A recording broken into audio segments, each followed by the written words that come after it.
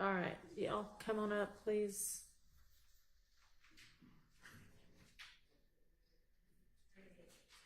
And Miss, up to the podium. One of you can come on up, and the other one can just sit in one of those seats right there till it's your turn. So you were Miss Borden? Yes. Okay. And you want to, what, live stream? Or what do you want to do? Yes, I wanted to do a live stream in pictures and take notes. Okay, well, you're certainly welcome to take notes. That is not a problem at all. In terms of live streaming, we've already got a lot of different cameras going, and so you are welcome to pull from either of the streams that's already occurring. All right? Okay. Your Honor, I would like to, if it's okay, I would like to submit some reference letters that I have from a civil rights attorney and also the news media channels that I've been working with over a decade. You certainly may, and it absolutely has nothing to do with who you are or who you represent or what you're going to say. It's just that we've already got so many pieces of equipment in here. It just becomes kind of a security matter and a distraction to the deputies and frankly to me to have to keep trying to keep track of that many more pieces of equipment and people handling them. Had you been the first person, I probably happily would have given you the right, but it's just, you know, we've already kind of got everything set up. There are two different streams that you can pull from. So, yeah, I'm happy to take them. That's not the reason for the denial. It has nothing to do with who you are. And can I say something, please? Sure, absolutely. So my concern up under the Rule 2022, and I've been doing this over a decade as a civil rights leader, and also an awarded community advocate where I'm a former mayor. So I am aware that there are other cameras, but with the case of this nature, I feel like the community deserves different angles and different perspectives. So while they do have a camera and while the camera is on, there's still different perspectives and angles. That footage goes through some other entities that I'm not a part of. So even if I was to pull or jump on their train, that is separate from me as a civil rights leader. And wanting to share with the community and making sure that it is a fair trial. Okay, so I don't know if you mean angle as in position that you would take in your reporting or angle as in camera angle. When I say angles, meaning that, for example, there's a camera on right now. Right. That I'm looking at. So if I want to report something or show something and it's not from his angle, that means if I have to jump on what he's doing, I'm relying on his footage only. So you actually literally mean camera angle? Yes. Okay, yes, which camera is angle. either going to be on the witness, the judge, the state, or one of the defendants. Yes, but it's still the reliance of me depending on the footage. And I'm pretty sure the footage that they have, I know of any other time I've worked with 2-5 and 1146, there's an approval process for that footage. And I will also be dependent on that sometimes as well. But if I'm able to stream myself, then I have more control of that footage. Okay, well, if you want to go back in the media room and film from there, you may do that. Okay. Okay? Okay. All right.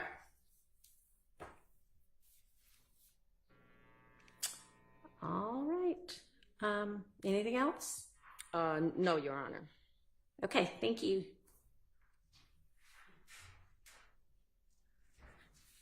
All right, and Ms. Hall. Good morning, Your Honor. Good morning. How are you? Good morning. I'm fine. Thank you for your time today. Sure. And you want to do still photography and audio? Yes, ma'am. My situation is a little bit different, even though I do have a YouTube channel and I can pull from the pool, which I have done. Okay. Because I'm a freelance blogger, I can't depend on the pool for still images.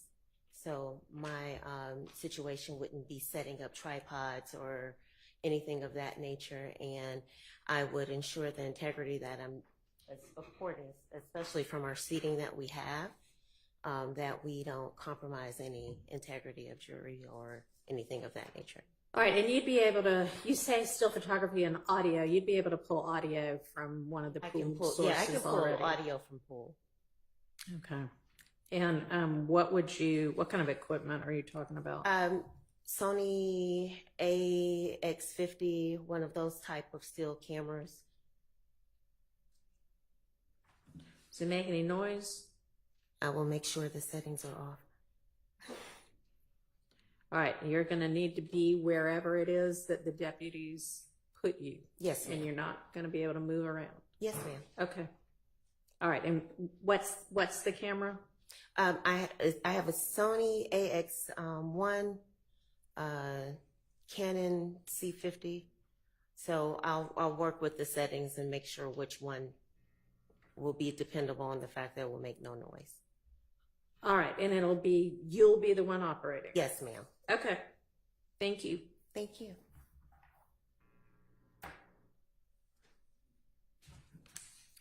All right, Ms. Abbasi, did you just get alerted this morning that you were going to be the one covering court? Is it granted? Yes. Okay, We'll get the paperwork out to y'all probably sometime today. Okay, thank you so much. Yes, Your Honor, I thought it would be both of us, and then I learned it was just me while sitting in traffic. Okay. My apologies to the court and everyone else.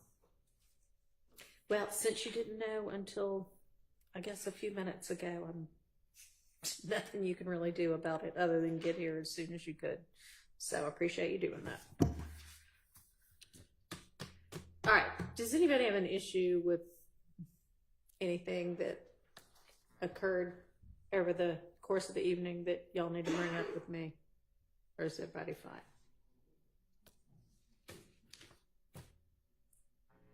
Yes, sir. Well, Mr. Sharp stood up first. Your Honor, we came in today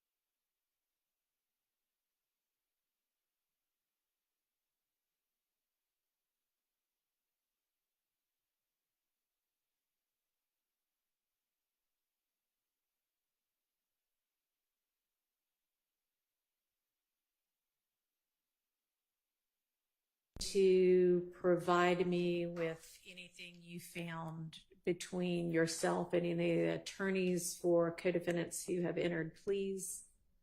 Judge, the court gave me until noon. And Oh, okay, that's fine. Your Honor, I would like, with permission of the court, to check with Ms. Winfrey's exhibits to see that 460 is up there, because I took one stat, but 460 was not. You can check. Thank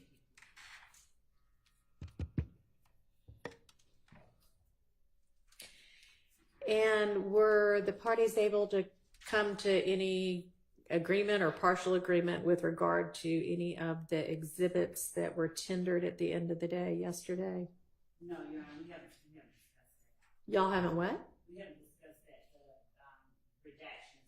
I have gone over the exhibits themselves, and I have a legal argument that I'd like to present to the court regarding 104. Well, I'll hear it after lunch then, because I instructed you to get with the defense so that you could see whether y'all could come to any sort of an agreement. So if they haven't seen it yet, then I will give y'all the lunch break to accomplish what you were supposed to accomplish yesterday evening. Yes, Your Honor. And may I inquire what the court inquired, whether 460, which was a document that I believe at the end of the day, some counsel for defense was looking at. I believe that I retrieved it, but I believe Mr. Sharp may have had it. I don't know. Does anybody have 460Y?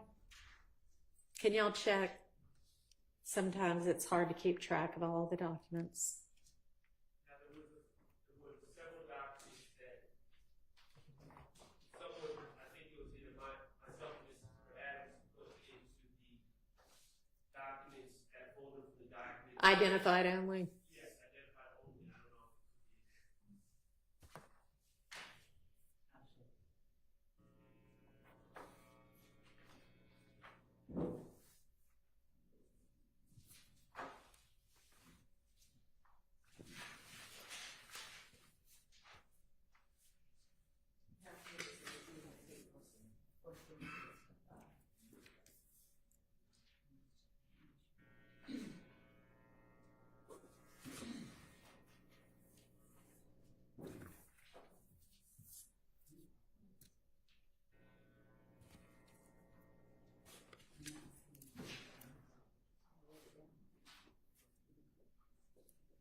Yes. I would be rude, I just have to go ask Mr. Cook more questions. All right.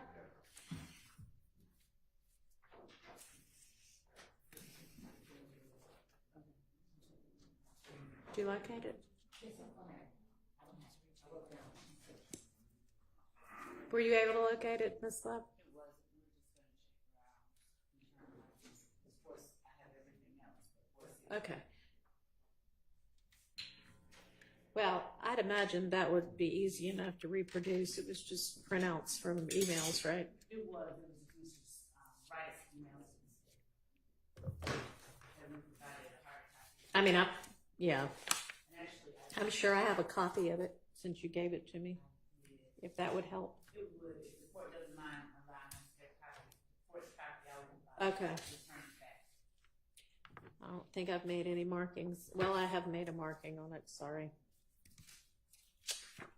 It would actually help us to recreate it, so I can. To just, yeah, look at it to recreate it, that's fine. Thank you. Thank you very much.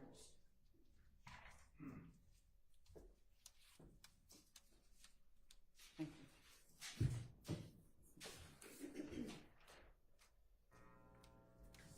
Nobody was able to find a 460Y anywhere? I personally don't have. Okay. Has anybody checked up in that podium area? Okay. All right, well, it can be reproduced. It's not the end of the world if we can't find that particular one. All right, turning to the issues we need to decide. Ms. Abbasi, your co-counsel, had filed a motion in limine regarding autopsy photos from the Holmes murder. Is the state ready to respond to that? Yes, Your Honor. All right. And Ms. Bossy, do you want to make any argument? At this point, no, Judge, the motion is largely self-explanatory. All right. I'll let Ms. Sullivan. Thank you, Your Honor. Good morning. Good morning.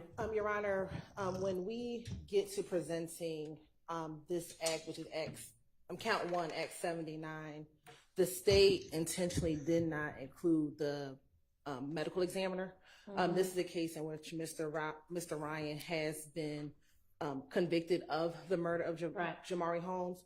And so it is only the state's intention to bring in 3 photos, and I have a copy of those 3 photos that I can show Ms. Abbasi through the lead detective in order to minimize that level of testimony. And so we do not plan to stipulate, but we've selected only 3 photos that we intend to All right, let's see what they are.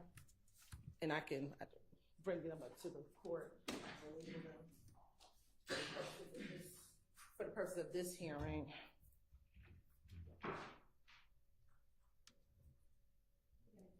Yes.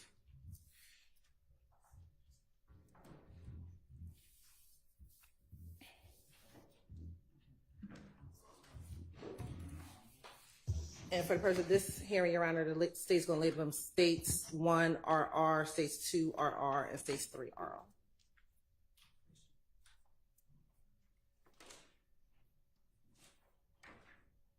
And what do y'all plan to present with regard to, just kind of a general overview, the evidence that will establish that Act 79? Generally, Your Honor, what occurred leading up to the homicide of Mr. Holmes, which was a luring of Mr. Holmes to an apartment complex that Mr. Ryan and Mr. Blaylock then, we believe, ambushed Mr. Holmes along with 2 other victims. They were in a vehicle. Mr. Holmes was shot, and then they fled. And then subsequent to that, there were Instagram postings, Facebook postings, social media postings regarding YSL, very close in time to the murder of Mr. Holmes, Your Honor. All right, and how many witnesses are you going to utilize? For that act, we have 5 witnesses. Who are they? And what will they generally testify to? You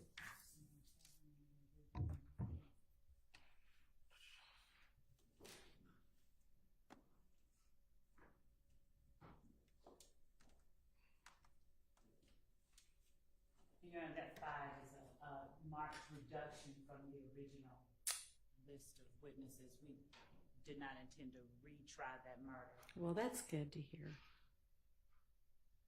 Your Honor, 5. The witnesses for that act are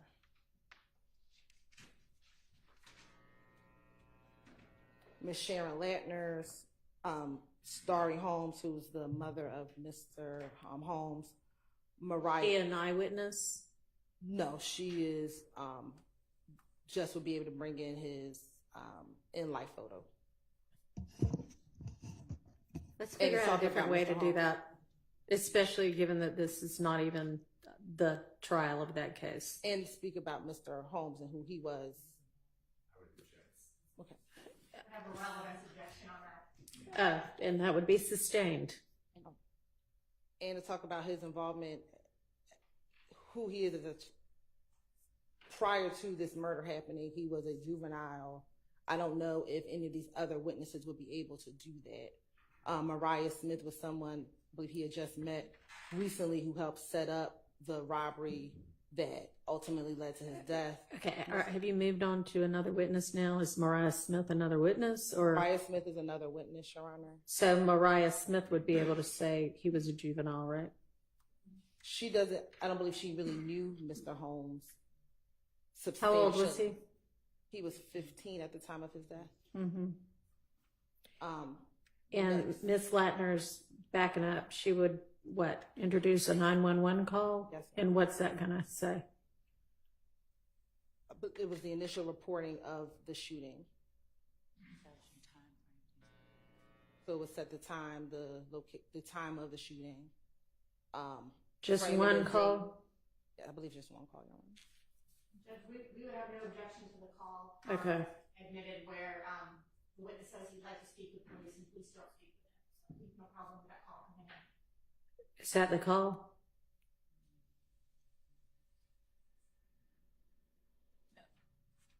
I don't think that that's the call. I think that the initial call about the shooting. That may be a different call. Yeah, that's It's a different call. Okay. And Okay. So the witnesses are our skeleton version of what we can present to show absent, because we cannot just put in the certified to show the facts of the case. So we're trying to put in. well, I mean, sure, the fact that the murder wouldn't get it as an overt act that is a part of RICO. So I understand you need to do a little bit more than that. Right. And so we're trying to, we've scaled back. We had these Okay. witnesses. All right. I don't represent need to one of- hear what it was going to be at one point in time. Maria Smith is going to say what? She was one of the two young ladies who lured Mr. Holmes and his three friends back Okay. to the location, to the location. All right. Then we have one of the two other victims. We don't plan on calling both of them, Okay. so that it'd be either Mr. Uten or Mr. Mitchell. All right. Then we have the lead detective on the case, who is Detective Hogan.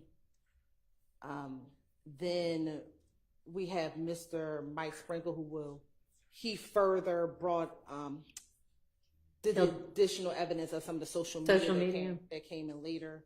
And then last, So 7, not 5. so Wooney Lee is one of the co-defendants or co-conspirators in this case. He is coming in during this portion, but he was present during the initial trial of Mr. Ryan and posted some social media postings with rat emojis when Miss Mariah Smith initially testified in that trial. And so he's coming in that portion, but he's not actually a part of what will prove the actual act, but that's why he's included.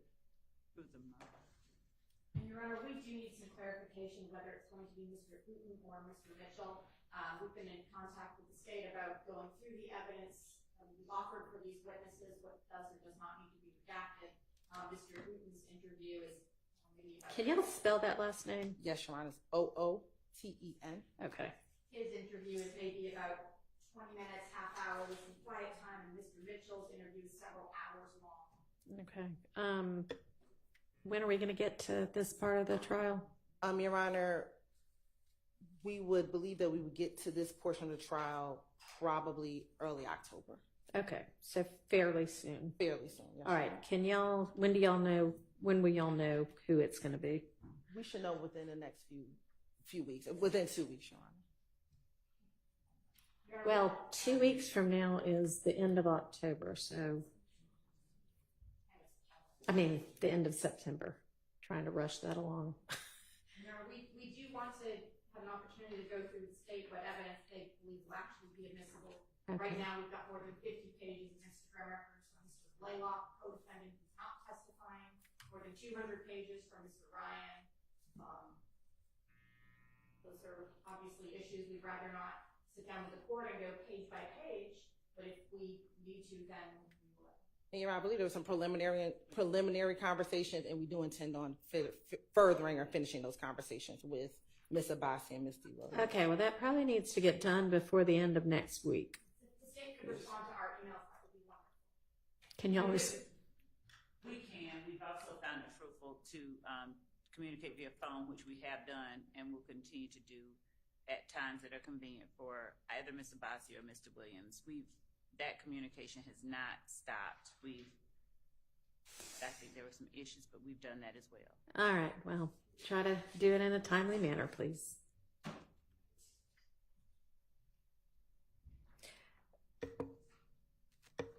Okay, let me see the photos. And the photos would come in through the detective.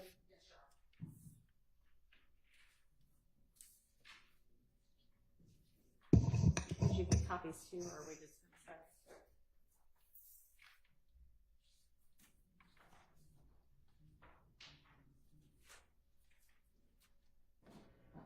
Is this third one like post-incision, or is that the exit wound? That is the entrance wound. Entrance wound? Yes, Your Honor. Your Honor, one of our objections is I don't know who's going to be able to answer that question. I don't believe the lead detective is qualified to explain what type of an injury you're really is. We don't believe the detective will be able to lay the foundation. Oh, I'm sorry. We don't believe the detective will be able to lay the foundation for these photos. All right. We believe that with some conversation, he can talk about the fact that the victim was shot in his head, that is the victim, that he was it was his homicide that he was investigating. The picture, which I believe is 2RR, with just the area in which the Before it's shaved. before it's shaved, I believe that he could talk about where the bullet was, or that he was shot in the head. And then the last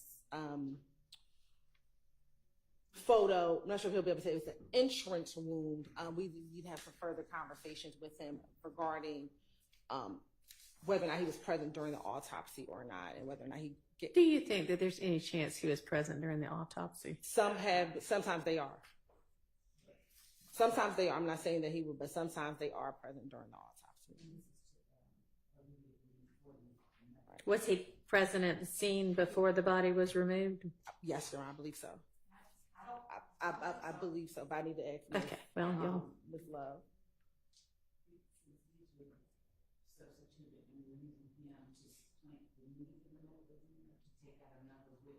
Do you know if he was present before?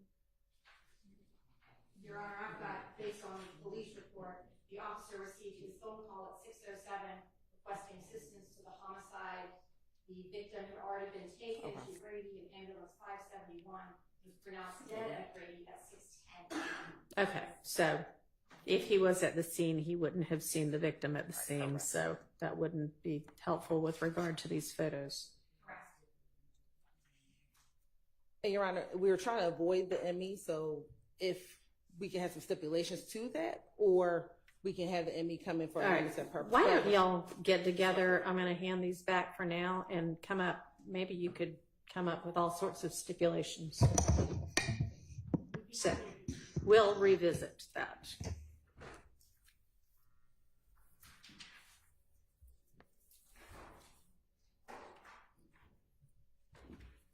But we are just trying to reduce the need of having to call the medical examiner. Say that again. We are just trying to reduce the need of having to call Dr. Sullivan. Well, there's no necessity to call him or her. Can't remember. Also.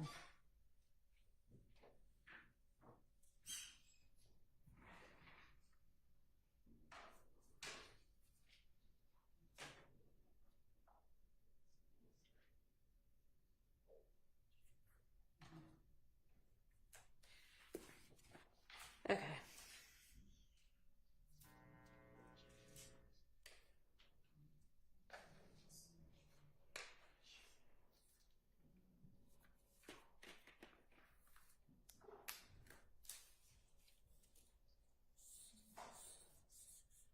Your Honor, Yes. on that, I'm not saying I cannot find my list. I cannot remember if the state is moving for the verdict against Mr. Ryan into evidence, but I would be objecting under 24-8-80322. And I'm just reading from a case, a jury's verdict that the co-defendants were guilty as a hearsay statement. The exception to the hearsay rule provides for the admissibility of the final judgment of guilty as to a felony, but not including when offered by the government for purposes other than impeachment judgment against other persons other than the accused. And then I just pulled up 24-8-803, and then it's subsection 2.2, and it specifically says the same.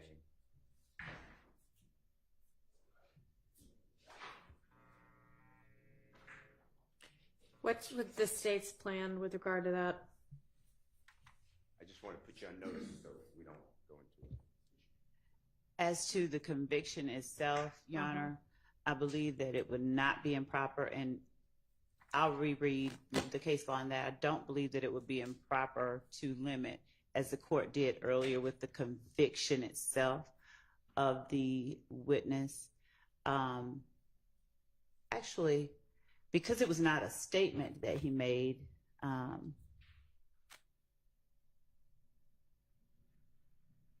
actually, Your Honor, I think that it would be admissible against all of them.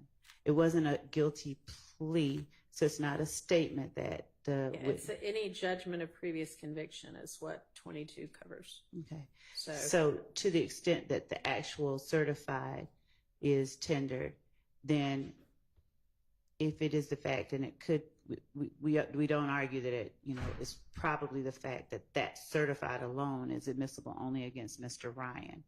But the facts of the murder itself and the circumstances and what he did, we'd argue are admissible against all of the defendants in this case. So, the facts, yes. right. Not the actual certified, but I was speaking Ms. Hilton, not the court. I can't hear you. I mean, I know that mic doesn't want to behave properly, but maybe you can borrow the witness stand mic if that one was even working yesterday. It wasn't. I'll try to hold it carefully. So the certified itself, we may have no argument regarding that being used and there being a limiting instruction as to the certified itself against Mr. Ryan only. But we would also ask and would craft and present to the court an alternative if there is an instruction that is requested that includes language that the facts that are presented that the jury takes as evidence are admissible against all of the defendants, including any postings or statements that Mr. Ryan or Mr. Blaylock made as a result of or in furtherance of that act. Okay.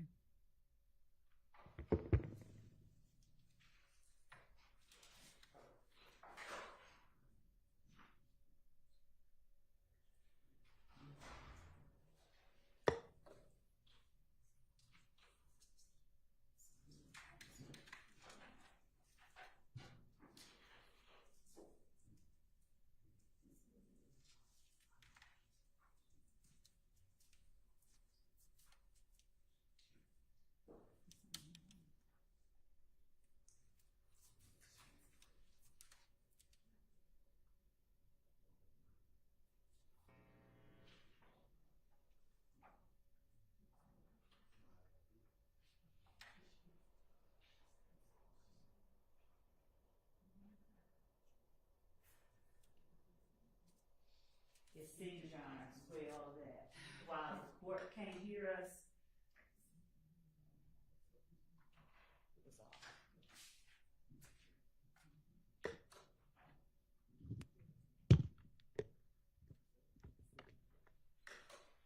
it seems that while the court can't pick us up, somehow or another, the person who is running the camera, he hears all of our. That is irrelevant to me. I know. I mean, I'm not worried about how the media can or cannot hear. I'm worried about whether the parties in this case and the court and the jury, when the jury's here, is able to hear. Yes. So they'll just have to deal with it. Yes. Because the issue was they could hear our internal. Oh, they can hear what y'all are saying there at the. So that's getting picked up. Yes. Well, that's problematic. With all the mics off. Okay, so y'all are going to need to adjust your microphone in a way that is not picking up attorney work product conversations. Can you do that? We just get the feed from the courthouse. Okay, well, then you're not going to be able to do the audio if it's picking up attorney work product conversations between the counsel at the tables. I don't know some adjustment's going to need to be made.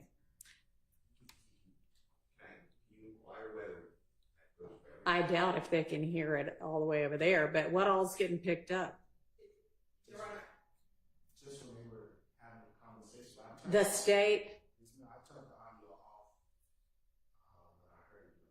Whenever I hear a whisper, well, I appreciate that, but I'd imagine it's going to be pretty constant that they're going to need to talk amongst themselves. And it's happened multiple times in trial that people will text us, they can hear your conversations at the table. So this is a repeated issue that's been occurring. Okay, well, thank you for bringing it to my attention. Where's your feed, like your audio feed coming from? Where's it getting picked up from? Do you know where the mic is? no, it's connected to the court system. So whatever feed you all give us, All right, Ms. Persfield, can you get IT to get on that issue, please? She's watching on Zoom, I assume. Maybe I should text her too or email her too. Instant message her on my computer. Give me just a second.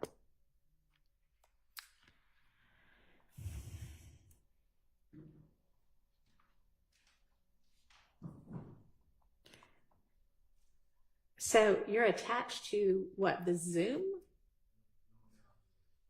whatever feed the court gives. I don't know what feed the court gets, but all right.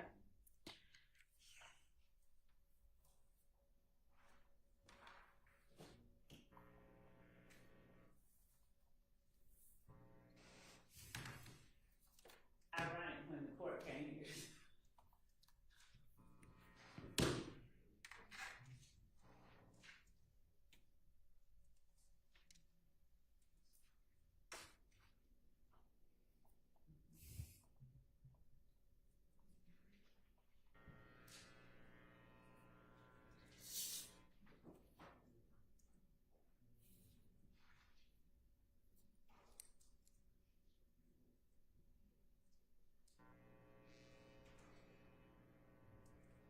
All right, Ms. Persfield's reaching out to IT about it now.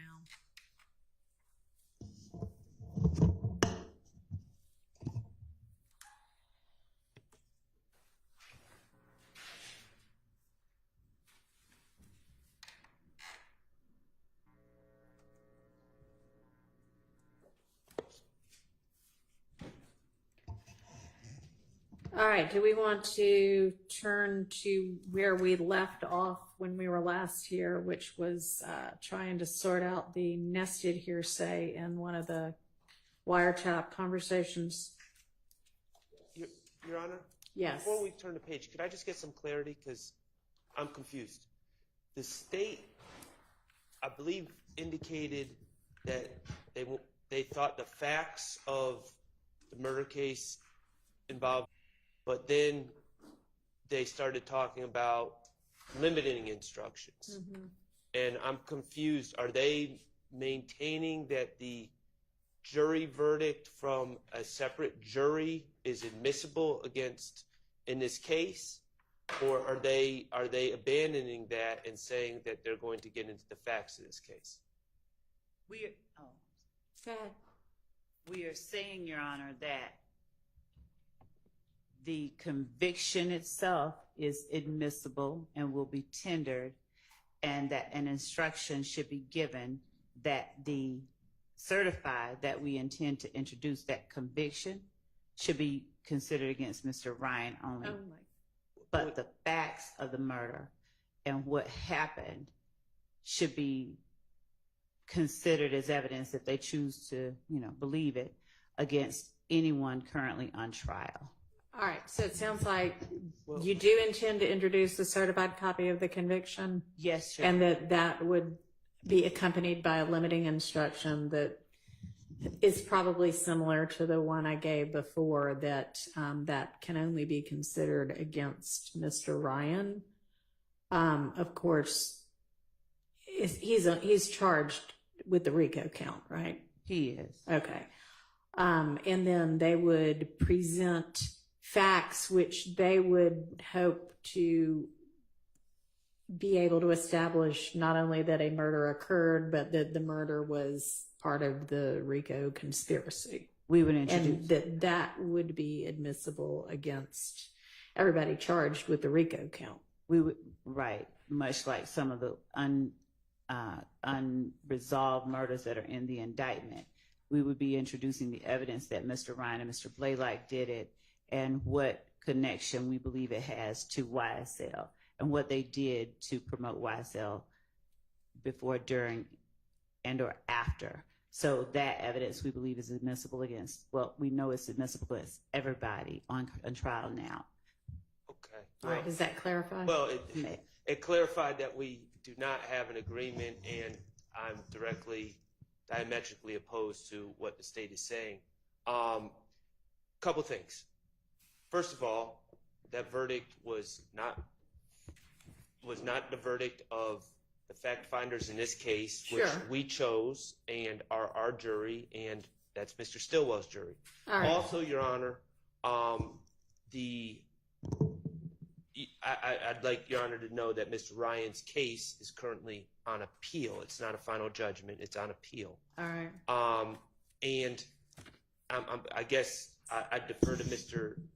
Attorney Steele on this, because as I understood it, he was going through the law that would prevent them from presenting this as evidence.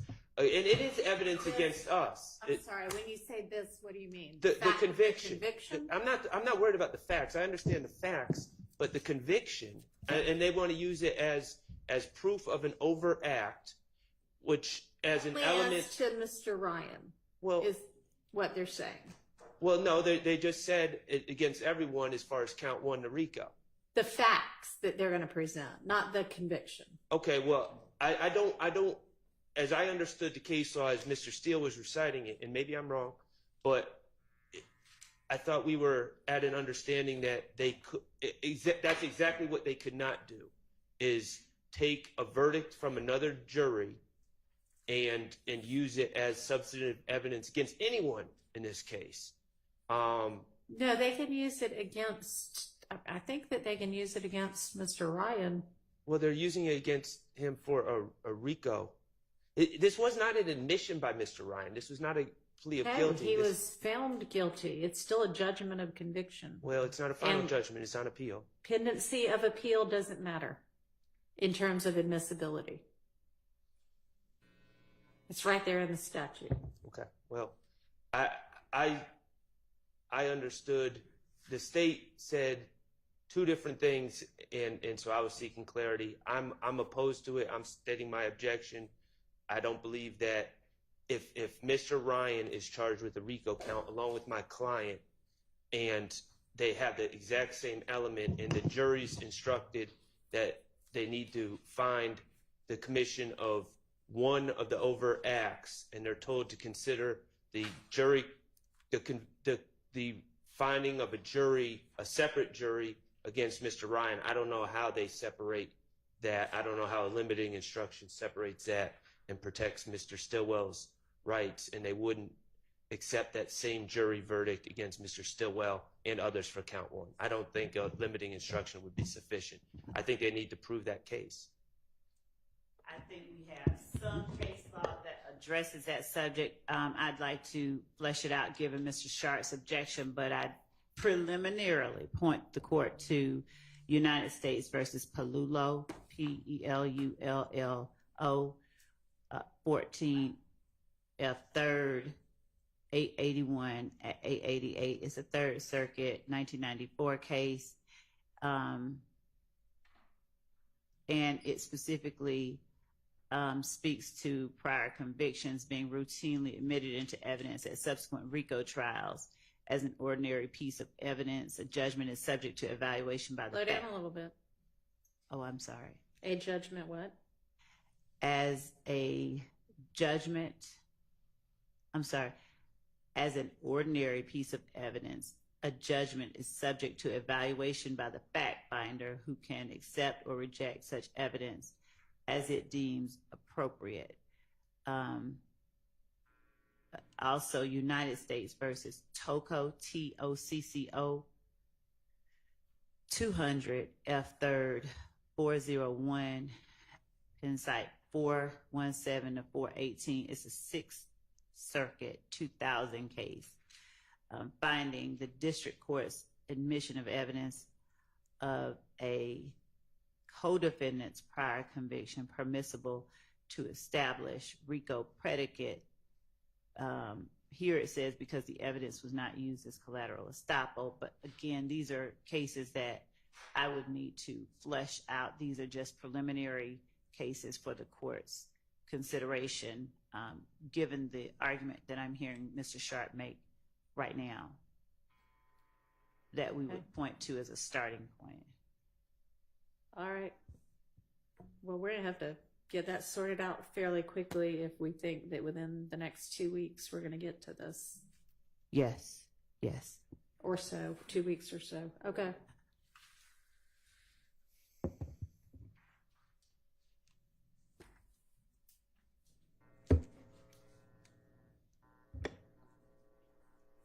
So, Mr. Shard, are you clear at least on what the state's position is?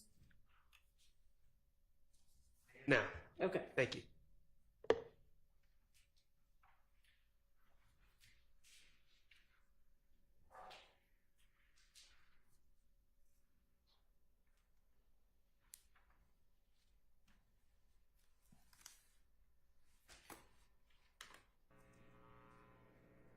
All right, we ready to turn to that Garlington wiretap?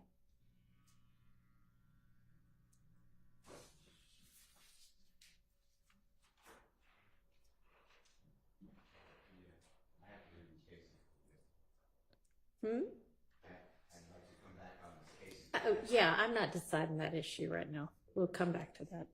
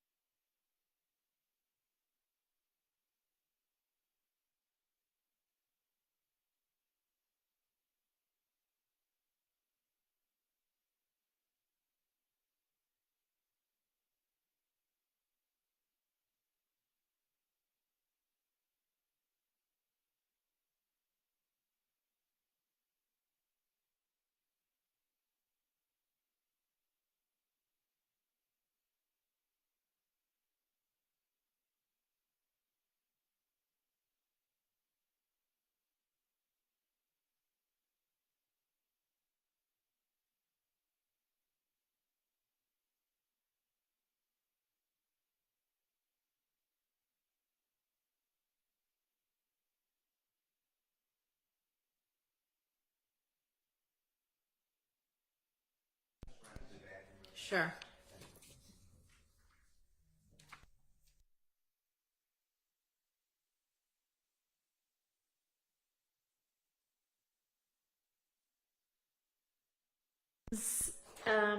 Evidence before the Garlington wiretap evidence? Yes, we have. Okay. Then maybe we need to set aside the Garlington wiretap and deal with the evidence that's going to come in against Ryan. Okay. We'll wait till he gets back, but just trying to figure out which thing to turn to next. Okay, that's fine. Let's take a quick break for anybody that needs to run to the restroom.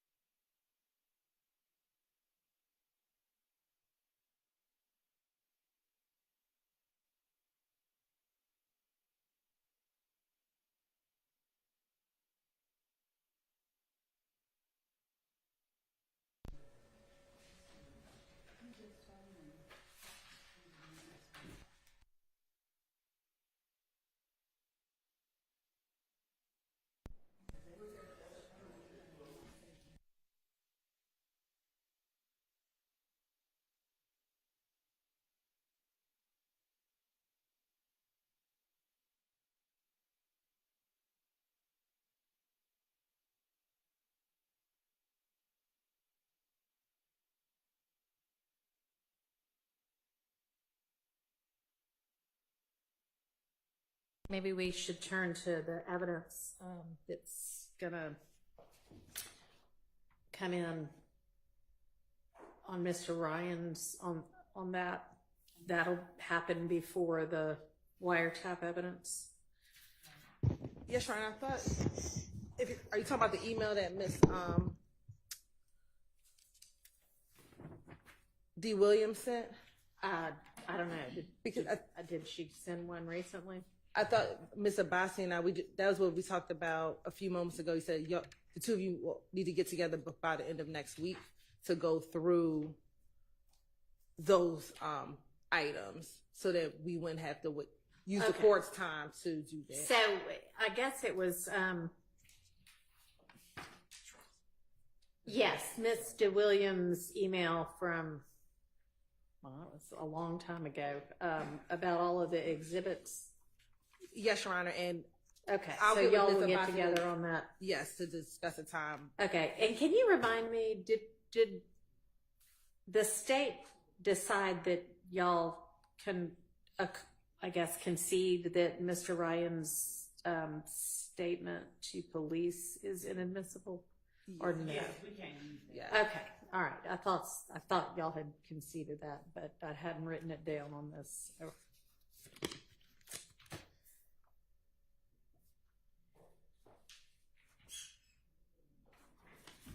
Let me put that in the issues that have been dealt with folder.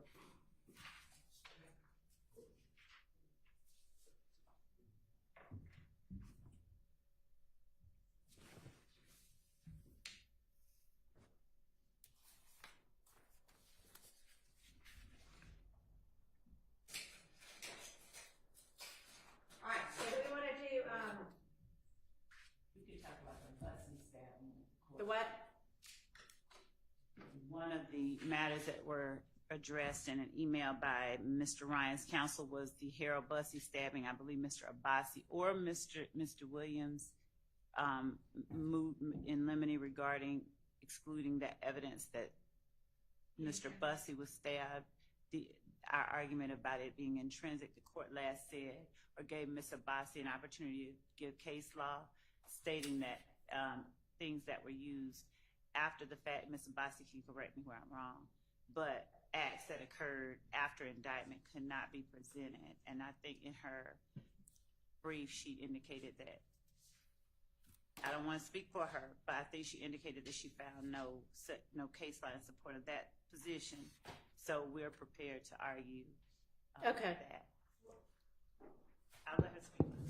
Yeah, we submitted a brief and went through each of the possible admissible purposes. And as far as completing the story, something which happened after the indictment is all in there. However, something which after indictment certainly could be part and parcel of something inextricably intertwined in the same facts and circumstances, but that's not this case. So the brief does put out in there that the intrinsic acts the state is seeking to admit does not meet any of the criteria or exceptions, whatever you'd like to qualify it as, for those acts to be admitted. I don't know if the state was planning to respond. I did submit that several weeks ago. Right, and I read it and I marked on it, and now all I need to do is find it. I need somebody to keep me organized. Does the state have a response? We do, and Did y'all file a response? No, we made an argument that essentially is the same one we're going to make today, but based on what they've put forth, we'll respond specifically to the arguments that are asserted, put forth in Ms. Abbasi's brief. I think we presented case law, and I think that the court saw that case law. I won't speak for the court, but I believe the court saw and was satisfied that the case law does say that acts occurring after indictment are not precluded as evidence of the conspiracy. Right, no, agreed, but it's two separate issues. Right. I mean, if it's going to be, they're not precluded just because they're post-indictment, but if they're going to be admitted as intrinsic evidence, then they have to fall within one of the things that makes them intrinsic evidence. That it's the same series of transactions, it's necessary to complete the story, or it's inextricably intertwined with the evidence about the charged offenses. So what are y'all contending that it is? All of it. So, in as much as the arguments that are put forth in Ms. Abbasi's brief seems to focus specifically on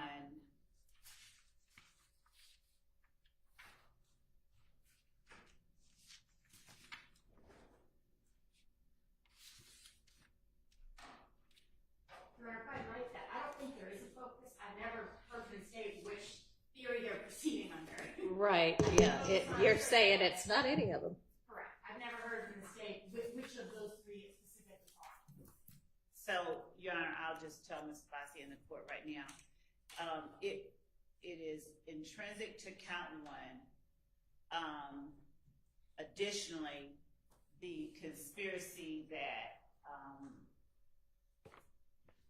it also is a part of is the YSL gang itself and the conspiracy that the gang itself makes up. I think we already presented some of the facts of the case to the court regarding the in-concert action by five YSL members and two others stabbing one person in defense of Mr. Ryan. And I know that the court has already read the indictment that describes, as the state alleges, the conspiracy itself being preserving, protecting, and enhancing the reputation, power, etc. of the enterprise through acts that include assault and threats of violence. And of course, I'm not reading the entire indictment, but in this particular case, it falls squarely under a number of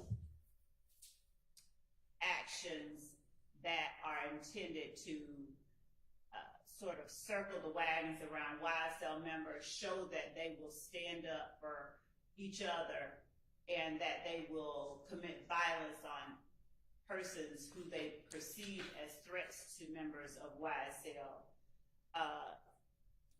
Mr. Ryan, after he was indicted, there were several, at least one YSL member that we have listed as an overt act who makes assertions about Mr. Ryan and his murder charge and subsequent, I think, conviction. And there are people who perform acts during the course of his trial, or at least one person that we believe were intended to intimidate a witness who was actually on the stand at the time. There are, by way of examples or analogies of other similar acts that are committed on behalf of YSL to show their solidarity. For instance, when Mr. Garlington is jumped, other members of YSL immediately jump in. We have evidence that when Mr. Copeland is jumped, at least one person in the courtroom now jumped, just jumped in just because. When it's one of them, they're going to come to their defense. The act itself was... Hear all of this argument. It would be great under 404B. I'm waiting to hear which of the three categories it falls into. We're talking about two different issues here. Which of the three, and then 404. It is not 404B. It is intrinsic. It could be both. I mean, I guess it would be intrinsic, but I mean, y'all haven't offered it as 404B, right? And you don't intend to. Right. Even if I rule against you on the intrinsic. Well, if the court ruled against this, it would be a different argument that we'd be prepared to make on a different day, because that's not something we were putting before this court today. All right. So the actions of Mr. Ryan and the other YSL members in concert in stabbing Mr. Bussey when Ms. Abbasi asserts that they're not necessary to complete the story of the crime.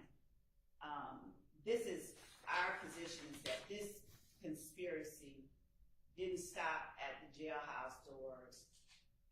It's ongoing. It's necessary that the jury sees that it is ongoing to show to them the truth and the whole truth that we believe that our evidence reflects, to show them the extent to which YSL members go in order to preserve and protect not only their name, their own, but their reputation.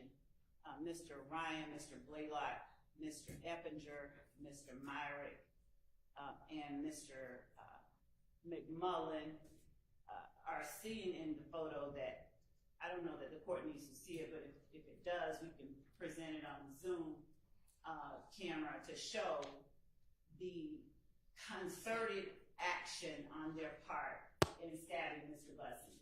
This particular screen grab of the video doesn't have 5 knives in the air like one of them does. This was just them all holding him down.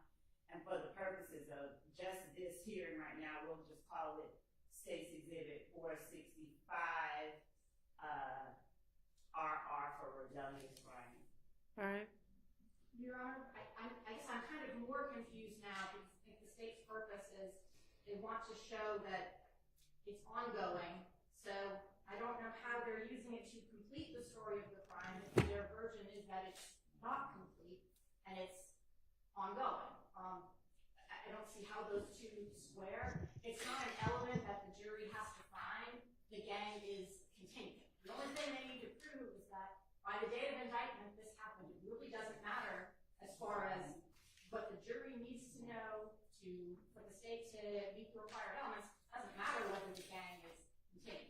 All right, but the state can prove if it chooses They sure can. that it's an ongoing conspiracy. Sure, but that doesn't make it necessary to complete the crime. Well, necessary to complete the story of the crime, and I guess the story of the crime is Ongoing and continuous conspiracy that is YSL, its enterprise, and the members committing these particular acts and crimes for the purposes listed in the indictment under the definition of the conspiracy itself. And this act is not something that is obviously relevant to the issue of whether or not the defendants are or are not guilty of count 1 in terms of what we're alleging that they conspired to do.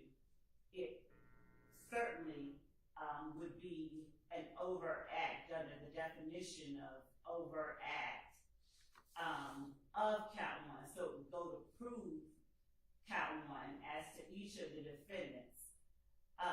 It's therefore relevant, highly relevant as to that particular issue.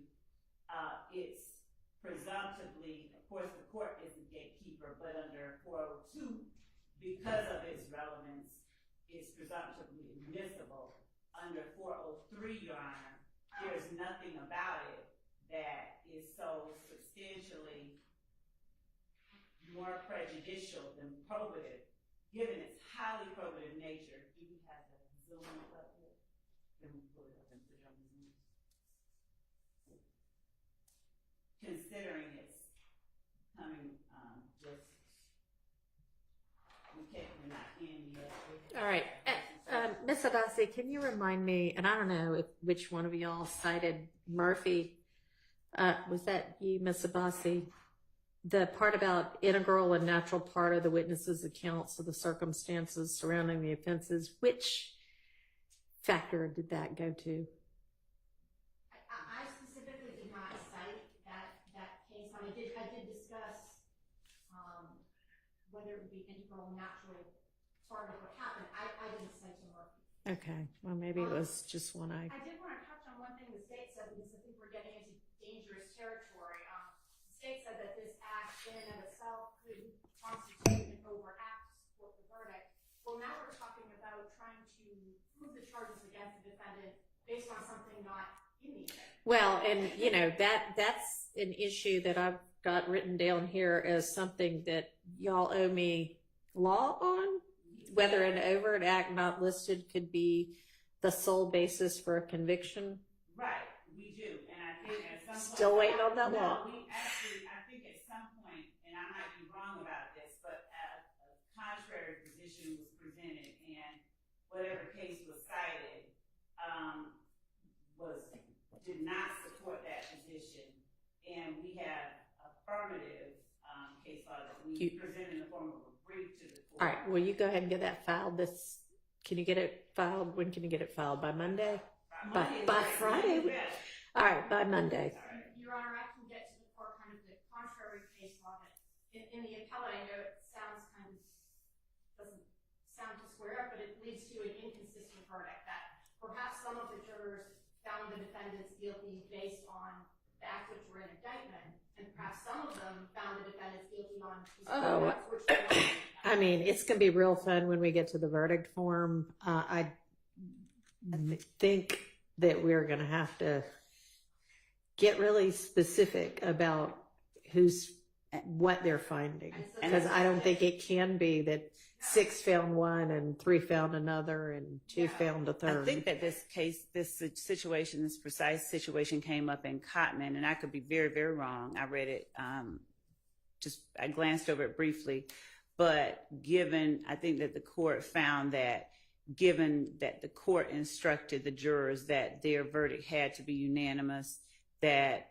it did not present a reversible issue.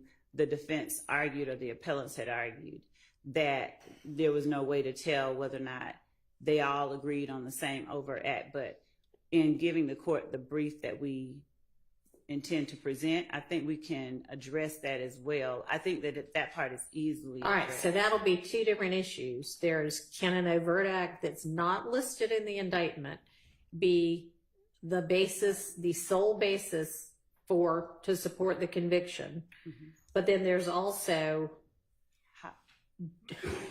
does the jury need to find unanimously this overt act, specific overt acts? Do they need to delineate which overt acts they are unanimously finding exist to each defendant? Right, and I think that as it relates to our previous discussion that the court said we would address a little bit later, whether we number them or whatever, I just off the top of my head, I think that them listing an act that they found unanimously had been committed as to the defendants, I think would suffice. Okay. Well, if we all agree on that, then we don't need a brief on that. Okay. So, I'm sorry, Ms. Sebastian. I don't know if we made it to the 403 part on this. No, we hadn't. We sort of got sidetracked. But Make sure I'm not. all right, so we all agree that the jury is going to need to delineate. We unanimously find this overt act exists as to each defendant, right? I mean, we're going to break each defendant's counts out separately, and I think that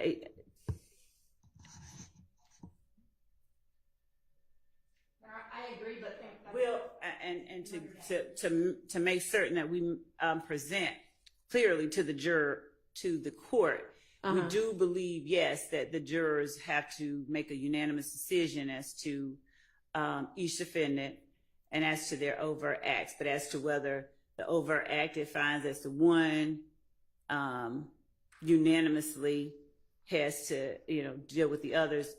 I know. I mean, it can be wholly entirely separate as to each defendant. It needs to be a separate determination as to each defendant. Yeah. But for each individual defendant, does the state agree that the jury has to unanimously find 2 overt acts, one of which needs to or happen within the statute of limitations? We agree they have to at least find one Okay. that happened within the statute of And limitations. it needs to be unanimous that let's say they all find overt act 66, I whatever believe- that is. I believe it's safest that they find Okay. Unanimously. Okay. All right, And then I we- don't need law on that because we'll just do that the safe way, whether it needs to happen that way or not. Okay, so back to, so I still will need by Monday whether an overt act not listed can be the sole basis for the conviction. And now we will go back to to what we were talking about, which is this the intrinsic allegedly intrinsic act. So Mr. Ryan, given Mr. Blaylock is not here, but I will, since they were the two that were charged with the murder in one of the overt acts listed on the indictment, Your Honor, Mr. Ryan and Mr. Blaylock have entered a plea of not guilty to count one.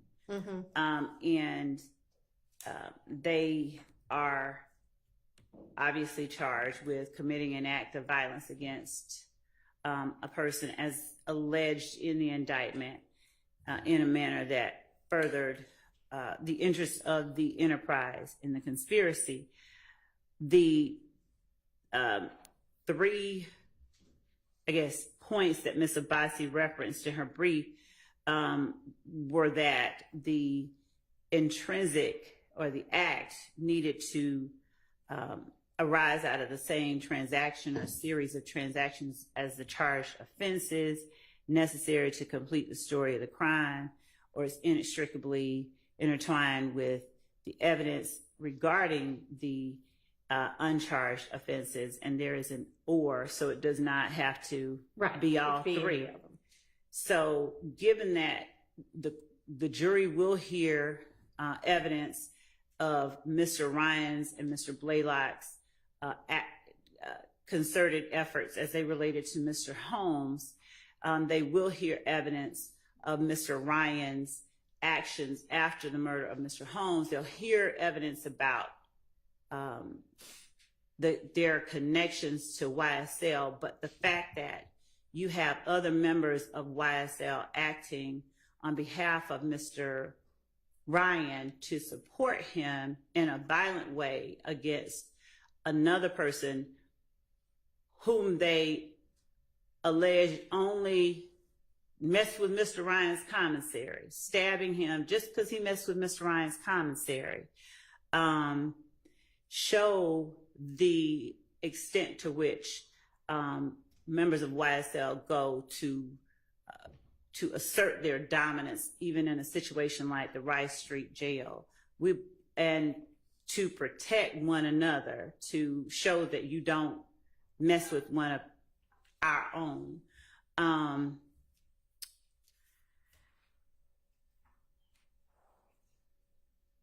The argument obviously can be made by anyone. Yeah, this is not really what it's all about. But in terms of what the state is required to prove beyond a reasonable doubt to the jury, we alone bear that burden, given that it's evidence that there is violence committed on behalf of a member of YSL by members of YSL. We believe that it shows that the gang itself conducts itself in a particular way, and that the... Okay, let's stop interrupting though. I mean, I assume she'll get to it at some point. That the gang itself conducts itself in a particular way, and in Johnson versus State, a Supreme Court of Georgia case, whose site is 312 Georgia 481, decided September 21st, 2021, at Penn site 491. The court said that, of course, evidence is admissible as intrinsic when those three elements that we just mentioned exist. And they went on to expound and say, in applying this test, we have explained the evidence pertaining to the chain of events explaining the context, motive, and setup of the crime is properly admitted. If it is linked in time and circumstances with the charged crime, the defendants, the YSL members, are all together. They are the ones that are included in or that participated in the stabbing of Mr. Bussey, are all housed together at the Rice Street Jail. The time frame is shortly after they're put together in that situation, all together in the Rice Street Jail.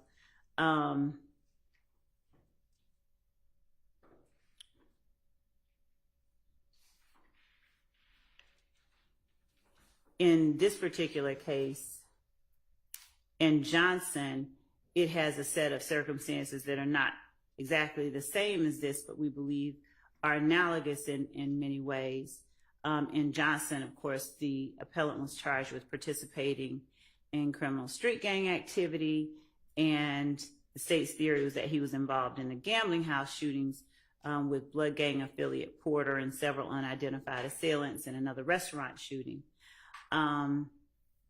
The evidence related, as the court found, to the Boulevard Place shootings added significant weight to that theory because the evidence was linked in time and circumstances with the charged crimes, and one victim was a member of a violent gang. We are not alleging that it is on all fours with our particular case, but to the extent that the Johnson court found it pertinent to say that the intrinsic act, or the act that the state alleged was intrinsic, added significant weight to the state's theory for these reasons.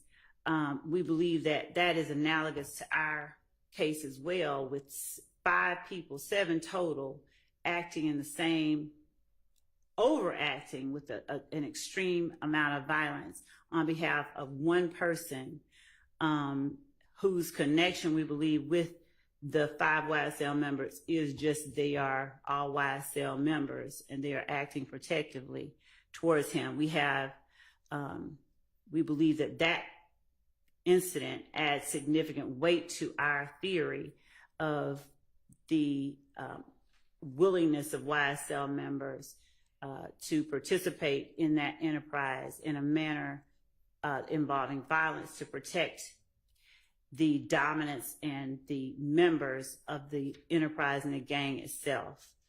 So the court found that even though the state didn't charge appellant in connection with the shooting, evidence of the incident was relevant to disputed issues in this case. So as Mr. Ryan has entered a plea of not guilty to count 1, conspiring to violate the Racketeer Influenced and Corrupt Organizations Act by participating in YSL through these acts or conspiring to participate in them, then evidence of the involvement of Mr. Blaylock, Mr. Ryan, Mr. Eppinger, Mr. McMullen, and Mr. Myrick, all of whom are also charged in this indictment with a conspiracy. Evidence of Eppinger being charged with the shooting of an officer, evidence that Ryan, who was promoting YSL while in prison when Eppinger got a bond for shooting at the police, that Blaylock is a co-defendant on the murder of Mr. Holmes, which is an overt act here, and that Demise McMullen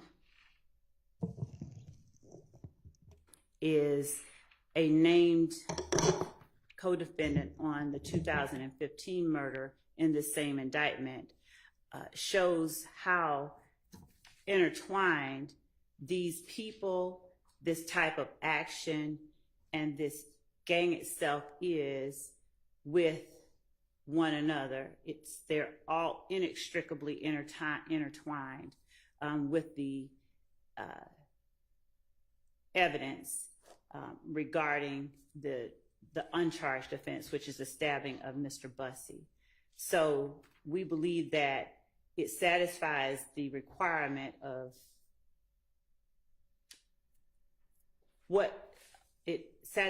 requirements of being an intrinsic act. Okay, which of the three? The third one, we believe, is the strongest in that it's inextricably intertwined with the evidence regarding the uncharged offense. No, it's the charge. It should read the charged offense, right? I mean, it needs to be inextricable, right? Yes, that the Just case a is typo. citing it wrong. Yes, thank Yeah. you. So- And that being count one, the conspiracy. So, how is it? And you think it's also necessary to complete the story of the crime, right? You're not asserting that's the same series of transactions as the charged offense, are you? When the court says the same series of transactions, we believe that it's an overact, in as much as it could be considered an overact to promote, to support the gang. So in as much as it is or can be considered an overact for count one, and that it is gang activity, which it is. All right, I'm not quite sure where I got this language, but I jotted down, and I think this is kind of the definition of inextricably, or an explanation of inextricably intertwined with the evidence regarding the charged offense, is that it is an integral and natural part of a witness's accounts of the circumstances surrounding the offenses in the indictment. Anybody know if that's as to that's the explanation for what it means to be inextricably intertwined? I think that came from Murphy. That's Williams versus State, 302 Georgia 474. Cited in the brief. What year it was, Williams? 2017, it's cited to on the 11th Circuit. Okay, and I think that language is also in a Court of Appeals case in 2020. Okay, so, but I mean, if that's what it means for it to be inextricably intertwined with the evidence regarding the charged offense, how is that an integral and natural part of a witness's accounts of the circumstances surrounding the indicted offense? So if the indicted offense is the conspiracy itself, and our witnesses talk about what they've observed, and we have evidence of what has occurred to further that conspiracy. So would this be a witness who's being presented regardless, or is this a witness as to, I mean, obviously if they're just coming in to testify about what happened in the jail, that wouldn't be the same thing, because I would have already made the determination, oh yeah, you can talk about this. Is there going to be any witness who there's no way they can give their account of how it is that any of these defendants is guilty of RICO without telling the jury about the stabbing? No, we're not saying that. We're not saying that at all. So then No. it's not inextricably intertwined. But it does, it's an uncharged offense that arises out of the same transaction or series of transactions as the charged offense of count one. And the series of transactions is the acts of violence that have been described. One of the overt acts, as I said, is the murder of Mr. Holmes by Mr. Blaylock and Mr. Ryan, as we've alleged in the indictment. And then how does this arise out of that transaction? The series of transactions. One of them is that the series of transaction is the set of actions that occur after, before, during, and after that murder itself. The series of transactions are the overt acts that help promote the purposes of the conspiracy. You have Woody Lee posting, I'm sorry, we made you a thug, so early little thug. You have people who are acting within YSL in support of Mr. Ryan. Mr. Ryan essentially talking about staying true to YSL regardless of his circumstances after the murder. All right, and are all of those overt acts? Yes, those that I just named are, yes, alleged overt acts. So the series of transactions, we would argue, is not a simple matter as on Monday, July 3rd, he got up, went to the store, bought a gun, did that. It's All more right, remind me broad. when the jail stabbing occurred. It was February the, what date? February 20. Of February the 1st. January the 1st of 31st of 2023. January 31st, 2023. Yes. And he'd been in prison, I guess, since 2019. When did they all get moved to the jail? Mr. Ryan, I think, and Mr. Blaylock, those 5 co-defendants were, I'd have to look and see in Odyssey when they were transported, put together. Roughly. Okay. Thank you. Approximate. Okay, approximate is fine.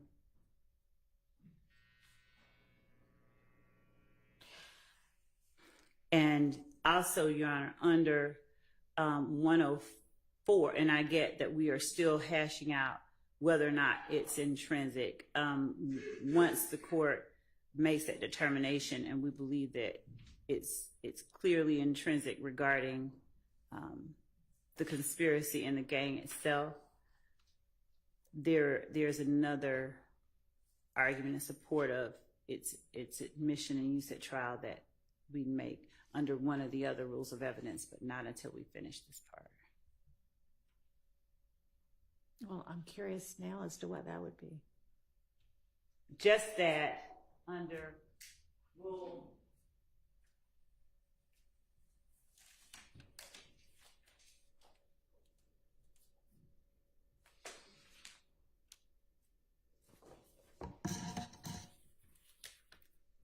and I'm also curious about how the court will see or not see this position that I'm offering. But under 24-1-104, which specifically deals with the court handling the admissibility of evidence and the court's determination of it, 24-1-104E expressly says that this code section shall not limit the right of a party to introduce before the jury evidence relevant to weight or credibility. And so to the extent that part of our evidence, and it doesn't, speak to the weight of the evidence of the murder, but we believe that it substantiates and it corroborates our assertion via the overt acts that we have listed, that there is this conspiracy and that there are efforts that are continually made by members of YSL to support and protect one another and to advance the dominance and notoriety of the gang through acts of violence and assault.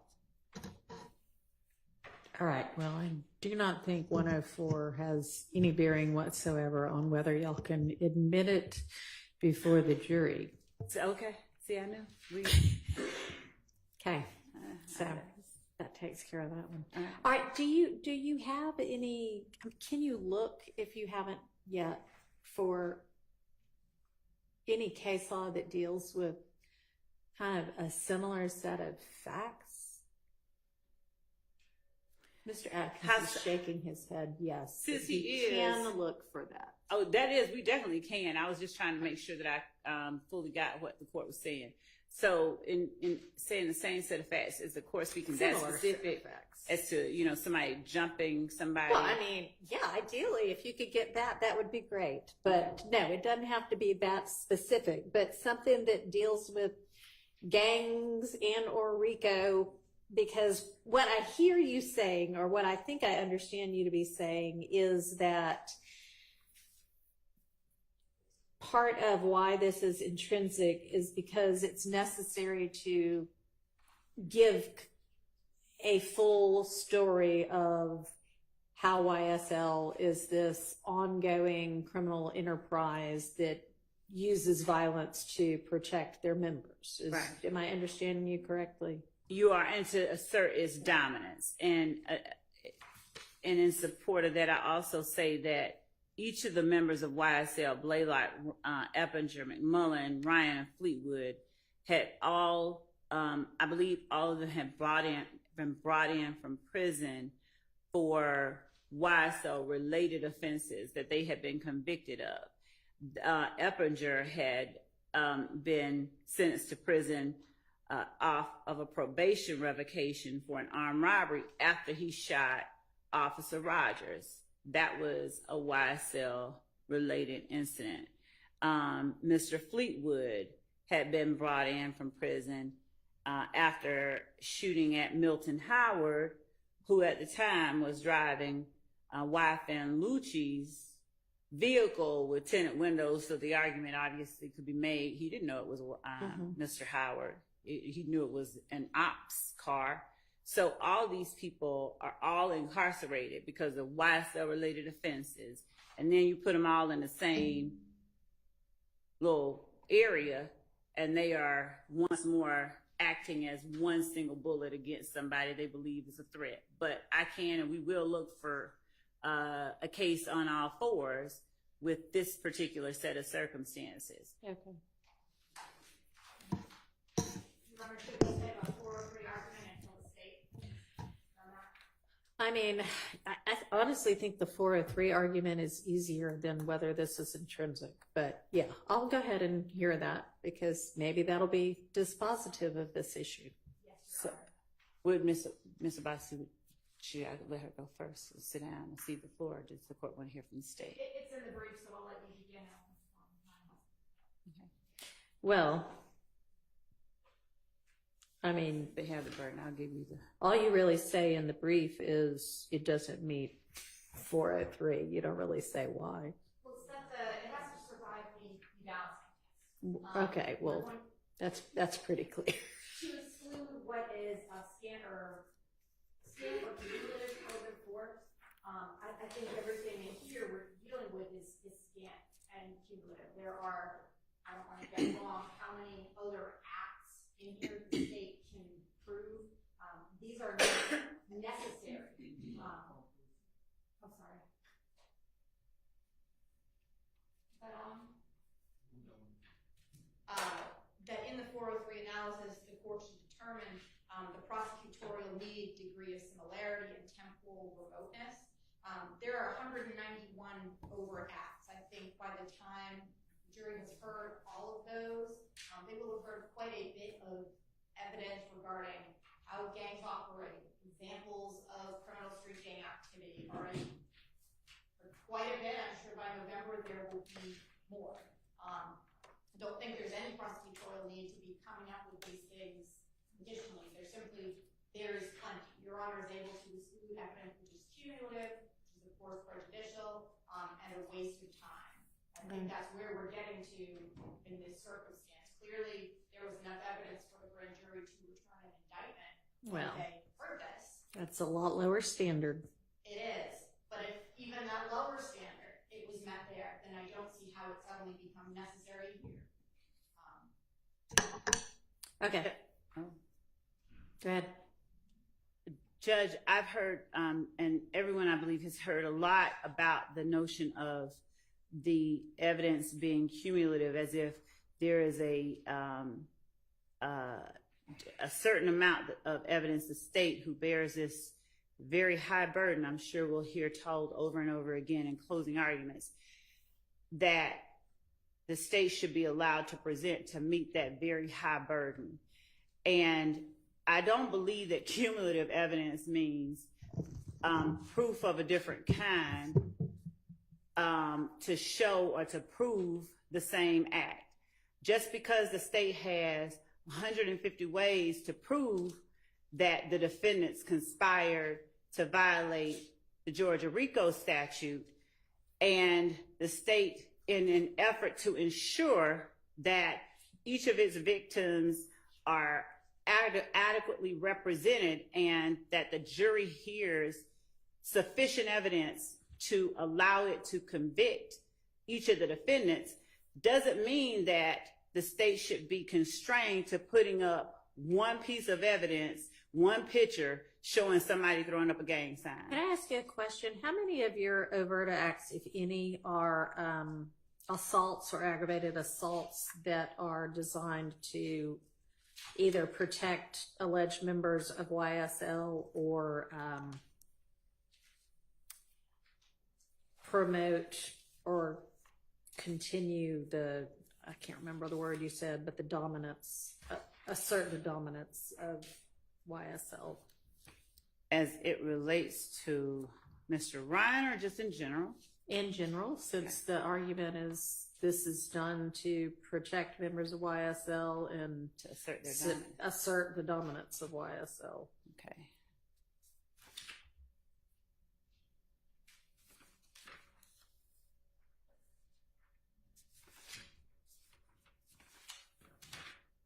Since an overt act does not have to be a crime, I'll just name them, of course. So number 9, where Defendant Williams asserts in one of his songs, YSL. No, that is not what I mean. I don't mean saying you're going to do something. I mean actual assaults on people. We have Mr. Holmes's death is alleged by the state to have been a murder of someone that they believe to have been a member of a rival gang. All right. So I'm sorry. I mean, I guess maybe, so because it's a rival gang, that would be dominance. Yes. And that's overt act, what, 79 or 69? And I can also even be more precise there as I look for that number 79 or 69. Mr. Drinks's murder is alleged to have been a direct retaliation for the death of 2 people who were associates.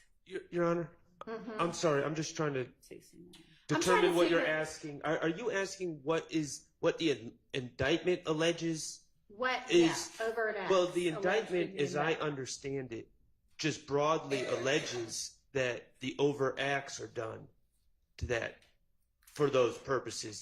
The indictment broadly alleges several purposes and doesn't delineate which overt acts are designed to do what. So the answer, as far as I understand your question, would be all of them. They've alleged all of them. I mean, I'm asking the state sort of what. I appreciate that position, but I think I mean it a little bit differently than that. And yeah, sure, they could end up saying every one of these does all of these things, but I'm kind of asking them to be focused on aggravated assaults, obviously, or worse, murder, that are for these very specific purposes. So to answer your question about the number for that murder, it was overt act number 79. All right. Also, the act on 4/28 by Mr. McMullen.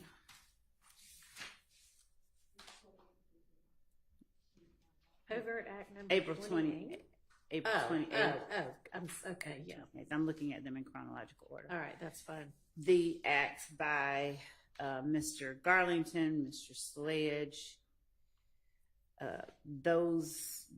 that act of shooting Miss. Are we talking about things like rival gang type incidents?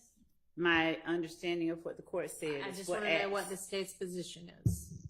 that were done to acts of violence done to promote either the notoriety or to protect the members of YSL or to promote the dominance of YSL. Okay.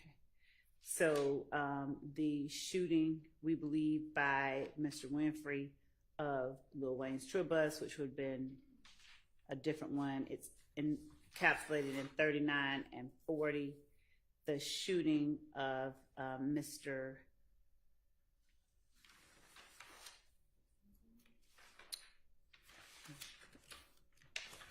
by Mr. Murphy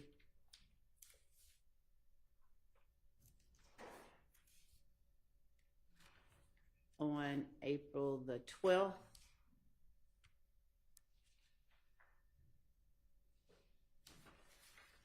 Do you have any other overt acts where members or alleged members of YSL are basically doing a beatdown of anybody because somebody from YSL got threatened or attacked?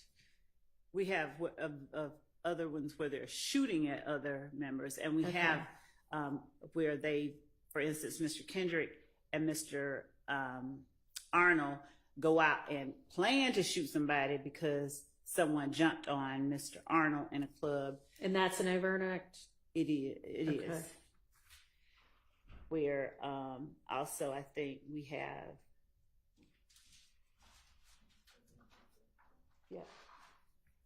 and they are, I think, Acts 41 through 45 is the murder. Okay. This is the murder All right. on the 28th or the aggravated assault that I talked about. Okay. All right, well, y'all see if you can find me some more on-point factually case law, please. Okay. And I know y'all want a decision, but we're going to come back to it yet again. And, Your Honor, in terms of the number of acts that we've enumerated in here, does the court want specifics or just the number? Yeah, that's right. I mean, you've told me enough. That's fine. Okay. I mean, it's not like that's critical to my determination. Okay. I just was wondering if there were so many that this was something that would really be cumulative, but it doesn't sound like you really have anything that similar to this. And as well, Judge, in terms of judging whether or not something is substantially more prejudicial than probative, it would have to, I think I've said it before, it would need to tend to sway the jury to convict the defendants on a ground different than something that has been alleged in the indictment. And given the allegations that we've made, we don't believe that this comes near that category of cases or circumstances. As well, Judge, I know the court is aware, but just to put it out there, 403 is, all of these rules of evidence are rules that favor admission. And so 403 is not to be used as been alleged to limit the state's ability to present evidence so much as it is a permissive statute that under very rare circumstances should be used to exclude relevant evidence. And the mere fact that a defendant may feel that, oh, the state has too much evidence against me, is not one of those circumstances that the courts have recognized. So actually do speak about prosecutorial need.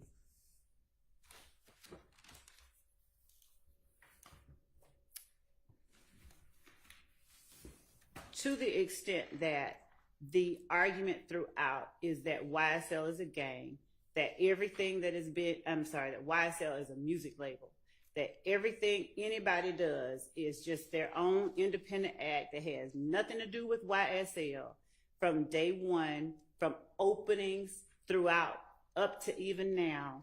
The assertion by every defendant is, and even the witnesses, I did it, for myself by myself. Every step of the way, the state is having to rebut that assertion that this is just me. I'm a criminal, but they aren't. Okay. So to the extent that there's no one here willing to stipulate that crimes are being committed by them and others with whom they've conspired to promote or on behalf of YSL, the state has a very strong need to present evidence of one, concerted efforts to commit the acts that we've alleged, to show the conspiracy between the defendants, and to show the purpose behind their concerted efforts. All right. Thank you.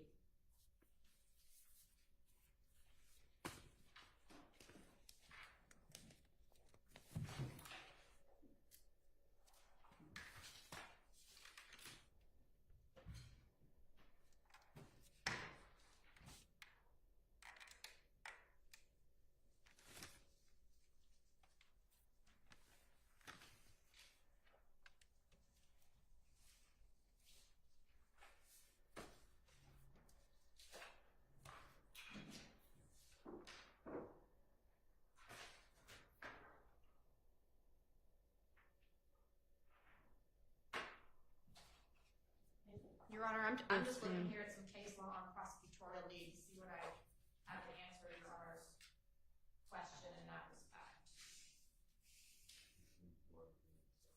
Yeah, it's in 403 itself, and case law kind of more specific to that.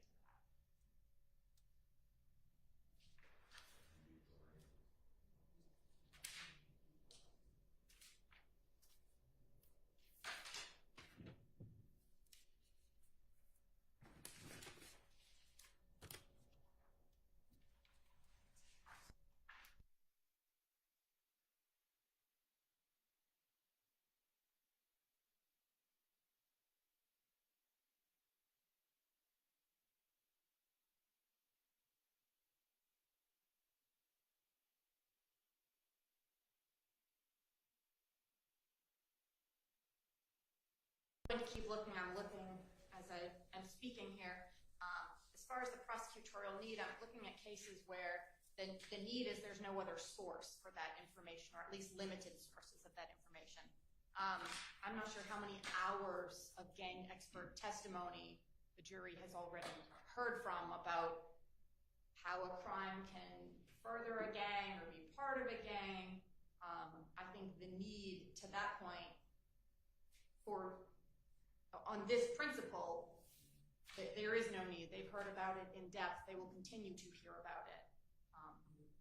And as I said, I'm trying to look and see if I can get any more case law to specify if we have a level or a test for what need is. All right.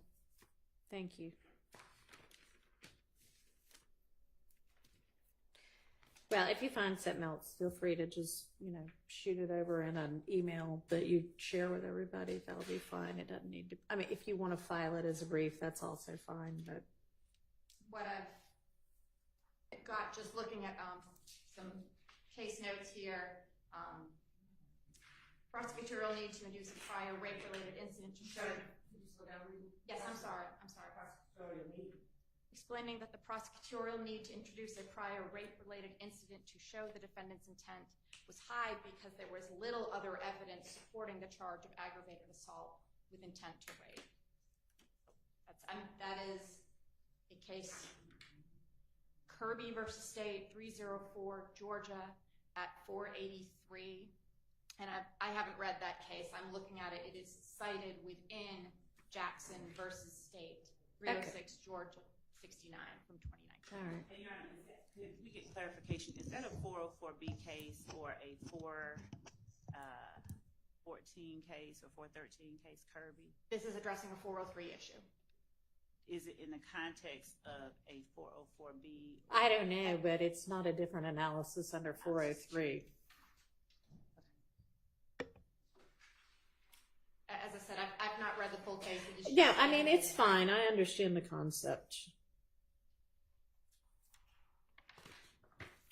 Okay, let's set that aside and move on to something else. So there was I've got some notes of things we were going to circle back to.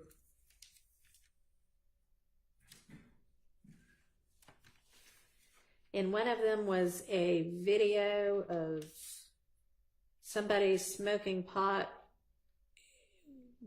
wearing a chain and it saying some things.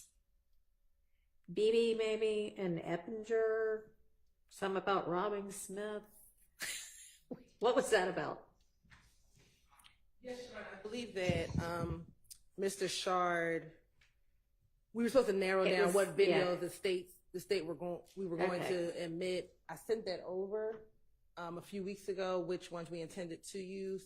I'm not sure we've been able just to talk about it in light of the last couple of weeks. Okay, well, these are notes from back when we had that non-jury week, which I feel like has been a while ago now. Yes, it was the week of August 19th, Your Honor. Yeah, that's what I thought. So and that, I guess that was with regard to counts 27 through 29, maybe, is I think what I wrote down. Yes, Your Honor. So is that a video y'all intend to utilize? We sent over, there are portions of that video we intended to utilize. I believe that the portion that was at issue is not a portion that we need to publish to the jury, Your Honor. You're not going to show the jury portions of the video. So the video is maybe approximately 5 to 7 minutes, and there's a portion, and I want to pull up my notes to see what I actually sent over to defense counsel as to what timestamps we intend to use, but a portion of it is relevant because it shows Mr. Eppinger and Mr. BB, the two people alleged to have committed this armed robbery, on the phone, and a portion of that video, Mr. Eppinger appears in the, I think it's like an Instagram picture, an Instagram video, and BB shows him the chain. But there's another portion of the video in which Mr. BB is pointing a weapon at the camera. So there's just relevant portions, and we just haven't had the opportunity to discuss it, Your Honor. And I can let defense counsel know what date I sent over what the state intends to show. All right. Does defense counsel still object to whatever portions those were? Yes, I'll re-forward the email.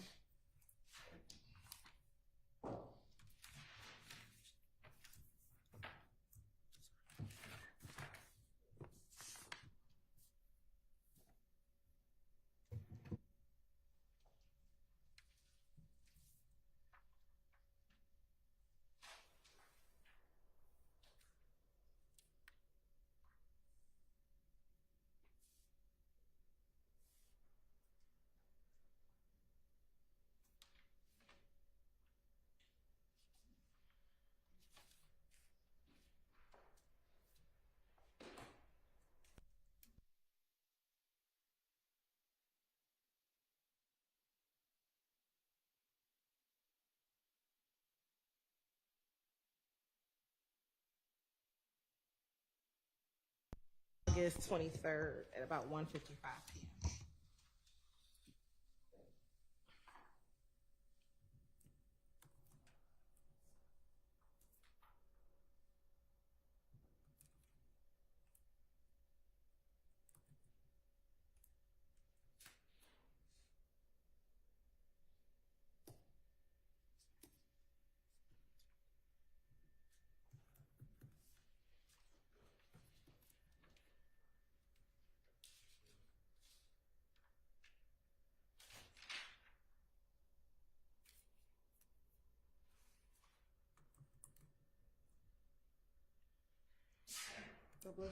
Bless you.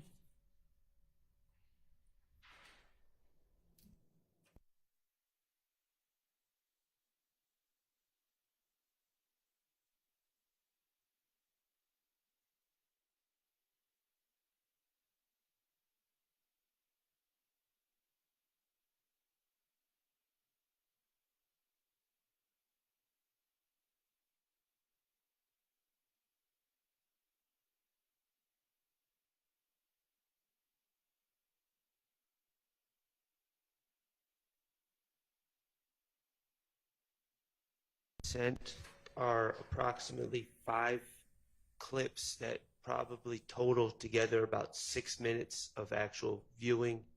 Is that about right, Ms. Hillen? Yes, sir. Okay, so in all honesty, we haven't had a group this is all acts involving someone that's not sitting here. And if we could have a couple minutes just to talk as a group to figure out what our stance is. All right, and you know what? I may have y'all do that over the lunch hour.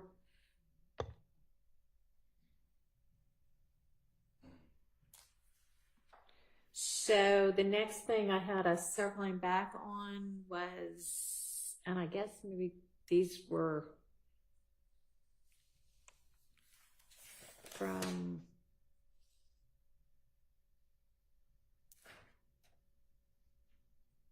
I don't know, we were going through maybe one of the sets of statements, because I've got like page 2, 523, 513. Oh, these were the wiretaps, maybe.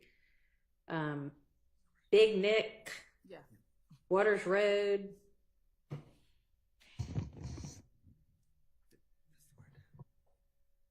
And then, oh, the comment about, yeah, this was the wiretap stuff, the flipping the car and laughing about that. And the state had said y'all were going to narrow what you wanted to use from that and let us know.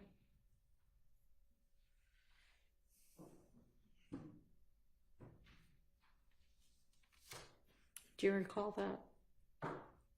Just trying to remember flipping the car portion. I don't know.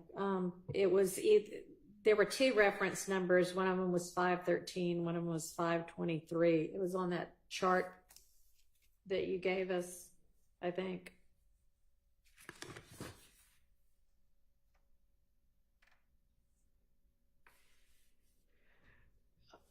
On the second page of it, Garlington talking about how they came through and thought they were going to come back and they were going to get ready to light them up, laughing about Shamel Drink's murder and the need to re-up on drugs to sell. And I had determined that the drug part was in, but y'all were going to look again at that other part. You said there was a non-hearsay purpose for it.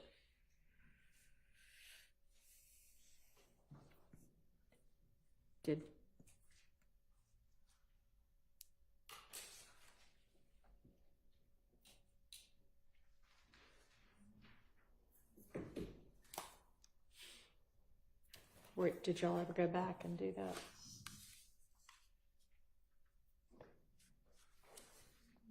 By lunch we can. Okay. We'll be able to have an answer by lunchtime.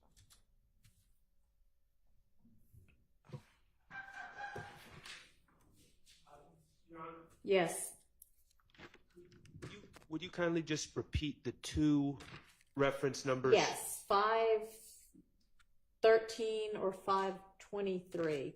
On the chart, it's 513. Thank you.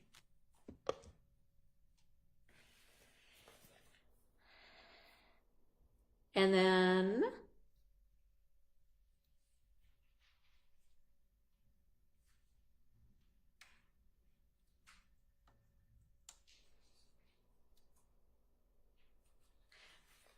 when we got to 1109 or 1124,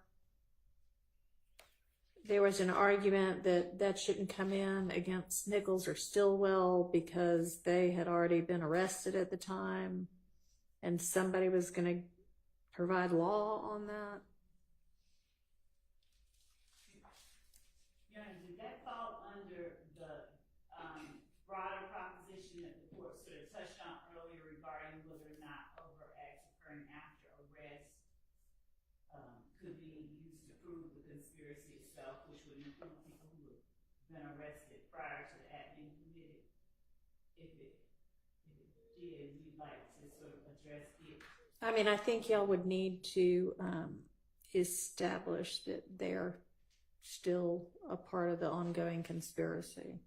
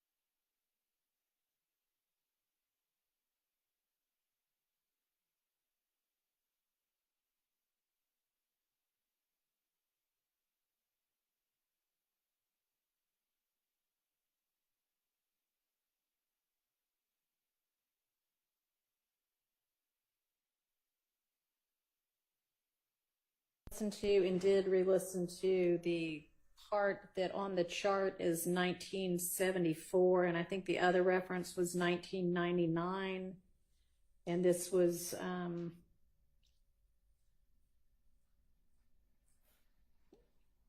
I don't know if the argument was 403 there.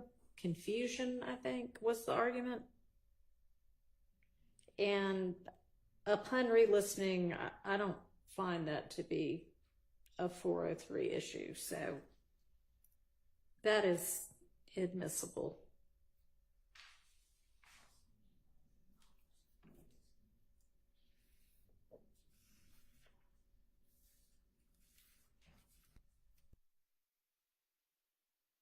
That was about as far as we had gotten. And then, of course, we still need to circle back on the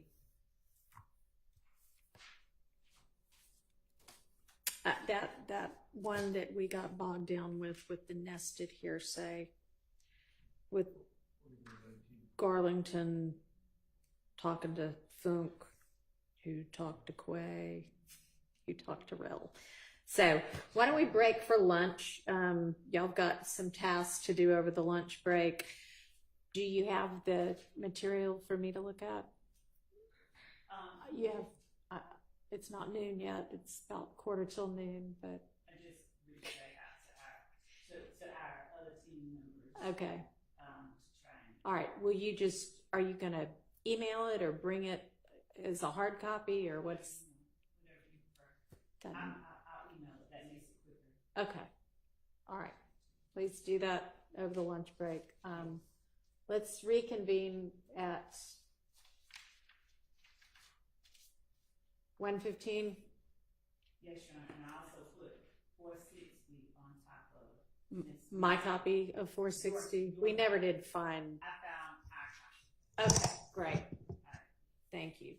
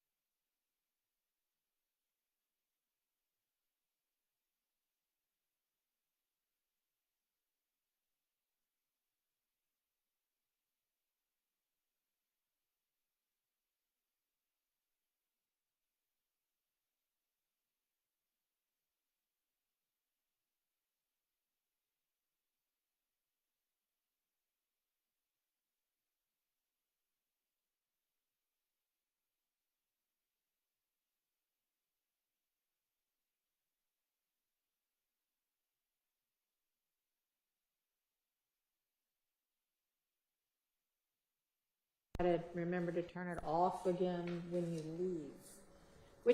Maybe it's just going to be an issue at breaks. I don't know, but I don't know. Just, I guess, try to turn it on and turn it off as you arrive and leave the podium area.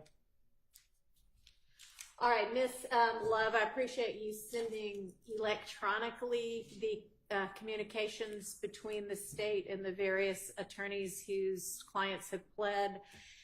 However, I think for me, it's just going to be easier if you can print them out and give me a hard copy, and I'll give you until, if you can just have those to me by Monday morning, that'll be fine. But I just think it's just going to be easier for me that way.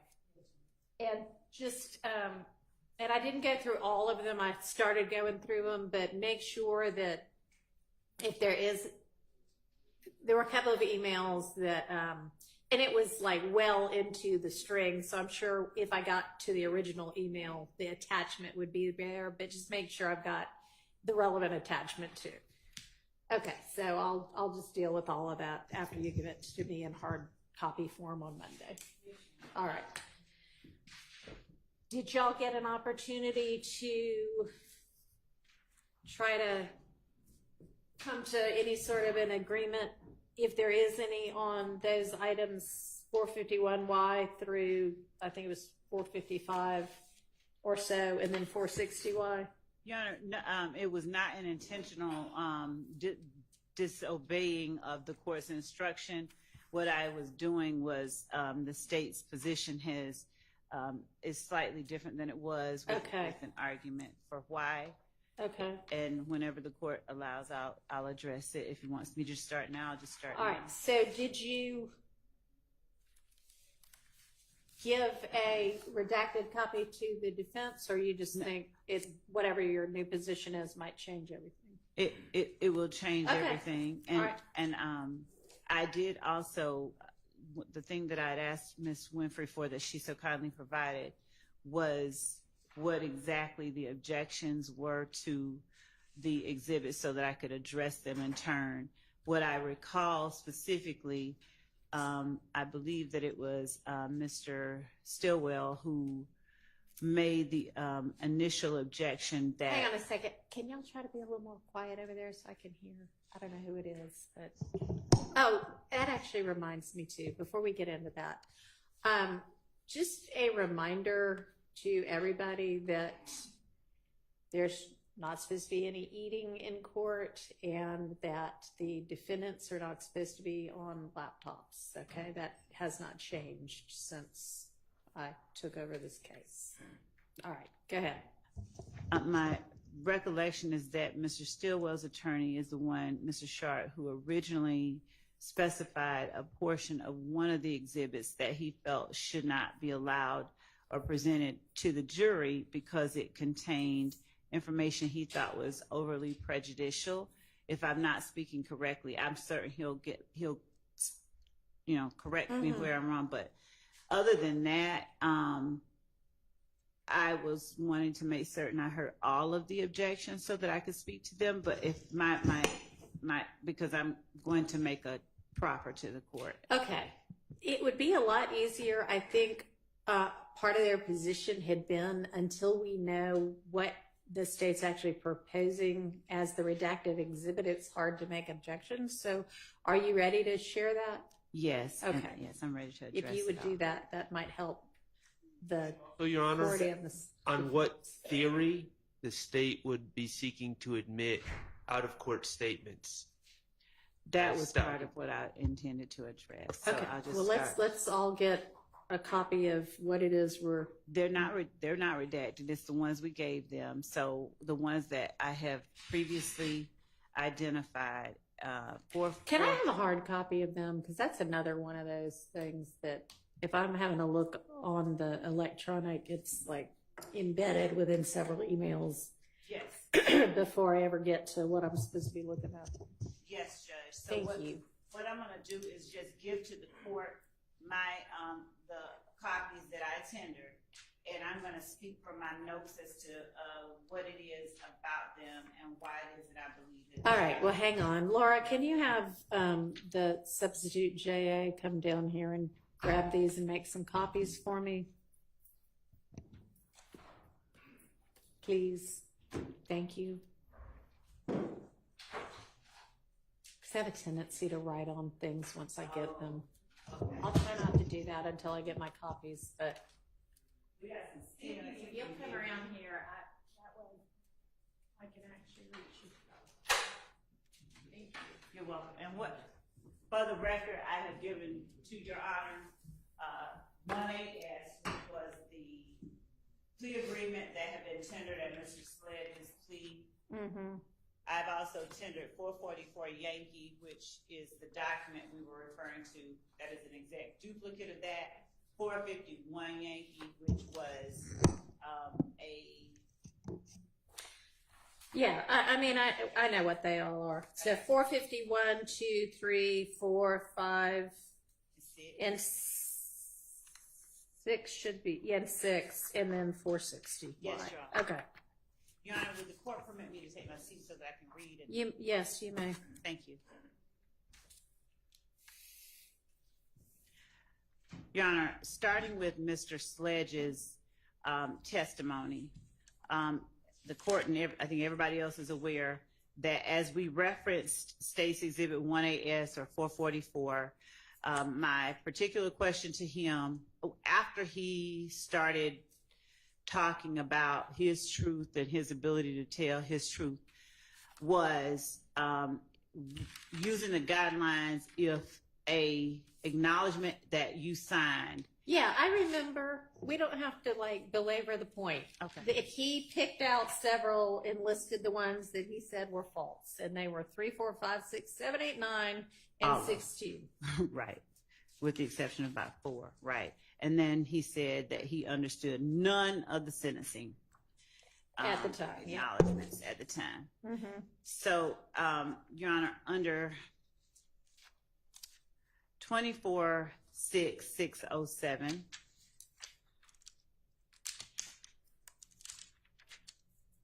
OCGA 24-6-607, Your Honor, impeachment by contradiction.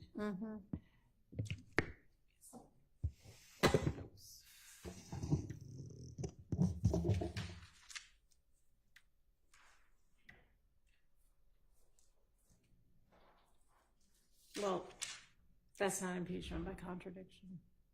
Well, That's who can impeach. so as I'm reading, and I know that it's who can impeach, who may impeach. It's a different one. 621 is impeachment by contradiction. A witness may be impeached by disproving the facts testified to by the witness. Right. The reason that I reference that only is because it was in the book that I'm reading from. There's a section that I'm looking at. So particularly a witness may be impeached by contradiction in several ways. Close questioning to elicit concessions of errors in testimony during direct, questioning a witness about the substance or implications of evidence already produced during the case to suggest contradictions, confronting the witness with his or her own contradictory prior statements, or calling another witness, or introducing other extrinsic contradicting evidence. Generally speaking, the admission of extrinsic evidence for contradiction impeachment is restricted to non-collateral matters, so that evidence that impeaches by contradiction and is not collateral can be both substantively admissible as well as admissible for its impeachment value. And that is coming from Baylor, B-E-H-L-E-R, versus Hanlon, H-A-N-L-O-N, 199 F-R-D 553, and then the parenthetical is surveying numerous commentaries. Judge, with respect to Mr. Sledge, the reason that I began my statements to the court about what it is that he said, and we'll then go into what his lawyer said. When I asked his lawyer about plea negotiations on the heels of Mr. Sledge, not just saying he was told he could get up and tell his truth, but on cross-examination, he was asked repeatedly through the use of allowable leading questions. These weren't your words. You didn't write it. You didn't understand it. You didn't know what you were signing. You felt like you could come in here and tell your truth. You signed it regardless. I'm not directly quoting, but essentially, even though it wasn't true, you signed it. And things of that nature were elicited during cross. You signed it because you wanted to get out to go see your sick mom, things like that. You were in Fulton County Blues. That's the only reason you signed it. These aren't your words. These are only the state's words. So all of those questions were intended to attack the credibility of the veracity of the statement that Mr. Sledge made on December 28, 2022, when he signed the plea agreement. And Mr. Sledge acquiesced to all of those attacks, essentially asserting through his sort of obfuscations and running back and pulling back my truth. I don't understand. I don't recall. I don't remember saying that. That isn't true. And his pointing out at the state's request the factual acknowledgments that he now asserts were inaccurate or not completely true. He allowed himself and the cross-examining attorney to, in front of the jury, completely question or to undermine the credibility of the statement that he made and his own credibility at the time that he made the statement. So as the court has already instructed the jury that the inconsistent statements of a witness are also substantive evidence that may be considered against other persons on trial.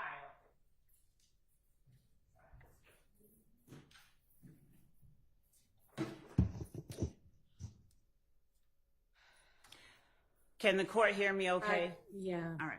So as the court has already instructed the jury that it can now consider that statement as substantive evidence, what we've seen is an attempt by the defense to destroy the jury's faith in the credibility or veracity of that statement made by Mr. Sledge on December 28, 2022.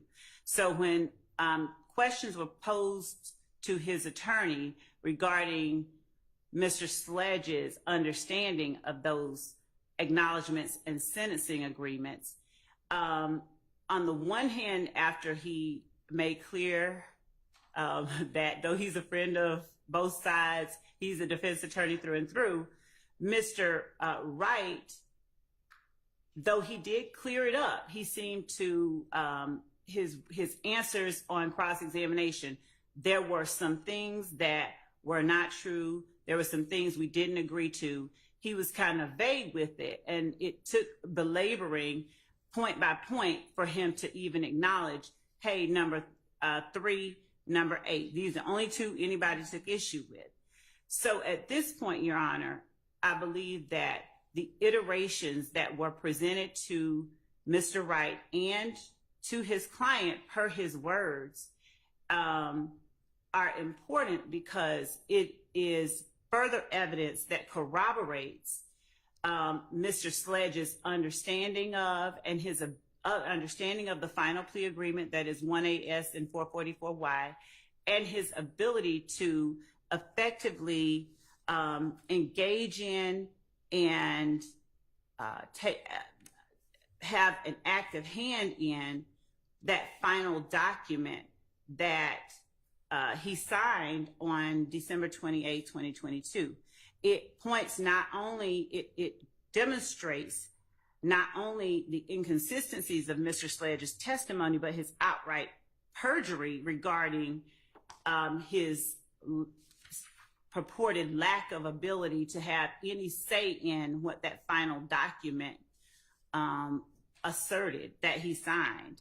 It is illustrative of the fact that he actually did have the ability to tell the state what he felt wasn't true and what parts he wanted changed. And I think that our position is that it is relevant in showing or allowing the jury to judge the credibility of statements Mr. Sledge has made on the stand versus the credibility of the statement that he made on December 28th, 2022. The statute that I cited earlier, it substantiates our position that the representations that Mr. Sledge made under oath on December 28, 2022, were part of a long and detailed negotiation and refinement that Mr. Sledge himself took part in. I think at this point, 24-1-104 might become relevant. That's the one I brought up earlier that didn't have any bearing on what we were talking about. But inasmuch as 24-1-104 speaks to the code section not limiting the right of a party to introduce before the jury evidence relevant to weight or credibility, we believe that this particular evidence allows the jury, it is pertinent evidence that they should be allowed to see, to understand fully what was put before Mr. Sledge, what he did dispute, what he did not dispute, and so that they can compare it with what he finally agreed to and make a better determination about the truth of the statements he made on December 28, 2022. I think that the argument that some of the statements, the allegations made by the state, those are things that one way or another may be asserted in any event.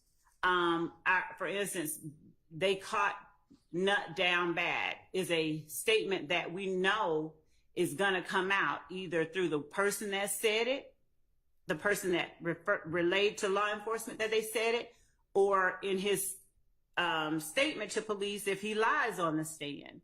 These aren't matters that are so prejudicial that they should be kept from the jury. These iterations, if you will, the defense wanted to have us reference part of them, but pointedly objected when I attempted to have Mr. Sledge show or point out differences between a previous iteration and the final version.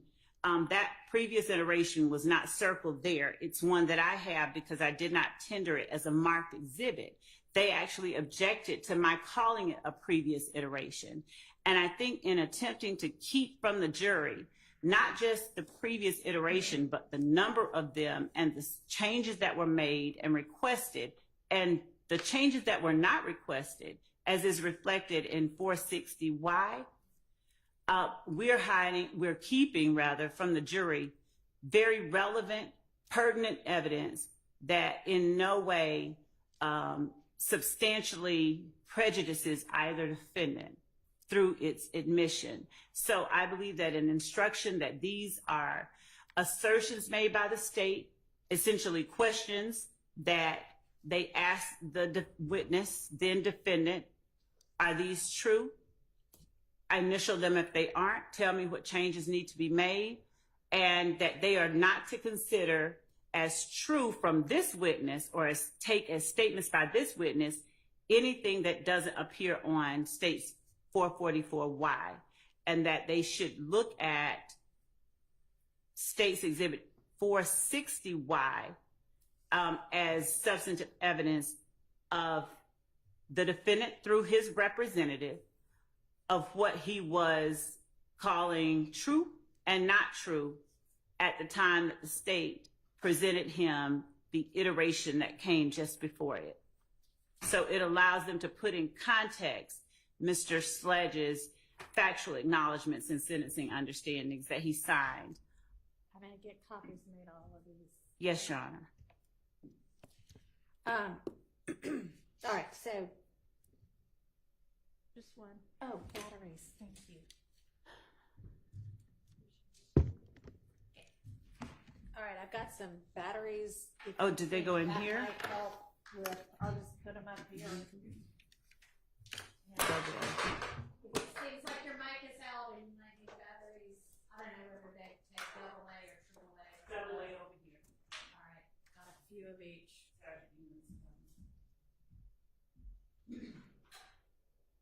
I'm just going to set those right there. All right, so I think that, there's the 444Y one, which is the signed plea acknowledgement.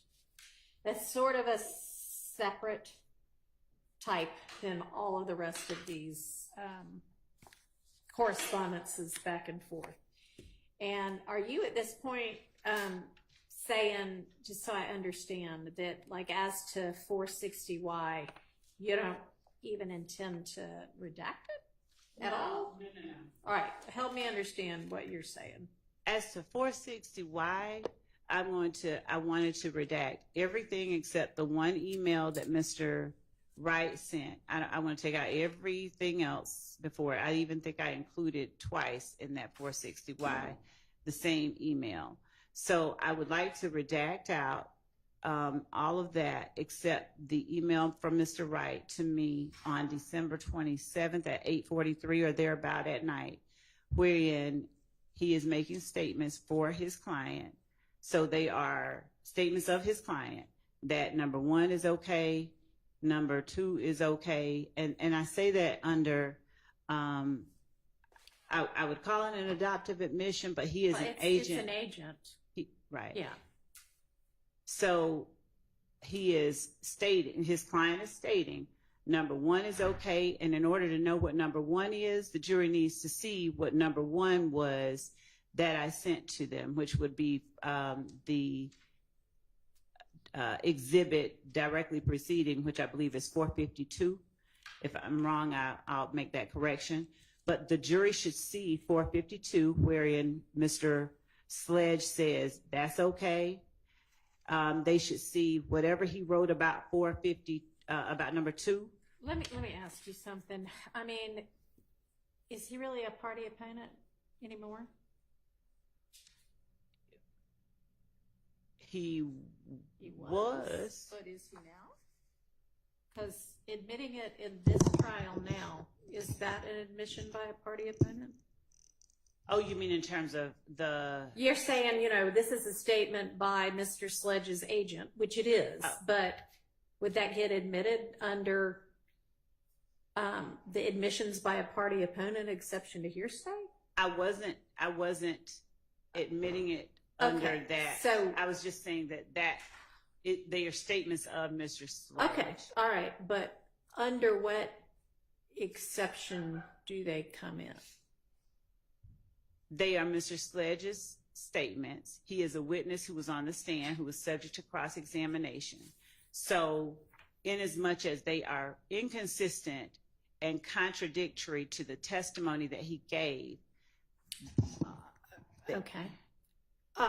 So I can see 444Y coming in as a prior inconsistent statement because he definitely testified inconsistently once he was on the stand to what he said in that document, which admitted as factually true all of those things that he initialed. Right. So that's a separate item, and I'll hear argument on let's deal with that one. 444Y. Is it my turn?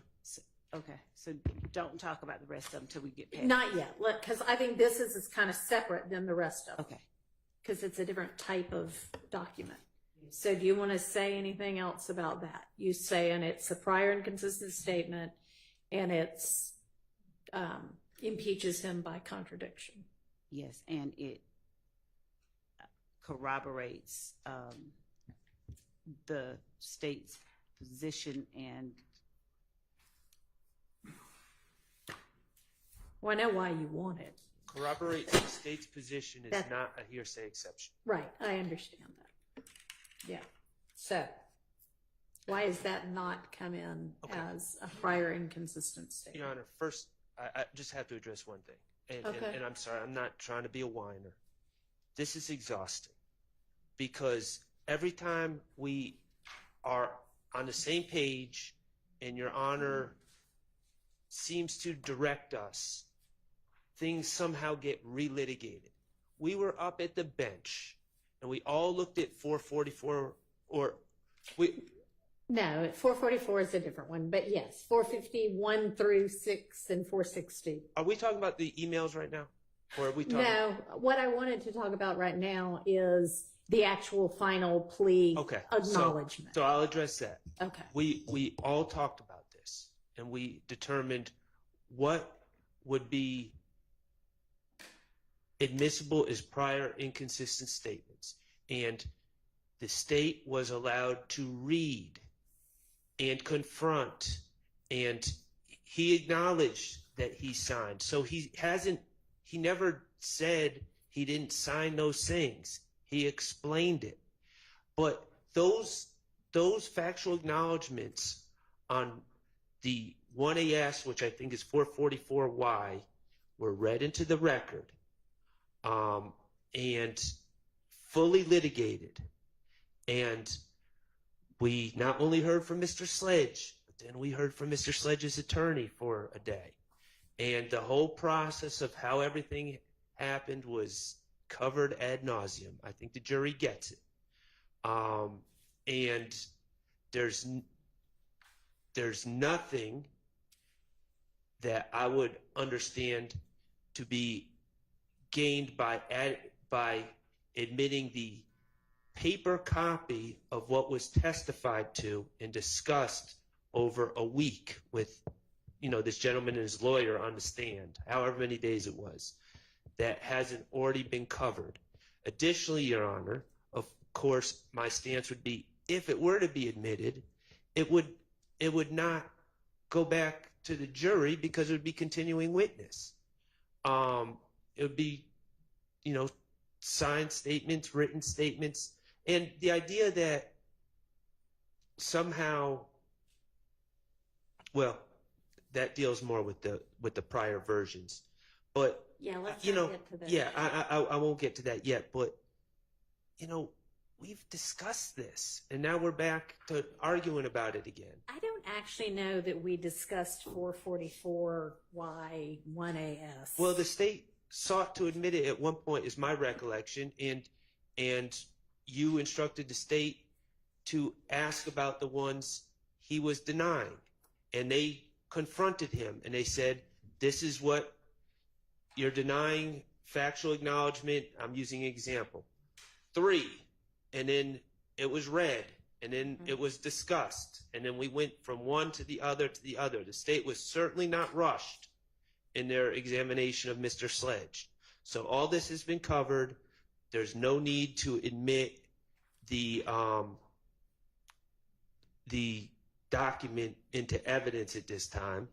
And it's cumulative, but also it should never go back to the jury to begin with, so I don't even know what purpose it would serve at this point. Well, we can deal with that later, what goes and what doesn't go and what's subject to a continuing witness objection.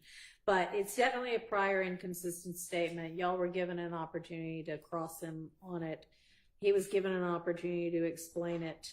It can come in as extrinsic evidence. Well, okay. It's pretty clear law, I think. Well, the other thing is, I don't know if he denied. The other thing is, he didn't deny adopting it. He said, and he gave an explanation. I know. Right, but I don't believe that lays the foundation for a prior inconsistent statement him saying, "Oh, I did sign this, and this is why I signed it." Okay. And then, so Well, the statements on the document say every bit of this is true, and I acknowledge every bit of this. And he testified inconsistently to that with regard to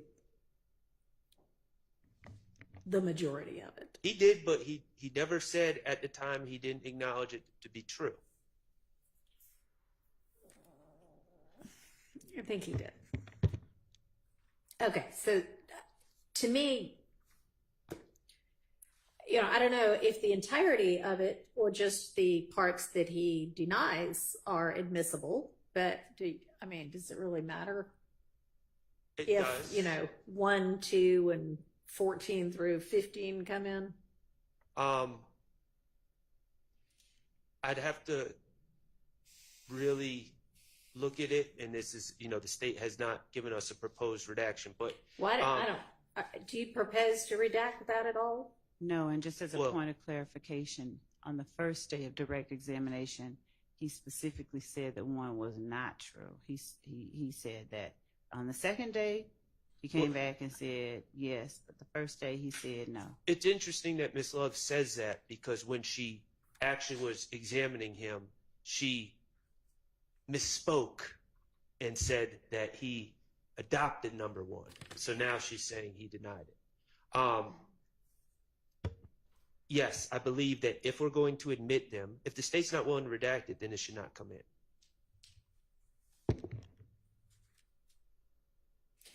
All right, so What is it that they're proposing that we redact, Your Honor? the parts that he didn't testify inconsistently with. So I believe that the document as a whole serves to rebut it's a contradiction. The document as a whole is a contradiction, impeachment by contradiction. It serves the other, the 3 things that he said he admitted, 10, 11, and 12. 5, 10, 11, 12, 14, and 15. Provide context to the types of admissions that he was willing to make. It provides context. All right, well, didn't they watch a video of you reading out just the parts that he said were inconsistent? Yes, just the parts that he said were inconsistent. And I believe that the document as a whole is evidence, powerful evidence of what the document contains, of the statements that he makes in the documents. I think it's evidence. The fact that he signed, the fact that the document exists, the fact that they can see what it is that he was looking at, and compare it with what it is he is saying on the stand allows them to further assess his credibility. It corroborates what they saw. It corroborates his understanding of what it is that he was signing. All right, if we're talking about is it an exception that permits his admission, it being corroborative doesn't get you over that line. So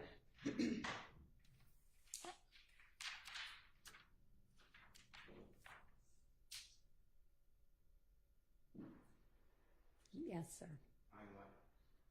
Okay, Tom, Your Honor. Yeah. Now it may be that what you mean to say is that the entirety of the document needs to come in because that's the only way they can understand it. Is that what you're saying? Yes. I'm sorry for not doing it as well as the court did. When I say context, yes, it is the only way that the jury can fully understand the document and what was before Mr. Sledge at the time that he signed it. the state's stance is that the jurors can't possibly understand one factual acknowledgement about a video, for instance, without being provided another factual acknowledgement about gas stations on Cleveland Avenue.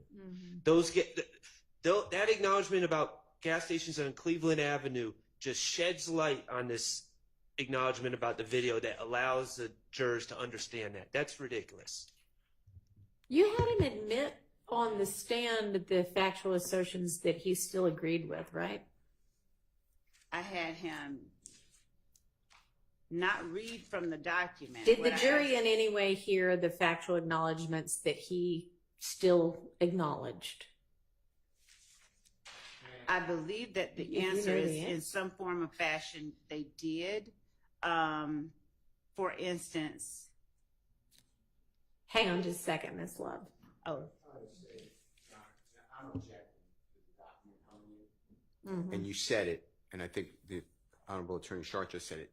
My memory, and according to my notes, the entire, from the swearing in of Mr. Sledge, then it skipped, and then the entirety of his acknowledgments, whether he admitted it or did not admit it, was read over my objection on a video audio from Crime and Law, or Law and Crime, and now we're doing it again.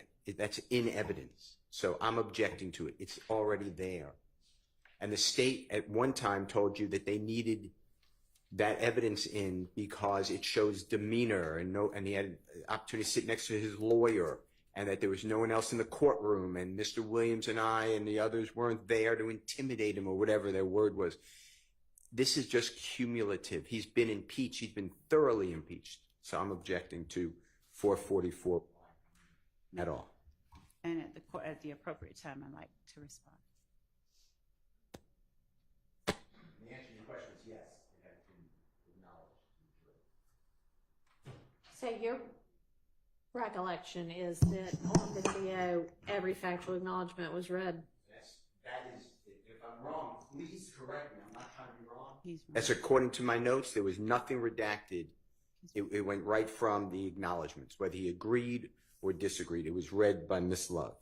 All right, Ms. Love, I know you sent us an email at some point that said, here's what I intend to play, Respectfully, Mr. Steele is incorrect. right? We did. Okay, so hang on. And was sent Friday, September 6th at 7:45 a.m. And then, yeah, I think that's the right date. And what Then maybe again to me at 9:54 a.m. right. Would the court like that we put it on the screen or just reference the portions that we were taking out? No.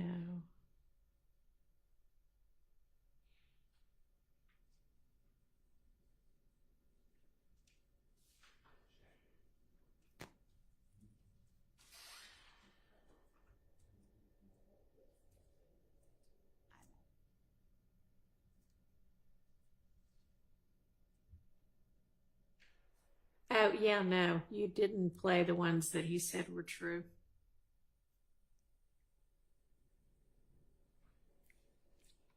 You only played the ones that he said were false. Right.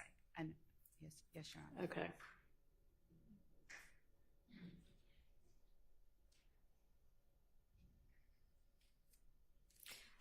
Okay, so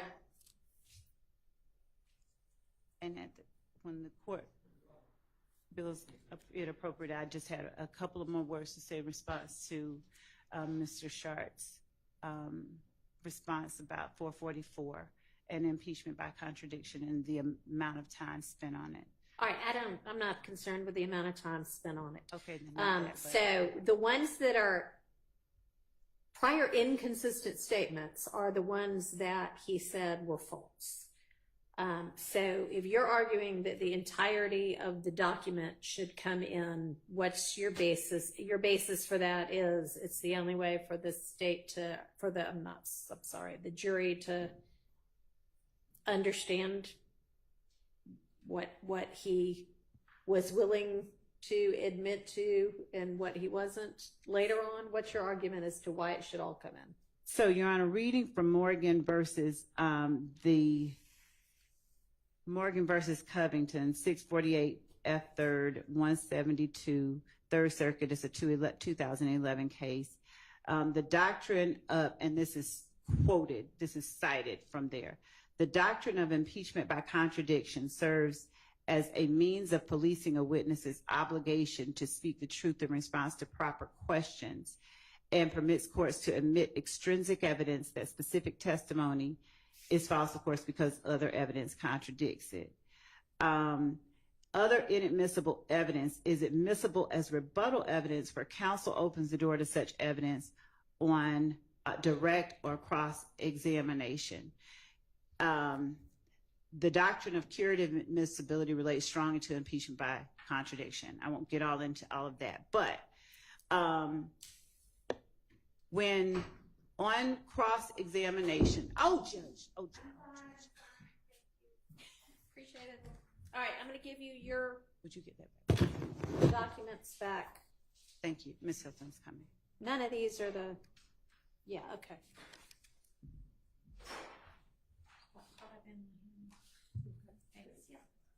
Thank you. Sorry to interrupt. Good. Yes, Your Honor. So we're not just talking about, if we were only talking about inconsistent statements, then that would limit us to a portion of it. But here on cross-examination, the entirety of the cross-examination was intended to present to the jury the impression that the statement itself was not knowingly or willingly or voluntarily agreed to. And in fact, even though the court sustained the objection to the question, I believe Mr. Sharp said it, or I'm sorry, forgive me, Mr. Sharp. Mr. Weinstein said it when he said, when the state put these words in your client's mouth. So the point of it is, when on cross-examination, whether it's effective or not, when the effort is, and the witness has allowed it to happen, that an entire statement is essentially sort of undermined. You say you didn't understand it, you lied because your mother was not well and you wanted to get out of jail. The validity of the statement itself is now, it's impeached. It's almost like you're impeaching the statement itself. You're saying that the statement isn't valid. And so inasmuch as the statement as a whole does allow the jury to understand, it does place the few admissions he makes in context, we'd ask that it be admitted as not just a prior inconsistent statement, but as impeachment by contradiction. Your Honor, there's no contradiction. He said that the state presented me a form that they wrote on their letterhead and asked me to initial it, and I did. And that's exactly what the form is. It's a form that they wrote on their letterhead that they asked him to initial, and he did. So there's no contradiction. The document doesn't contradict anything he testified to. Now,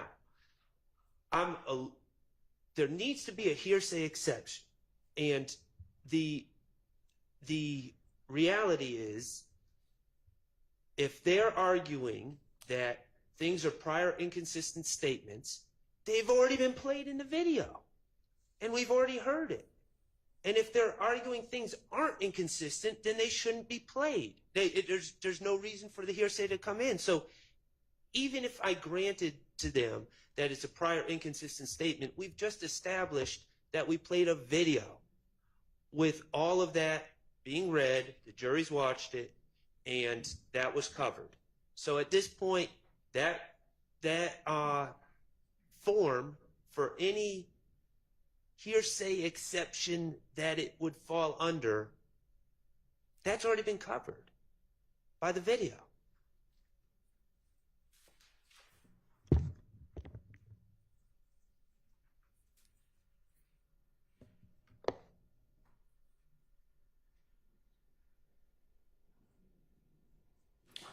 All right, I'm going to rule on this one that the portions that he disavowed on the stand may come in as extrinsic evidence of a prior inconsistent statement. We'll deal later with whether they actually go out as continuing witness or not.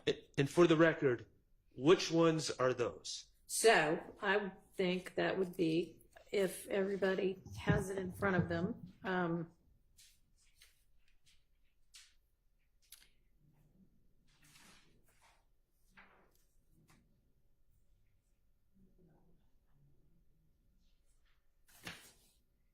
my understanding is he disavowed 3, or at least portions thereof, 3, 4, 5, 6, these are all under 4, under, factual acknowledgments, 7, 8, 9, and 16, and then every bit of Section 5, the sentencing acknowledgments. He said he didn't understand any of them, even though he initialed saying, I understand fully each of them, as well as the paragraph underneath that. He also acknowledged on day 1 of my direct, number 1, I wrote it, though he changed that. Well, if he changed it, then it was no longer inconsistent. I mean, I didn't, when you were like, all right, here it is in front of you, tell me which ones there you have any type of problem with. He did not say number 1. So, I made my ruling. All right, so that's that one. That is, and I don't know whether you're going to tender 444Y. That would make more sense. You've established that it's the same as 1AS. I did. Okay. When, I'm listening.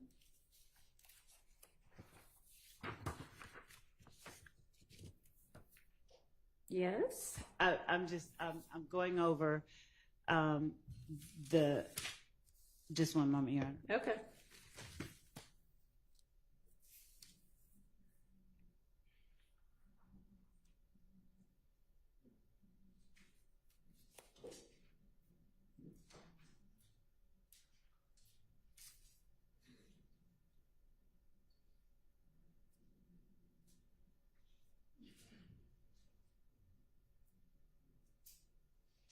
Yes, Your Honor. That is, we understand the court's ruling with respect to 444Y. All right.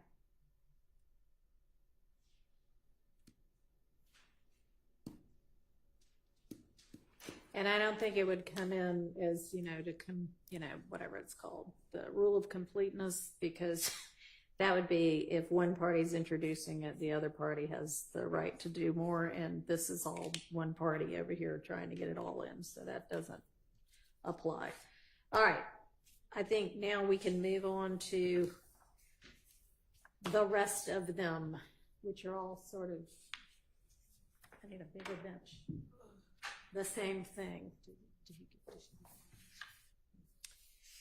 Well, I guess what's in 460 is not contained in any of 451 through 456. Is that correct? Well, 460 is Mr. Wright's email to us. Back. Okay. Right. And so 460, and by 460, I do mean the last 4 pages. The part where he says, let's not do these ones, or here are the issues with these ones. So do you actually want or need the rest of them in? Judge, because so the answer is yes. And okay. Under what basis? Okay. Under what evidentiary rule? Yes. So as to number 1, because Mr. Sledge, on the second day, he agreed and gave testimony about examples of number 1. It's not so much that it's an inconsistent statement as it relates to number 1, but when Mr. Sledge on cross-examination asserted that he did not have the ability to change things, that we didn't change things for him, showing the way that the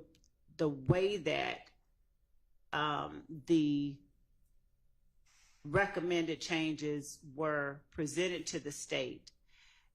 What is not said is as important, in our opinion, as what is said.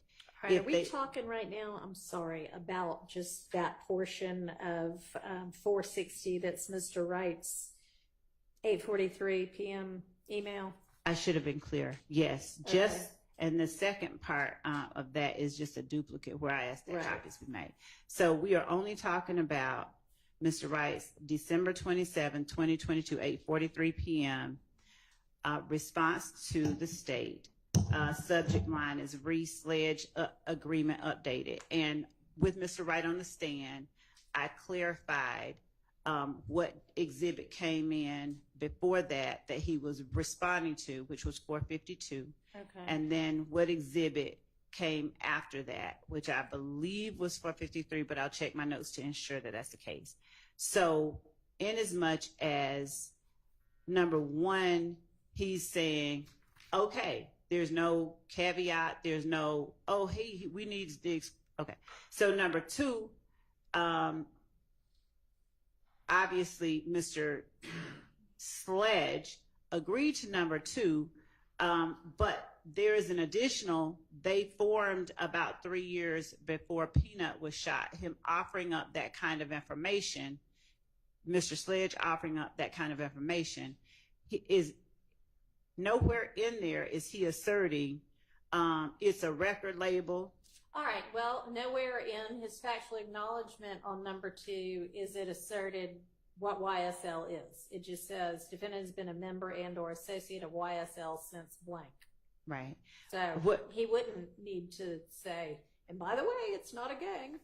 I agree with that. Also, but in number one, where we say what it is, Yeah.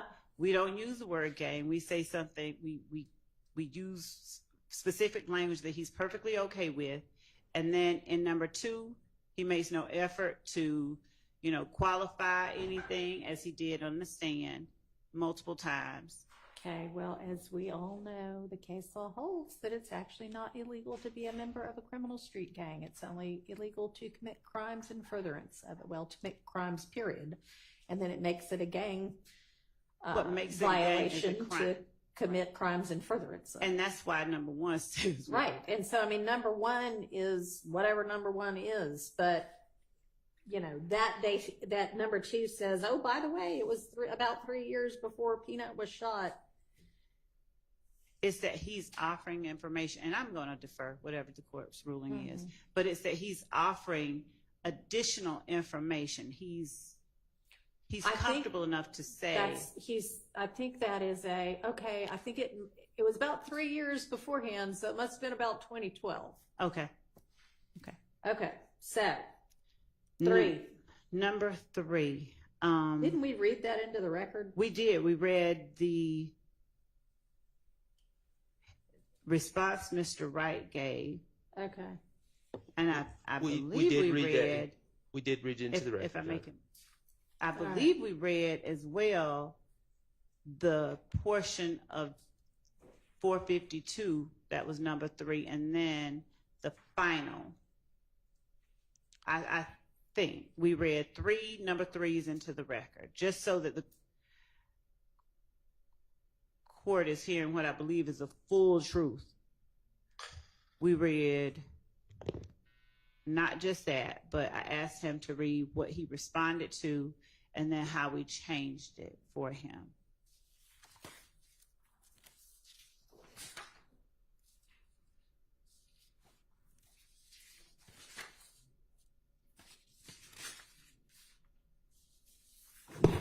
We read at least the final version of number 3. We many, did. many times. Okay. So number 4. Back on the email by Mr. Wright. Okay. We never read that in, right? So I'll number remind- 4. I'll remind We did the not. court that we approached about number 4. There were obvious problems with number 4 that were inadmissible. We were told to stay away from number 4. The state was told to stay away from number 4 for obvious reasons. There's all sorts of speculation in there. And now, after being told to stay away from it, and we were told to stay away from it, and we did not address it during cross-examination, now, after witnesses have testified, the state's seeking to admit a document that has number 4 in it. And it's just, I mean, I don't know what we're doing. Okay. Your Honor, Number 5 is not even relevant, right? Your Honor, if I may just circle back briefly, as it relates to number 4, there was an objection to it. We followed the court's instruction. We did not ask him about it. And when the issue that I have with number 4 not being addressed here is more importantly, I don't know how an assertion that the witness did not adopt is prejudicial when he is not, he denies it, and we change it, and we take it out, that he was planning, he had personal knowledge that they were planning. That is powerful because it is a material fact that He doesn't denied. have personal knowledge That's that they ex- were planning it. Judge, that's the point that I'm making, that he says, I did not know that.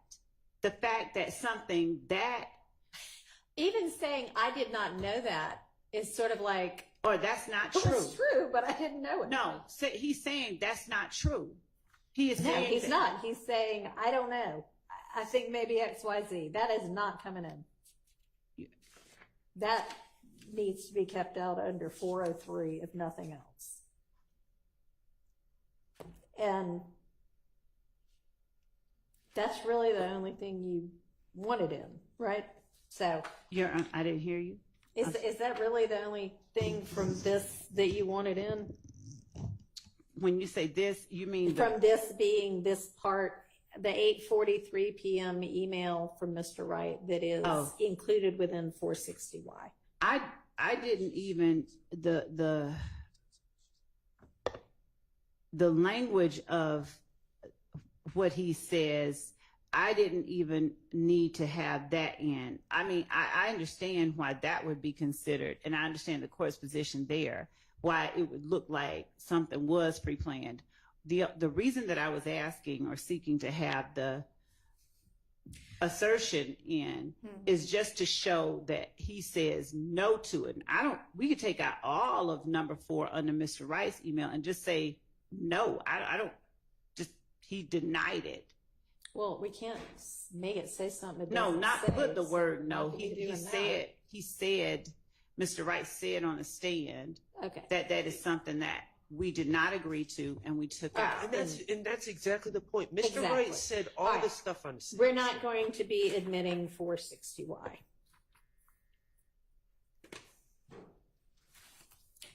And that leaves 451 through 456.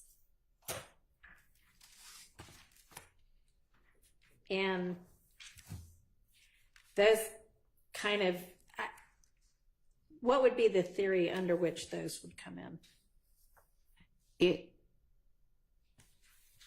It, Your Honor, it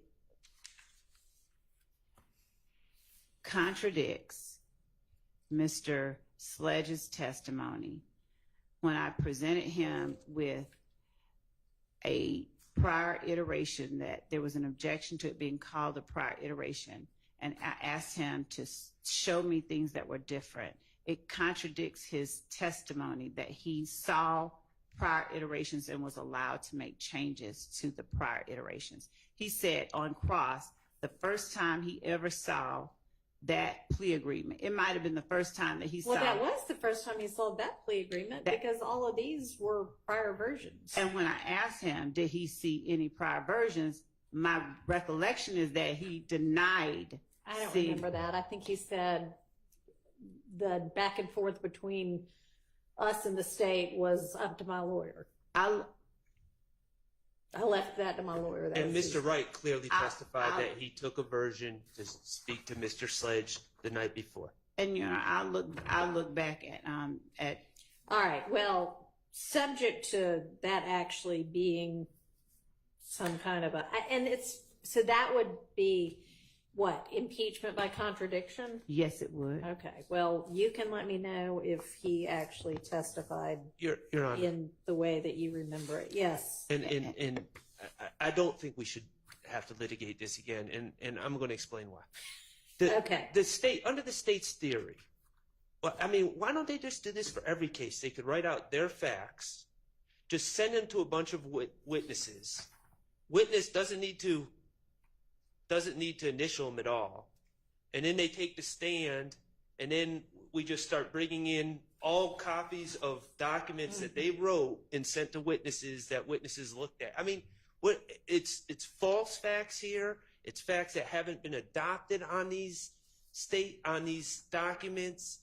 There's inadmissible statements on these documents. It's a mess, and we didn't create this. We didn't tell the state to do it this way. We didn't tell the state to write their documents and then send them to an attorney, write the statements and send them to an attorney and see what the co-defendant says or the witness says. We didn't tell them to do it this way. They created this problem. I understand. You can get back to me if you can find some kind of testimony that you think lets you get this in. Right now, they are excluded. Yes, Your Honor. Thank you, and I will look for that. Yes. I can't say with certainty, but I'm just going to ask if there is also a case which I, in my mind, in the recesses of it, believe that it may address specifically like iterations. Sure. Okay, thanks.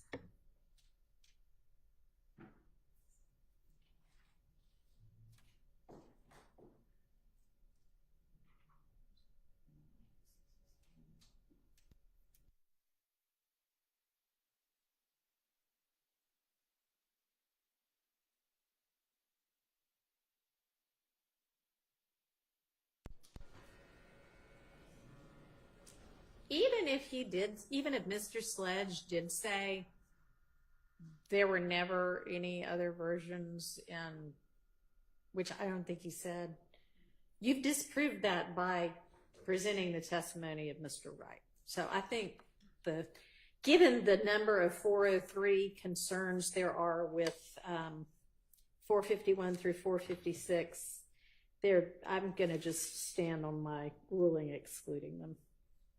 Your Honor, with respect to the 403 concerns that were raised, given that 403 addresses matters that are substantially more prejudicial than probative, and given the extent of the cross-examination and the efforts to undermine the willingness or knowingness of Mr. Sledge's statements, essentially even in the arguments that are made, it's essentially the argument is that this isn't a statement that Mr. Sledge made. Showing that Mr. Sledge, showing a prior statement, contradicting that testimony. That's what 444Y is. And that's it. That's the ultimate one that he signed. I know. But showing, yes, it is. I know. Showing that he was untruthful and letting the jury decide, why are you telling stories about that? About seeing a prior version, we believe is strong evidence that allows them to judge his credibility, why he's saying what he's saying, any bias he may or may not have, and help them to determine the truth of which statement they should believe. So we would ask that the court, revive its prior ruling, revive the ruling that the court made. Denied. Let's move on.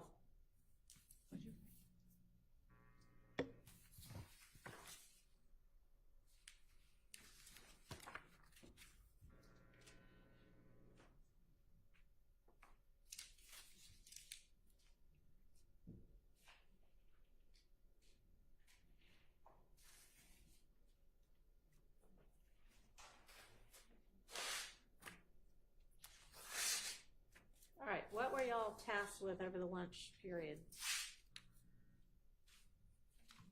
Your Honor, we reviewed the proposed segments of those videos that showed Mr. Beebe and Mr. Eppinger referring to and they weren't referring to it, but it's clearly involving the armed robbery that they're charged with that's listed as an overt act.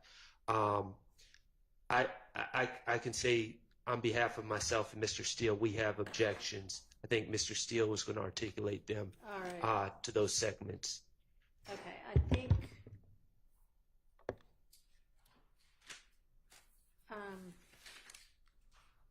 it would probably help for me to be able to see what those are, but before we do that, 463Y, were you intending to tender that at all? I don't know if that was one that you had included that we said we'll circle back or not. That was the one that was just his sentence that showed that he got the sentence on the second count too. No, that was just to refresh his All right, memory. thank you. All right, can you cue up the portions of that video, please?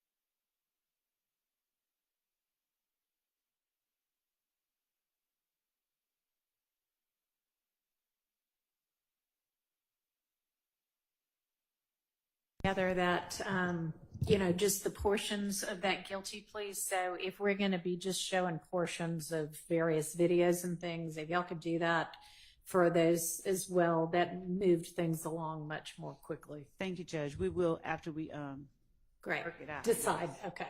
Thank you.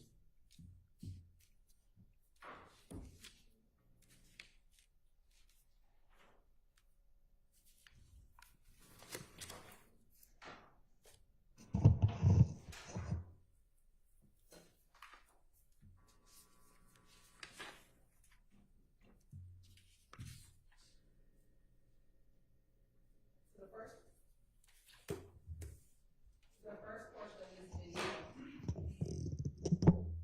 it ends in 2624. In the video, Mr. Durante Beebe, and it'll be Christian Eppinger. This is after the armed robbery that both are alleged to have committed. Mr. Beebe has recently or did plead to the charges in this indictment regarding this armed robbery. All right. So I'm sorry, timing wise, this is shortly after the robbery or shortly after? Shortly after the robbery. Okay. And we're going to begin the first portion at 1:12.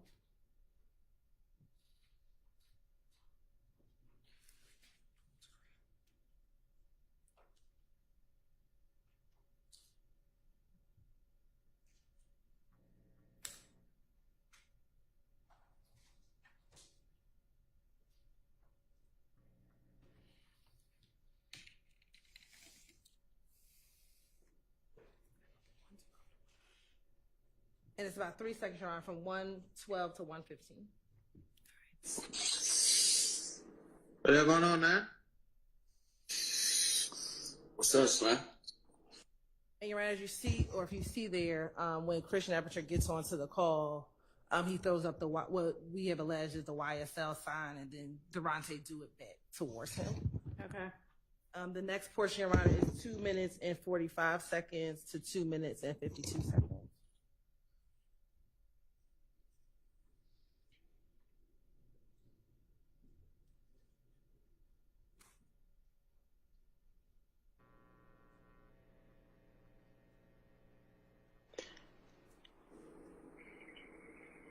Anybody in my there? All right, Slatton. Can you get rid of that box by chance? Yes. I don't know why that does that, but. And so, Your Honor, if I need to play back, I will. But when they're ending the call, they both say slat, which is a terminology that we are alleging that YSL members use. And then the last portion is 356, 408.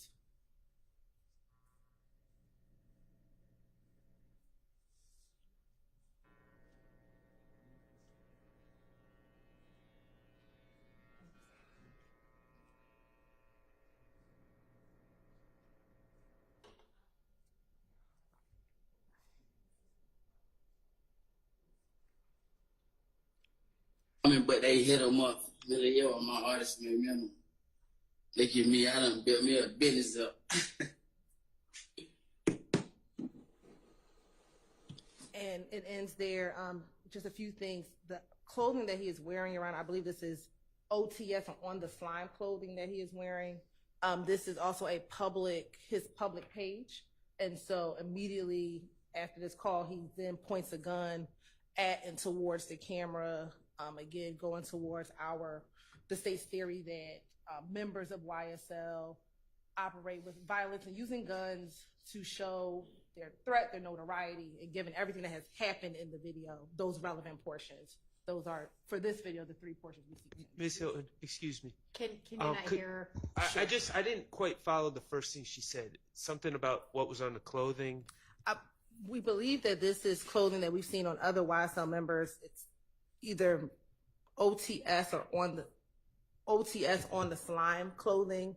We've seen, and I think we have a few other posts, Your Honor, with them wearing similar type of clothing, but it has either YSL or related terminology on the clothing.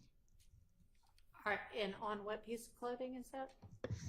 On his, I believe, the headpiece as well as the shorts. All right, can you show me that last portion again? Yes, Your Honor.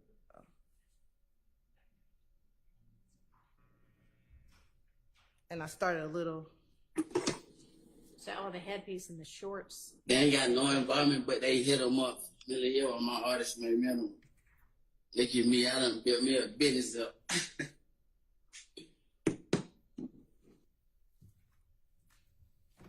And what does he say? Built me a business up. I heard that part. What does he say before then? Is this just to show the clothing? No, the clothing and the pointing of the gun. And pointing of the gun and saying. They hit them up. Middle of the year on my artist made minimum. They give me, I done built me a business up. I think he's rapping a lyric to a song, but he says he hits them up, and I'll have to go back and look at the other portion of the language. Your Honor, procedurally, are you wanting us to argue these one at a time? I think, yeah, that'll be this set. Not like, well, not necessarily one portion at a time, but like this would be, I'll hear the argument as to this.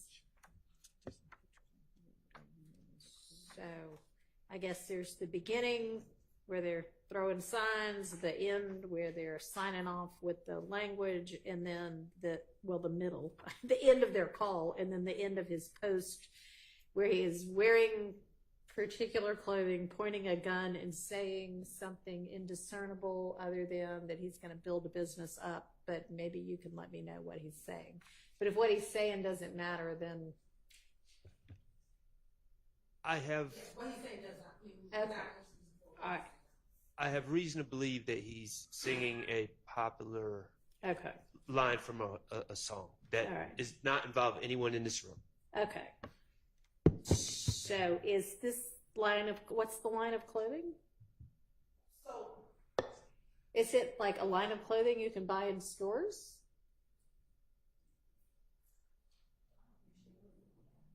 I don't know if you can buy it in stores. We believe that there's one member of YSL, Miles Farley, who is purportedly a clothing designer. He creates some of the clothing.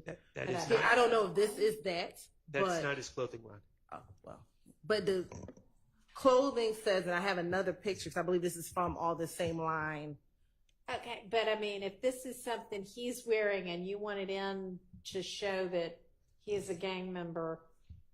And the clothing says, and I want to back up, we believe it says slat on the clothing, on the shorts. And I'm looking at another act that we have, Act 143, with him and Christian Eppinger wearing a jacket similar to the pants and the hat set that he's wearing in this particular video. And when is this from? This video is around October 10th of 2021. The armed robbery takes place in October of 2021.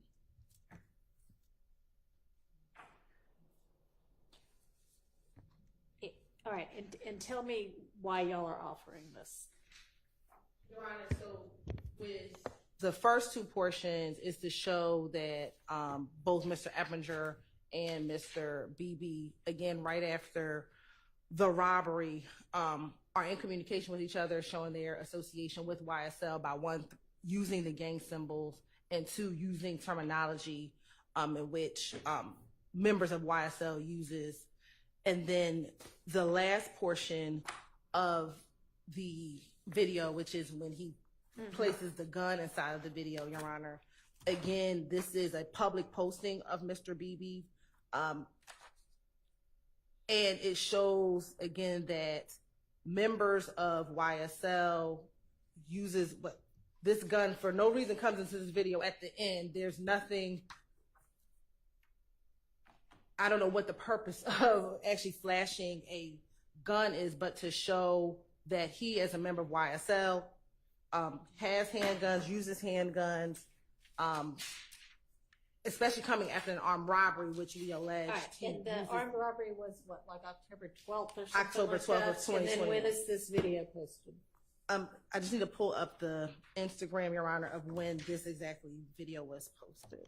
And can I ask the state another question while they're looking into that?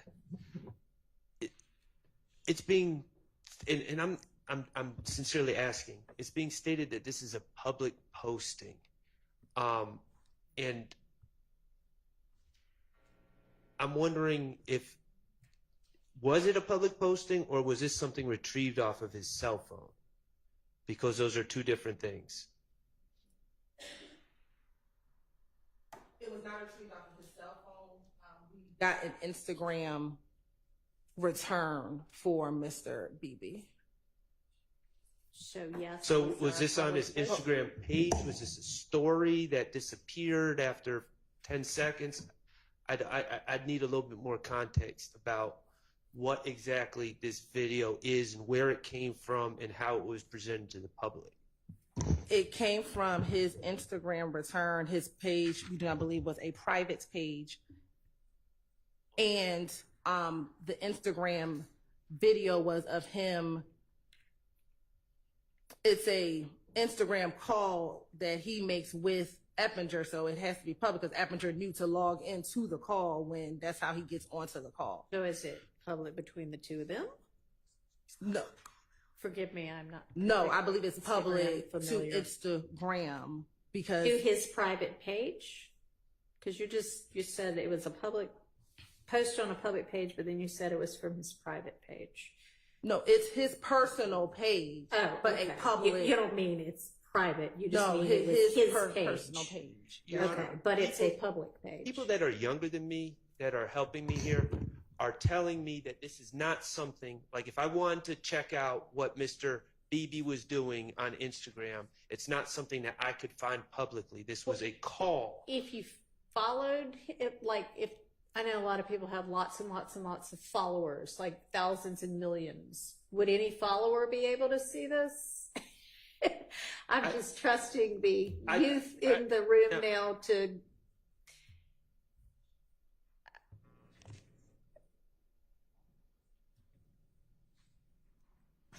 I can Google it.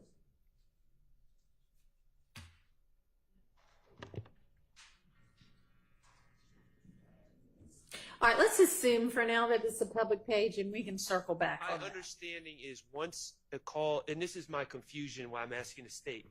Okay, I'm using call, but Once it's not the- technically a call. Okay, but once the interaction is done, it is not saved. This is what my understanding is. It's not saved on his page. So I would not be able to say, hey, for instance, if I said, Could you watch it while it's going on if it's being posted to the page? if you were, I think it depends if you were invited. If you're a follower. I mean, Yes, so. whomever. With Instagram, if they are on a Instagram story, oftentimes the other person watching your story could get onto the call if you accept them. All right. Can they watch it regardless? Yes, can they? Who's the they? I don't know. Somebody other than the two people communicating Yes, other people can watch. can watch it. Are you saying can watch it if they're given permission to watch it, or are you saying they can just watch it? Because our If they're understanding, followers or if it's a public post. They can watch. I can log on. I was friends with not even friends. If he has a public page and he's in his Instagram story, he's talking to someone, I can log in and watch. And then there's clearly something he does even after the communication is over that he's showing in the post. Right, and he can, and then the other person, Mr. Evinger, can come out of the call. He can continue. All right. And does it disappear or does it stay up I until you believe take it it down? disappears. I believe it disappears. Okay, so it's up for 24 hours. And do we know whether this is an Instagram story? I'm going to confirm, I believe. Okay. Well, we'll assume for now that it's a public Instagram story that's up for 24 hours. And I'll add one other thing, and I can't say this with certainty. On one of these calls, or whatever they're called, one of these interactions between him and Eppinger, it was determined that no one was in the room. So I don't think that there's the room meaning watching. So The virtual I room. don't believe that. Well, I'm not sure that matters. Oh, If you're well. posting it to be consumed publicly, if there is somebody watching. Okay, well, I think you can tell if there's people watching or not, and I don't I think it was this call, but I don't want to swear to it. All But I have no evidence that anyone was actually watching, Okay. other than him and Eppinger. So do you know when the post was made? Have y'all been able? I misspoke, Your Honor. The posting was 2 days before the armed robbery. So on October 10th is when the posting, according to the Instagram video, was Okay. taken. All right, but close in time. So it was close. So it was 2 days before showing All right. these two individuals. Okay, I think that the first two portions are relevant and not excludable under 403. The third one, unless you can give me a whole lot more to explain why that clothing makes any difference at all. The fact that he's holding a gun when nobody can, when all he's doing is singing, doesn't show anything.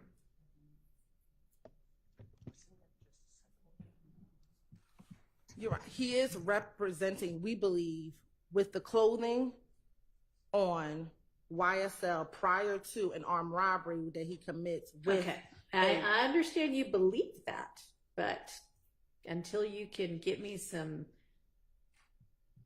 basis to believe that. To believe that the clothing is That the right? clothing, yes, it makes Yes. any difference whatsoever. So, Your Honor, So, with respect to the case law that has come out after Rodriguez and all in the furtherance of a gang, Uh-huh. so some of the things that courts have named as evidence of furtherance of it being done in furtherance of the gang Mhm. is whether or not the person is wearing items of clothing, articles of clothing that have or bear the gang name, if they say the name, if they do things that represent the gang in close proximity to the time of the crime. I understand that. And with the fact that he is pointing the gun at the camera and saying whatever he's saying, we draw the analogy that in pointing that gun at the camera, if, as Ms. Hilton is looking, we find sufficient to the court's satisfaction that he is wearing YSL clothing, in the same sense, he's representing YSL as he's pointing that gun at the camera, making the statements, whatever they are, singing or otherwise. And in doing so, he is making a public assertion about YSL's willingness to perform violence or to All right, y'all get back to me on the clothing. I'm ready for the Okay. clothing. So I'm going to show a portion of the video. Your Honor, I think I'm probably stating the obvious, but that's not when the armed robbery happened. So Yeah, it sounds like it was 2 days before. yeah, so I don't know about what Ms. Love just said. This has nothing to do with showing that the armed robbery was somehow gang related. Even if he's wearing that clothing. But Your Honor, regarding the clothing, again, I agree with Your Honor about the ruling, and we'll look at the clothing, but the gun, the thing about clothing is we can get a screenshot and see what someone's wearing. I don't know why we have him rapping and pointing a gun, because that is just What a lots man. of people unfortunately do these days. Right. Your Honor? Yes. And further, what clothing is this? Because Miss Hilton, first she said she thought it was one clothing, then it might have been somebody else's clothing. So can you please tell us what clothing line is this? I can't tell you the clothing line. I can just tell you that the clothing has slat on it. And if we look at his shorts, and this is at timestamp 3:43, I'm using this timestamp, and then I also now want to show the court Act 143 with someone wearing the same similar clothing, and where it's clearly that it says slats on the clothing, which is terminology used by YSL. So, Okay, you're showing us where it says this on this clothing. so on this clothing with the black base, the blue lettering says slats, and then there's also some red items, but we know that the blue lettering says slats. And I know this, or we believe it is this, because I just need to pull up.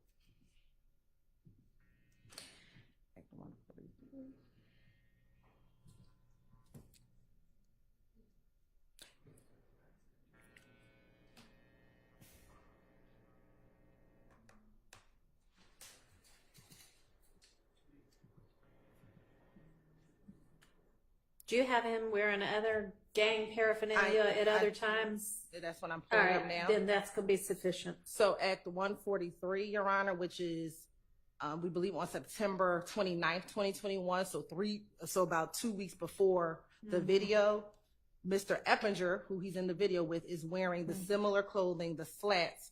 He just has the jacket version on. Okay. And then BB is wearing the OTS, which says only the slimes. I don't know who created it, but it's slime clothing or slat or YSL affiliated clothing, Your Honor. And who is that? Is that?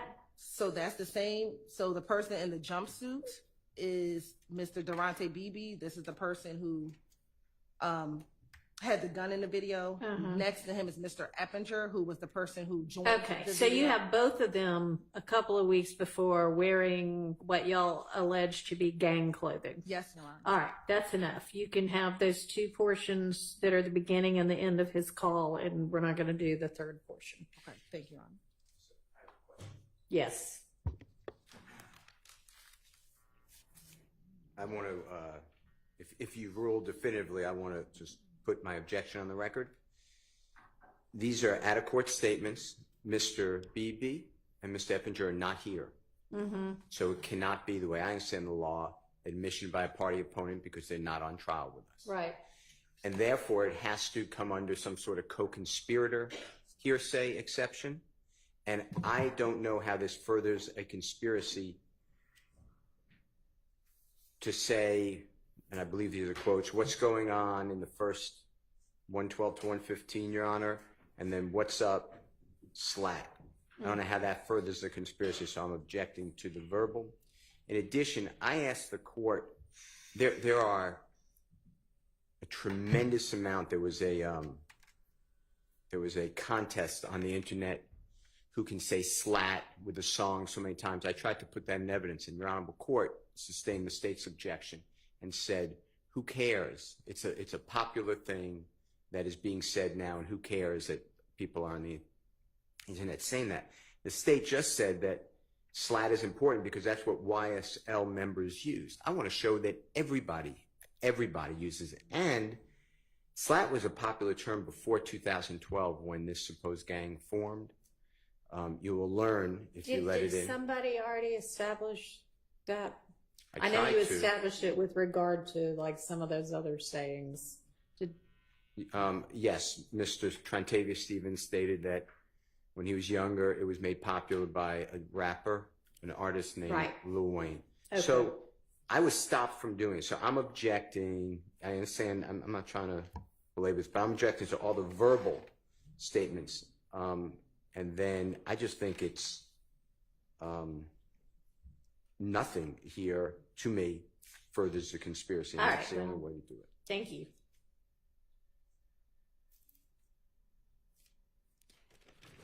All right, so that's that issue. Oops. The next video.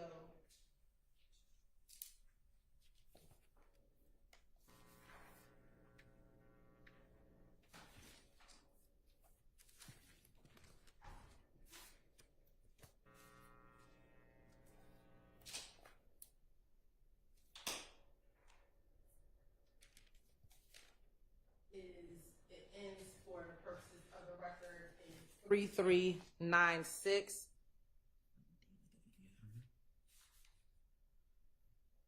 And I'm going to find the date, Your Honor. This is after the robbery. And we'll play from 10 seconds to 2 minutes and 52 seconds. Do you know how far after the robbery? That's the date we're looking up now. 10 seconds to 2 minutes and 52 seconds. Yes, sir. I think that's what you gave. This is on 10/13/2021, so 1 day after. One the day robbery. after. Okay.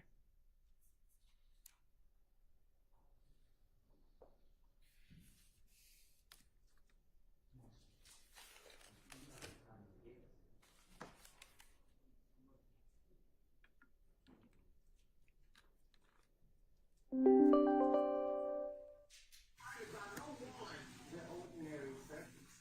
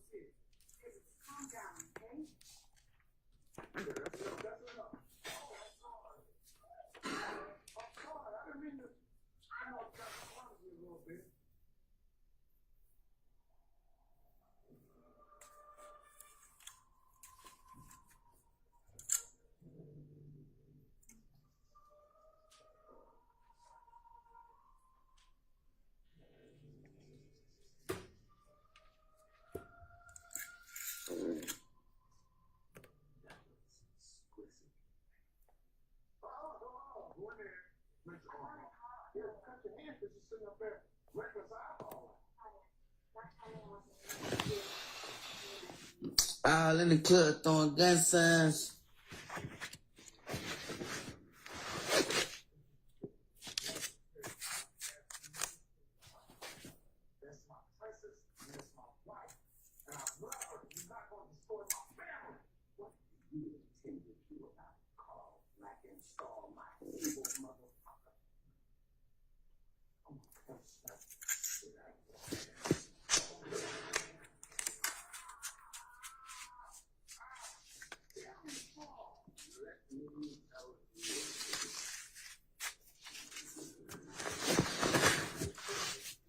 All in the club throwing gun signs.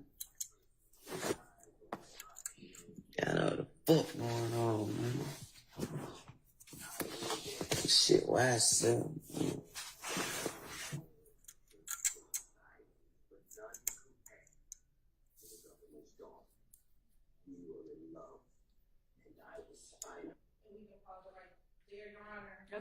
Few things, although he's in the bed saying he's in the club throwing gang signs, he threw up the YSL sign in this video. He threw up, we believe to be the little B blood sign in the video.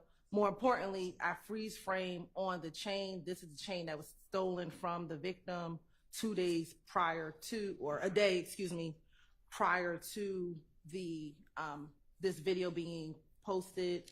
He's also wearing, you can see his headpiece or the hat or the mask that he has on his head is also another mask that says "Keep America Slime Again," and then he says "This shit YSL" at the end. So, Okay. for those reasons, we believe that is relevant.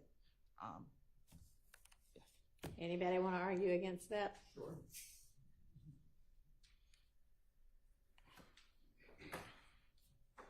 And just like the first one, I'm not conceding that this is for publication for the public, and I haven't heard how the state is going to lay that type of evidence before the court. And I don't have that evidence, so I can't tell you that it was for publication. I So can't it's a tell you live- it was private. Okay, we'll circle back on that. Okay. I don't know how the state's going to prove that that is the chain that was stolen from Mr. Smith. I bet it looks like a pretty distinctive chain. Are you going to have Trap somebody commander. to identify that as the proceeds of the robbery? The victim goes by the rap name Trap Commander, and that's what is said on the chain that is stolen. And we intend to call that individual. Okay. And then I don't believe that this, depending upon if it's public or not, I don't believe that this furthers a conspiracy, which it has to, the way I understand it, for his verbal statements. All right. Can you respond to that? Yes, Your Honor. So, in looking at the Instagram return, we know that this video is from the archived live videos. Okay. Instagram does not disclose, at least on our immediate review, whether it's a public page, but we know it's a live video. I imagine he is broadcasting it out to someone because it's a live video. He's not broadcasting it to himself. And so a live video is what we discussed earlier. He gets on Instagram and anyone who is following him can literally open up his icon and see that he's doing a live video. And if you haven't yet, are you going to present somebody to explain to those of us who are not 20 that all of this is true? Yes, Your Honor. We will Okay. have someone explain Instagram for Instagram. And because he is posting a day after the armed robbery, the boldness of stealing the person's chain and with YSL paraphernalia on and saying YSL. For those reasons, we do believe it's in furtherance of the ultimate YSL enterprise conspiracy. All right, I'm going to rule that admissible. You also do 403 analysis. Yes, when I rule it admissible, I have done the 403 analysis and found that it is not excludable under 403. Nothing in there is substantially more prejudicial than probative.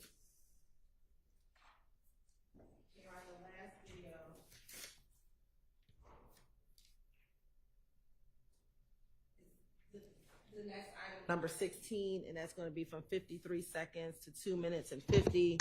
And for the purposes, we'll identify it as the last 4 digits, 5860.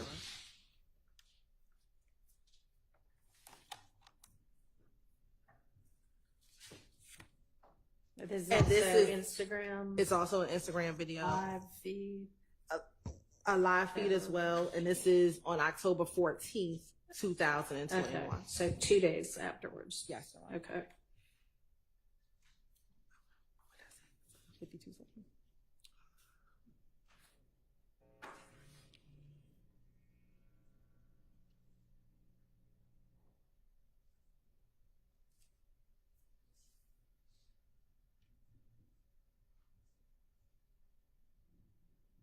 What? Why that jump? You don't hold a line. I lock snake face up. They locked snake face up. They did? Yeah. Damn, why everybody did? Yeah, they wound up.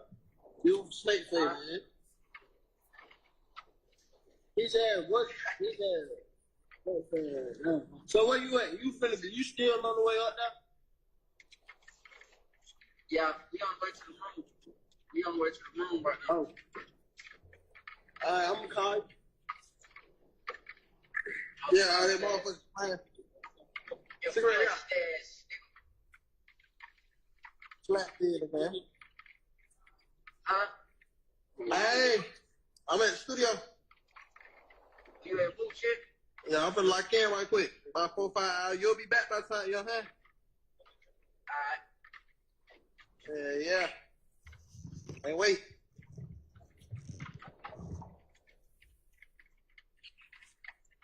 Oh, yeah, slap fit, no rat fit. Oh, kids. Think somebody add me, please.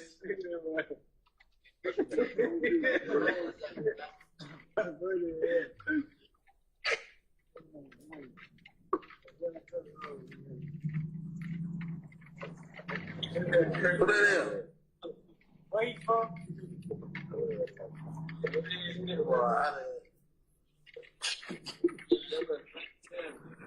Boy, how the...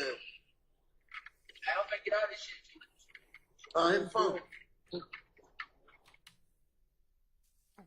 And we can stop it at 2:47, Your Honor. So a few things that occur in this video is Mr. BB is on his way somewhere, and Mr. Eppinger joins the call again or joins the video again. You hear him say, as he's holding up the chain that they just stole a day before, says slap business, and then later again they say slap business, no rat business, Your Honor, and believe that testimony will come out during this portion that Darius Smith had went to the police, after he had gotten robbed. I believe there is some information that he was being threatened after he went to the police. Okay. After he went to the police, Your Honor. Furthermore, also in this video, you see another co-conspirator, Miles Farley. When they pan the camera to the individual who's in the front, he appears to be sleeping. That is another co-conspirator in this case, which is Miles Farley. So for those reasons, and you see them also in this video putting up the YSL sign as well, that for those purposes, this is relevant to show association, to show the furtherance of the enterprise, especially even after the armed robbery. All right. May I, Your Honor? Yes. I am going to wage the same objections, that it does not further the hearsay objection to the conspiracy. But if your court is consistent, then what I'd like you to do is please wrestle with the idea that the one before 3396, showing the court said that's a specific pendant, and therefore it's relevant. An armed robbery occurred the day before. This is the following day, so 2 days after it. This has the same pendant showing, so I would argue that under 403, at some point, it's cumulative. So those are my arguments. All right. So I think, yes, sir. Yes, Your Honor. I have a question. As a condition precedent to the admission of this particular piece of evidence, public or private is a condition in terms of the social media, whether or not the platform was public, correct? Is that what I'm understanding? It's a question. So you said this was another live feed? Yes, this is also for archived live videos. So if they are downloading that information or those documents from a live feed, how do they know at the time that it was public? That's what I'm trying to understand. I want to make sure. Well, and honestly, you may need to have somebody come, like, give a proffer on all of that. I mean, I hear you saying your understanding is that it would only be archived if it was the live feed, and that live feeds stay up for 24 hours. And I think that anybody who wanted to log onto that page could see it, or at least anybody who was a follower could see it. Definitely anyone who's a follower could see Okay. it. And I think that's the distinction. Anyone who's a follower of the person could see it. Whether or not someone who's not a follower could see it would determine whether or not it was a public or private. I don't know if that, to me, that goes to weight, not admissibility of the evidence coming in, whether or not it was a private or public page. But what we know is a live video. Other individuals can see that, whoever may follow him, or if it's a public page, people who don't follow him can see it. But other people besides himself could view the video. So, I mean, this one it's a communication between and amongst several co-defendants and alleged co-conspirators. Given all that she set forth as the different things that were significant, I don't think it's just cumulative of him himself sitting there with the chain. This is him talking to his co-defendant, co-conspirator, yes, of the robbery, and talking about slat business and rat business. So it's not simply cumulative. It adds a whole lot more.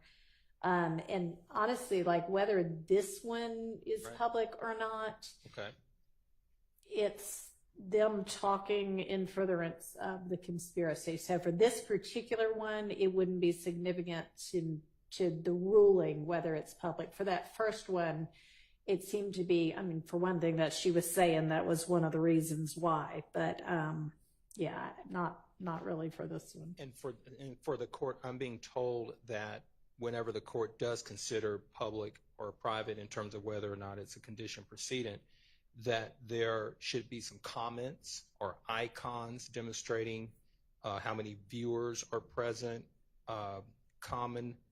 Okay. So I don't think how many viewers actually see it is significant to the fact that you might be putting it out there to be seen, or you're putting it out there where it could be seen. And comments and viewers count are key, to determine or in allowing. I'm just trying to read the writing. Miss Westmoreland is like, would you older people please stop talking about this? But Your Honor, the reason why Attorney Matthews is bringing up comments and things of that nature is because when it is public, even just public, meaning that your own followers can see it, you would tend to see commentary from even your own followers. Okay. So I just don't think that the state has proven that the videos, at least the videos that you're considering, whether it's public or private, even your own followers being able to see it, I just don't think they provided any evidence of that. All right, well, I don't think it really matters for this one. So I find this one to be admissible. Your Honor, Yes. before, this has nothing to do with the court's ruling. I'm not trying to relitigate anything. But Mm-hmm. while Ms. Hilton was speaking, she mentioned Mr. Darius Smith and their possible threats or something of that nature. I don't know of anything that I've been told or provided in discovery that provides any information about that. So to the extent that the state's ever going to want to get into anything like that, I would expect to be given some information. Some production of something? Yes. Are y'all planning to get into that? I believe it's already, and we'll double check. I believe it's something that's already in discovery that after this, whether it was his interview, whether it was Mr. Smith's interview, that he talked about receiving threats because he went to the police. And so I'll All find right, we'll specifically. just make sure that they've got that. Okay, so there's no video of any threats or anything like that? No. Okay. Okay, it's just that he says during the course of his interview with police when he was reporting the crime. Yes. Okay. And y'all are familiar with that? I'd have to check too. Okay. I That's just didn't fine. remember seeing any Okay. videos or anything.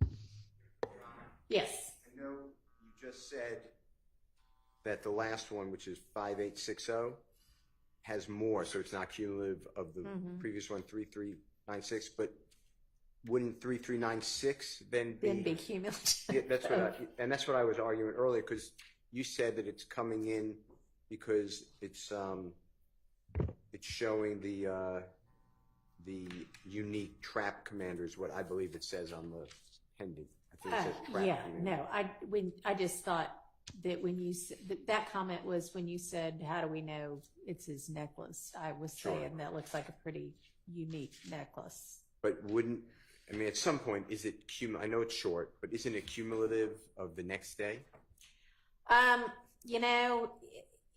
That is much more to me, him really kind of flaunting the necklace that had just been stolen a day before, flashing money, throwing gang signs, saying, if he said, I heard him say this shit, YSL, I think that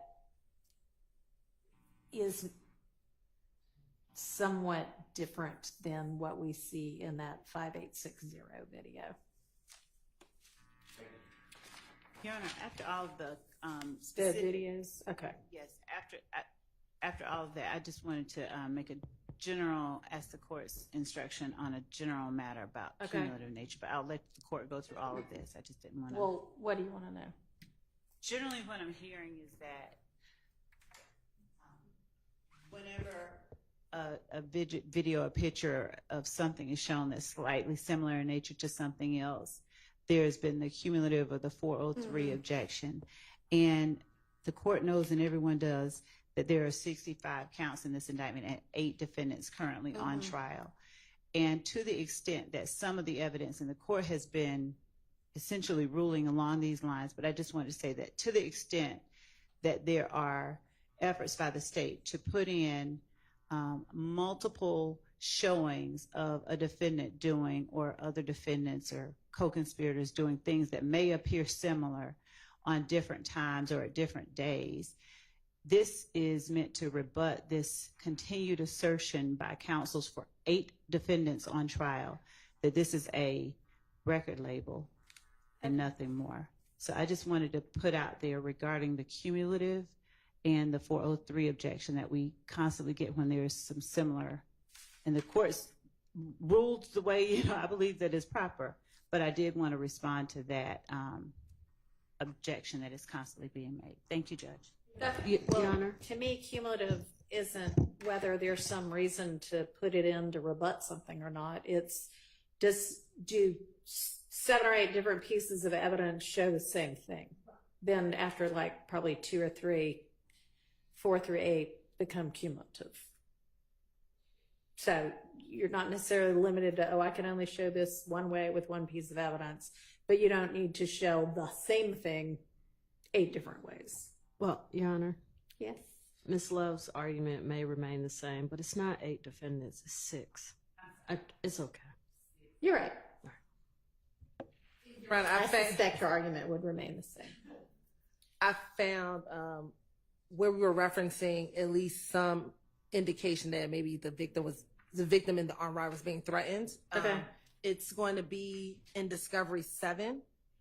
And within Discovery 7, the last police report, it's the first paragraph from May 18, 2022. And then the actual text messages that is referenced in that particular portion of the police report is also found in that same folder, in the digital evidence folder. Okay.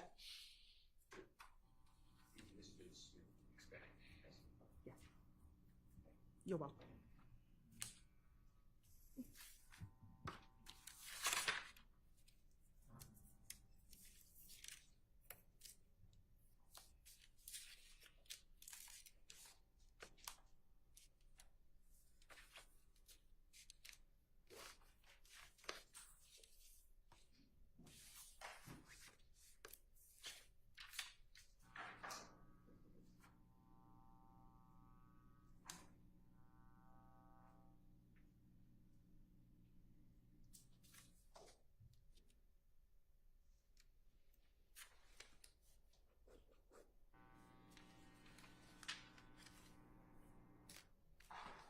All right, when do you think we all can circle back on the evidence that y'all were going to get together on with regard to Mr. Ryan? Mr. Boston, right before the court came out, we were trying to figure out a time. So we'll talk some more after lunch. At the end of the day, just to try to solidify a time within the next couple of days. I'm just not sure we're going to have a non-jury day before y'all might get to that. I mean, we might, but. Okay. So I have some notations on, if we go back to, I guess it must have been on this wiretap, because that's what we've been going through. Your Honor, you did ask the state to look at least, before we get to Mr. Harvey's motion, you had notes on 2 of the recordings. Okay. I believe it was what was identified as 513. Yes. And /523, Right. and then 1109 and 1124. I'll start with the easier one, Your Honor. 1109, 1124, the state does not intend to use. That does make that easy. And then I'm not sure if the court just wanted for 513 to 523 the relevant portions of that call. Hang on.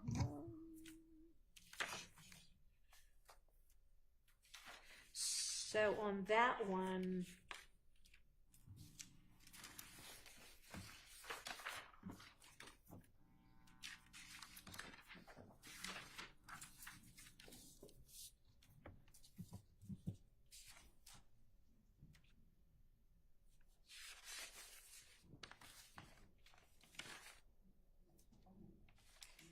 it was the part, the flipping the car and laughing part.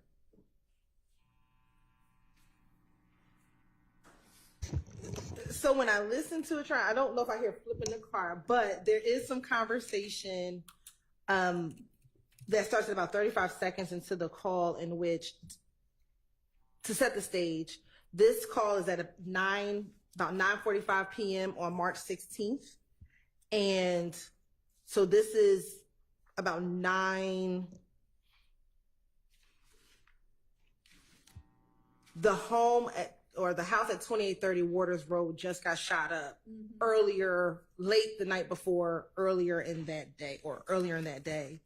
And Mr. Garlington is speaking to someone that we believe to be Dewaskin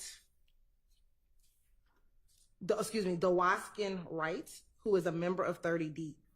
And when they're on the call, they first talk about different types of weed. Yeah, I said that part then. And after that, Demekion begins to tell Dewaskin about the drive-by shooting.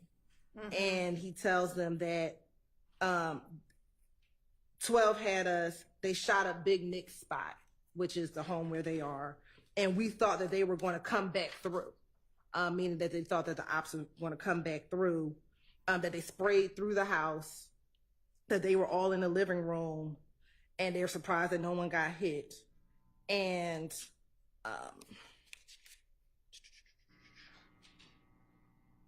the Waskin asked, well, essentially, why do you think it happened? And Mr. Garlington says, one of their little partners just got shot or just got killed in Mechanicsville, which would have happened on March 14th, 2 days prior. Then at some point in time, a little later within that call, Mr. Wright says, do y'all have a drop on them in words? And Demekion responds, I would need to play it again, what exactly his language was after response to that. And that portion is from 0:35 to 1:40, and then from 1:48 to 2:31. There's a small 8 seconds in there that we wouldn't need to play, but those are the two we believe relevant portions. Again, they're talking about the opposition first shooting up the place and then being asked by a 30 Deep member who we allege they have alliances with, YSL, that some members who were formerly 30 Deep are YSL, and then they still have an alliance with 30 Deep. He then asked, do you have a drop on them? Meaning, are y'all going to retaliate is what we would think that they say. And those are the portions that we believe are relevant. And those are the only portions of that. Yeah, the call is only 2 minutes and 30 seconds. So it's really the entirety of the call, except for that 8 seconds that is between 40 and 48. Yes, sir. Yes. There's a portion, I believe it's the same call. So I have it as call 513. Mr. Shark gave me that number. Yeah. That it says something to the effect, and I was going to object. It says something about McMiller's funeral is going to be private, and his mother doesn't want Thug there or his money. And I don't see how that should come in. That would be a hearsay statement. I don't see how that furthers a conspiracy. If it's not on that call, then I have the wrong number. I have 513. It's not that call. No. Well, let me make sure. Well, hold on. I think it is. No, I'm sorry. Well, it may not be. I don't know. So there's remember, there's a page number and a reference number. Right. I'm with Mr. Steele. I have 513, and I think we're going by the call reference number. On the sheet. So the call reference number for 513 is the call that I'm just speaking of, which is on March 16th. They came through and they were going to come back. Yes. Getting ready to I light have the them same up. date as well. You're on 5/3/16. What time on March? So the call 9:41. 9:41. But we can listen to the call, but I just listened to it and I don't hear If you're not anything going to about play it, if it's not an issue, there's nothing to discuss. But if it is an issue, I wanted to raise it. Okay, because part of it, when it was described on this big sheet that y'all shared with everybody, was them laughing about the drinks murder. Right. And I have that happening at 4 minutes and 20 seconds into the call. So, and I'm not saying Ms. Hilton's wrong. Maybe this call isn't that long, but the parts that you wish to play, can we just play it? Yeah. Because there's a lot of confusion. Okay. Because then I guess the part about the drugs comes after all of this. So that's the first thing we talk about. Okay. All right. Because I definitely wrote down that there was something about y'all said there was a non-hearsay purpose, and you wanted to show something about flipping the car and laughing. But if y'all aren't going to get into that anymore, then that's fine.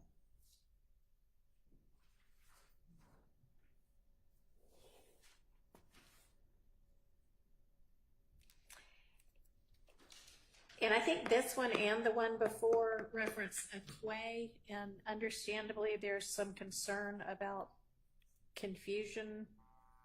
Is it going to be clear?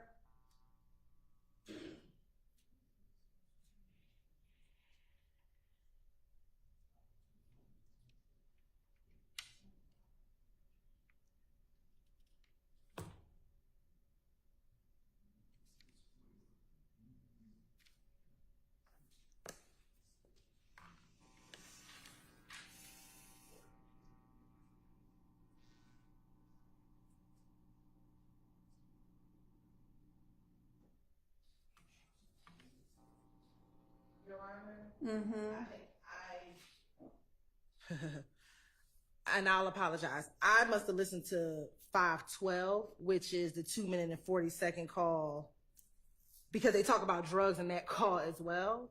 But it looks like I was supposed to look at the call under The one at 9:41 p.m. Yeah. Of course, indulgence for one moment. No, that's the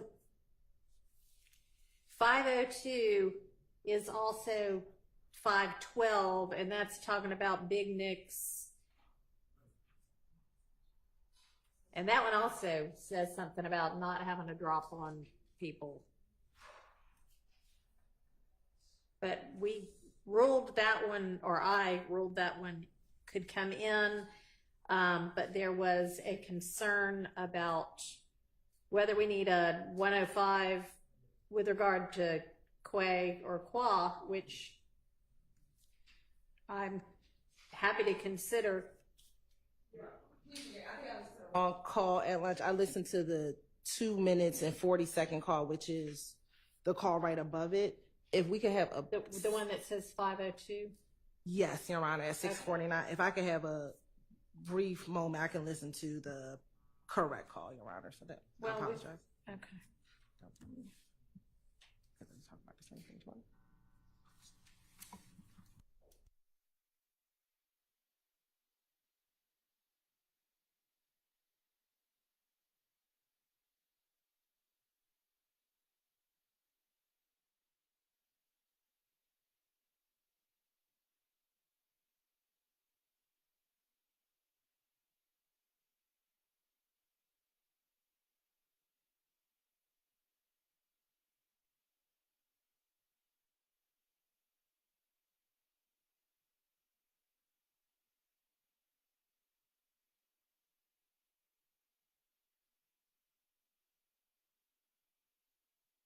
Only other one we had talked about but not made a decision on was the nested hearsay one.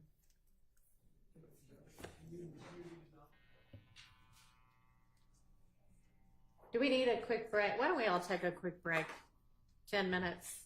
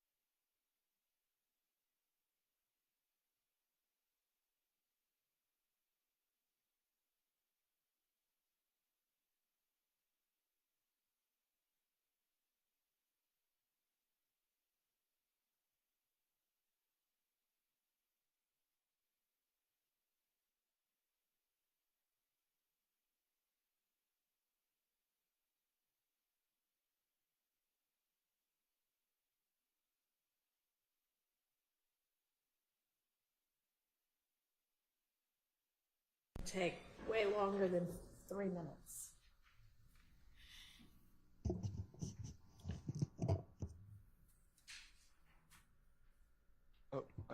I'd just like to recap, if we can, before Ms. Hilton. Can we recap where we are just for a second? Sure.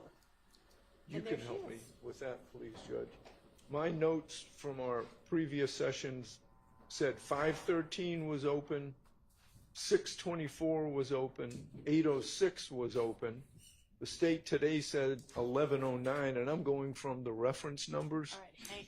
They weren't going to try to get that in. Was there a ruling on 513? That's what she needed to go back and Okay. listen to again. So that's what we're about to hear from her, whether she's narrowed. Okay, great. And then, okay, so read those out to me again. All right, 513 we're going to deal with right now. Yeah.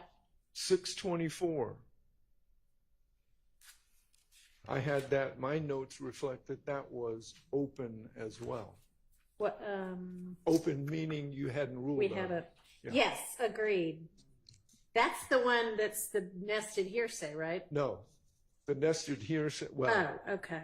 it, nested hearsay was 2119, that's on the next page. Okay. At least that's the one that, Yeah, you're right. so I'm trying to So figure what out. else? So 513 slash 624. 6, which is also 635. It's very complicated with these Yes, two different numbers. 806 and 820. 806. Yeah, I had, you're right. I have a note by both of those that said So there's no- tomorrow, which we apparently never Right. got to that so tomorrow. there's no ruling on those yet? Correct, no Okay. ruling yet.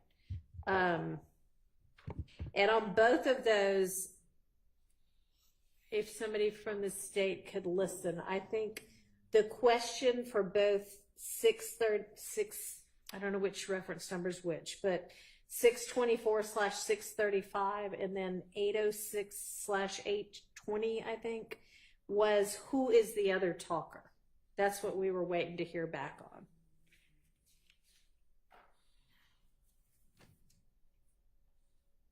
But yes, that matches up with what I've got as well, Mr. Harvey. All right, so if you're ready on the 513, 523 one, we can do that one. So I can answer the 624 and 806. Okay. We just know right now there's a person named Unc, but we don't know who that person is. Okay. Name, what's the first name? Unc, like they call him Unc. Okay, which y'all knew also. And they don't know who that is. And so are y'all asserting that Unc is a co-conspirator, or you have no idea?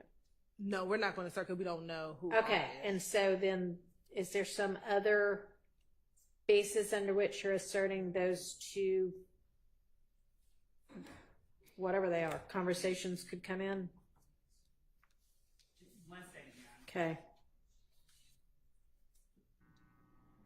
No, 624, 806.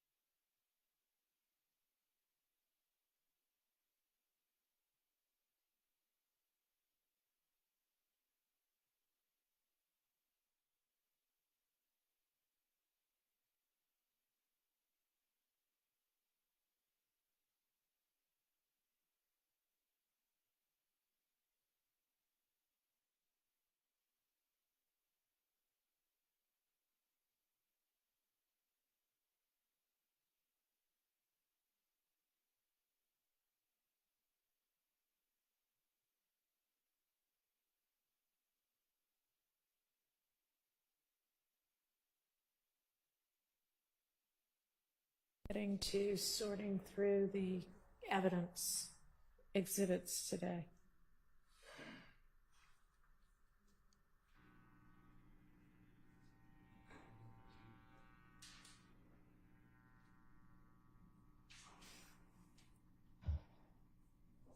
And also, Judge, while the state is discussing among Sure. themselves, I think that's almost as far as we got. It is. Because we stopped with, I mean, we got much further, but we stopped with the one that is 2119, that Right, is that's- that nested hearsay. Yes, that's what I mean. Yeah. And then there's a page That's and as far as we there's got. a page and a half. I know. Okay. After that. Yes, that's. Yeah, no, there are many, many pages after that. 3 pages after that. Judge, forgive me for missing the portions of the conversation that Mr. Harvey was just having. I was looking with my colleagues at number 624 and 806. Are we correct that those are the two that the court is now inquiring about? As to, yes.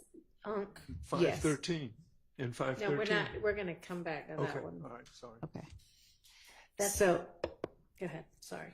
So, Your Honor, in advising the person that he calls Unc about the search warrant at Waters Road and Ms. V being on him, one, and I'm not yet through in saying this, but one, the familiarity of the person to whom Mr. Garlington is speaking with Ms. V, and without further explanation as to what Ms. V being on him means, it becomes apparent that this is a person who is aware that at the time Investigator Vivarito is someone who's had Demekion Garlington on his radar. So Demekion Garlington obviously is talking to someone that he trusts. But the 806 call where Demekion Garlington is telling the call Unc that he said on the news they got 2 and 1 outstanding warrant. They just hadn't said my name. He just wanted to make sure he didn't know what was going on. You've made it back, okay. And the person advising him to keep it to your chest, and that Mr. Garlington is advising that person that he's trying to make as much as he can now. These words all lead us to conclude that this person, though we don't know his identity, he is a person on whom Demekion Garlington is relying, who he is getting support and advice from, as it relates specifically to the conspiracy, arguably in telling Mr. Garlington to keep these matters to his chest. This person that he's talking to knows all about Waters Road, knows what it's there for, knows that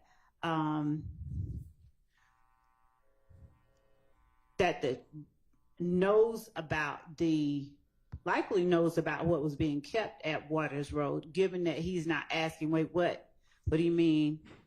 What about Waters Road? Who is Ms. V? So this could be, though we don't know, and we're not trying to assert that this is some person we know is, YSL. This seems like, reads like, he listens like an unindicted co-conspirator, someone that he is relying on and trusting for information and guidance as it relates to his actions in this conspiracy. Those type of actions fall under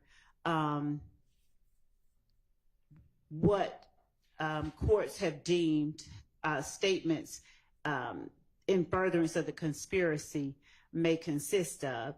Because of that, because of the type of information he's sharing and the feedback he's getting and the role that this person seems to serve in Mr. Garlington's life, these 2 statements, we'd argue, would fall up under the co-conspirator statement exception. All right.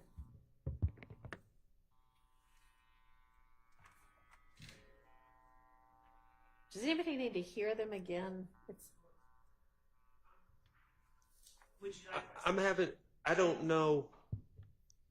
It seems to me that if we don't know who this person is, I don't know my understanding of the case law, and I don't have it, but I'm certain of it being the law. I can get a case. Is the statement itself cannot establish the conspiracy and the prerequisites of 801 D2E. So without knowing who the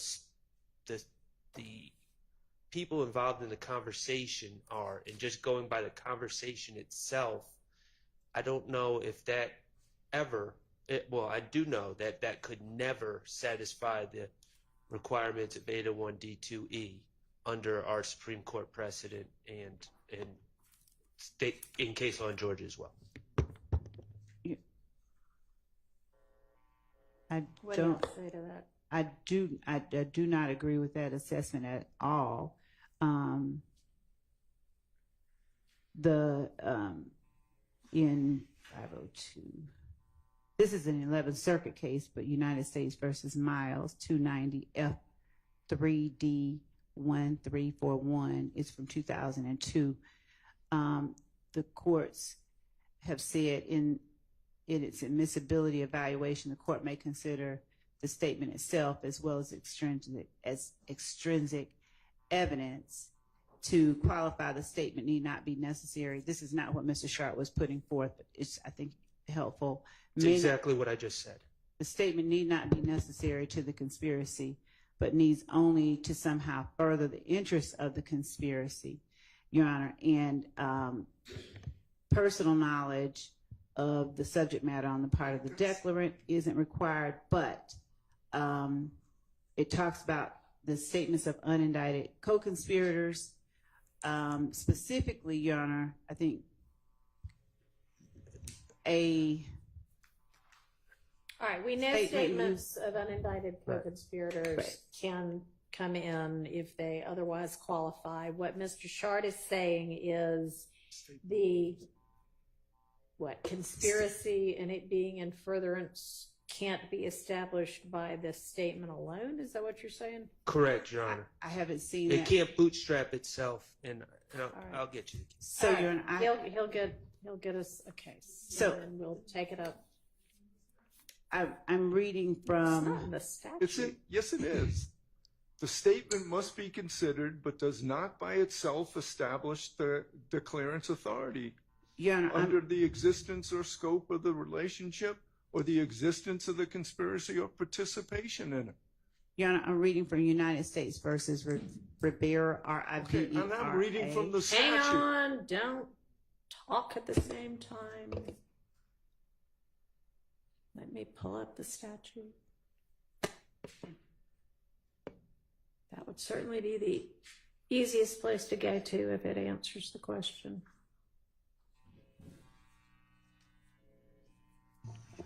And I have cases, Your Honor, as well.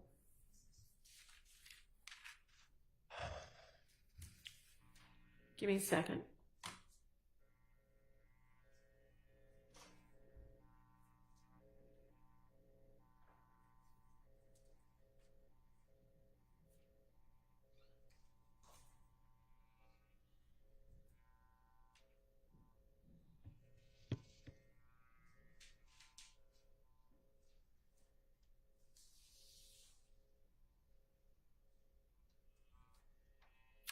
As the contents of the statement shall not alone be sufficient to establish the existence of the conspiracy and the participation therein of the declarant and the party against whom the statement is offered. And so, Your Honor, the state is not tendering the statement. We in no way suggest that the content of this statement alone establishes a conspiracy. The conspiracy, we'd argue, has been shown by evidence that we've already presented at trial and more evidence that we will be presenting later on. What the content of the statement does show is that the unknown party to whom Mr. Garlington is speaking about things that the conspiracy inherently kind of involves, i.e. Waters Road, Ms. V looking for him, the outstanding warrants, all of those things that sort of the conspiracy encapsulate. When he does that, he is receiving, he's giving the statements and he is receiving assurance, and the statements made between the two are serving to maintain trust and cohesiveness among them, or inform of the current status of the conspiracy, which furthers the ends of the conspiracy, so long as the other requirements of 801D2E are met. And that's coming from a First Circuit 2012 case, United States versus Rivera, RIVERA-DONATE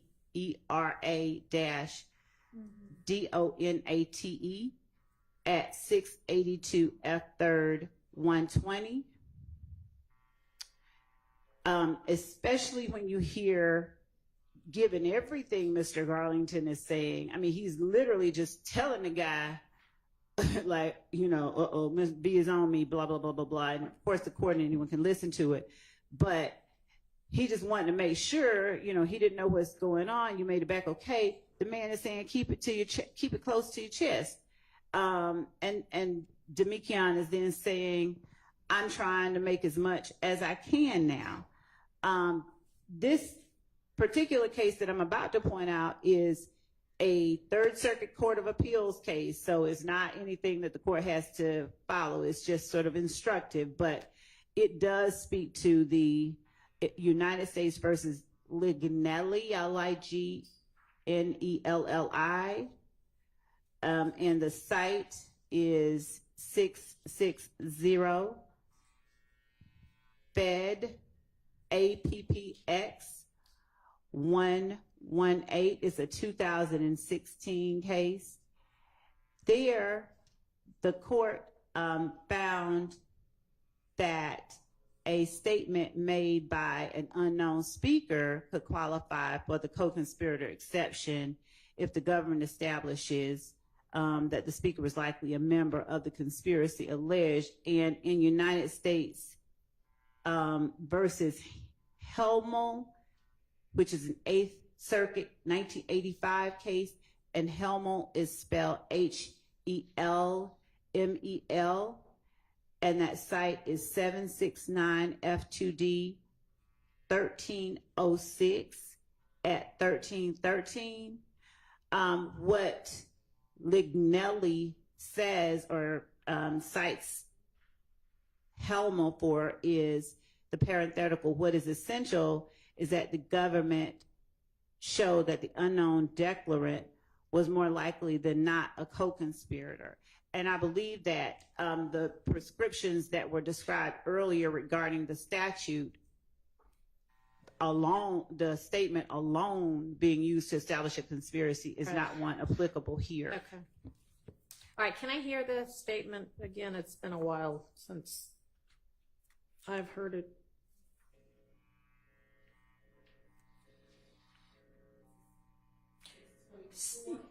Yeah.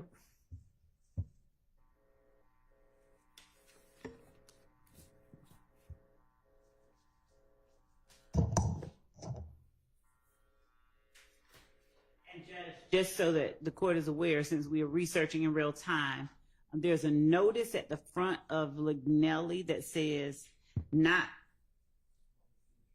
presidential opinion under Third Circuit Internal Operating Procedure Rule 5.7.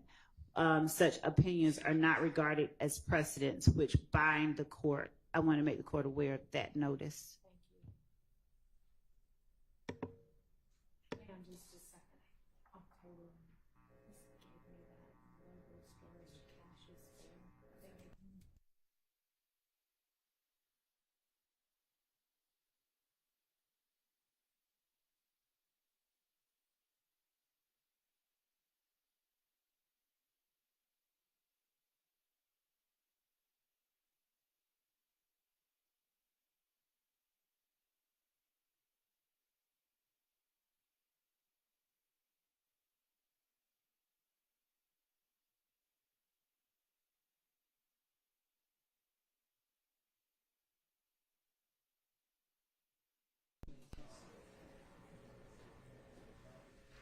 Black.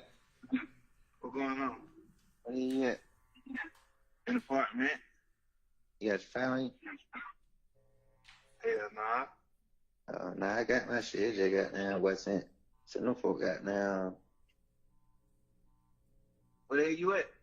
I can pull up. The meat on white out there. Yeah. Nah, everybody out here though. I ain't got no fire. I been got the chilling trying to see these folks on. You said you trying to do what? I said I just been chilling trying to see what these folks on before I get another fire. What? Yeah, man, fuck you. Nah, cause them folks they got damn man. That shit, them folks they hit the spot that they went in there, but still just like what? What Miss V? Yeah, I know they hit that bitch. Yeah, but now I just feel like Miss V on a nigga, boy. So I'm really trying to move cautious. Well, definitely. You know that wrong. Yeah. And she saying y'all, she knows. Well, you know she y'all. Who all you say out there? Big regular, big Zudo. Big out there? Yeah. Alright, here I come. Alright. Yeah.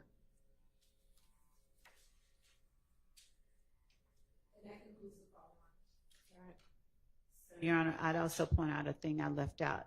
The UNC person to whom he's speaking is also advising Mr. Garlington, giving him more information about the circumstances out there that Mr. Garlington was describing at Waters Road, where he's talking about who all else is still out there. So that adds to our argument as well. All right.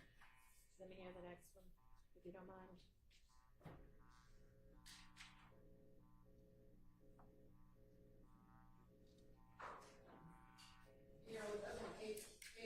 Yes.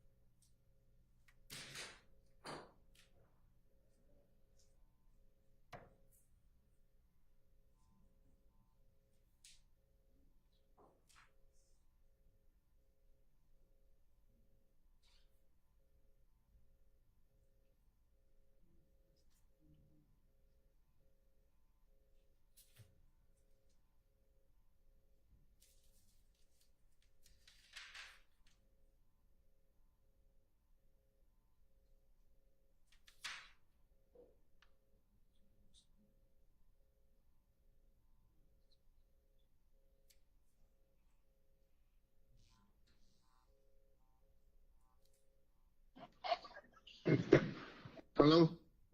Hello? What going on? What's up? Hey, what's up with you? What happened? What is that? That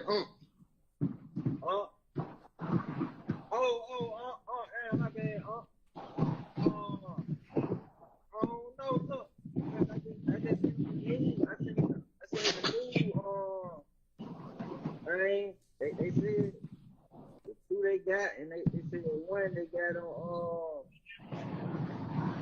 outstanding one, they ain't say the name. Oh, okay. Yeah, well, I just feel.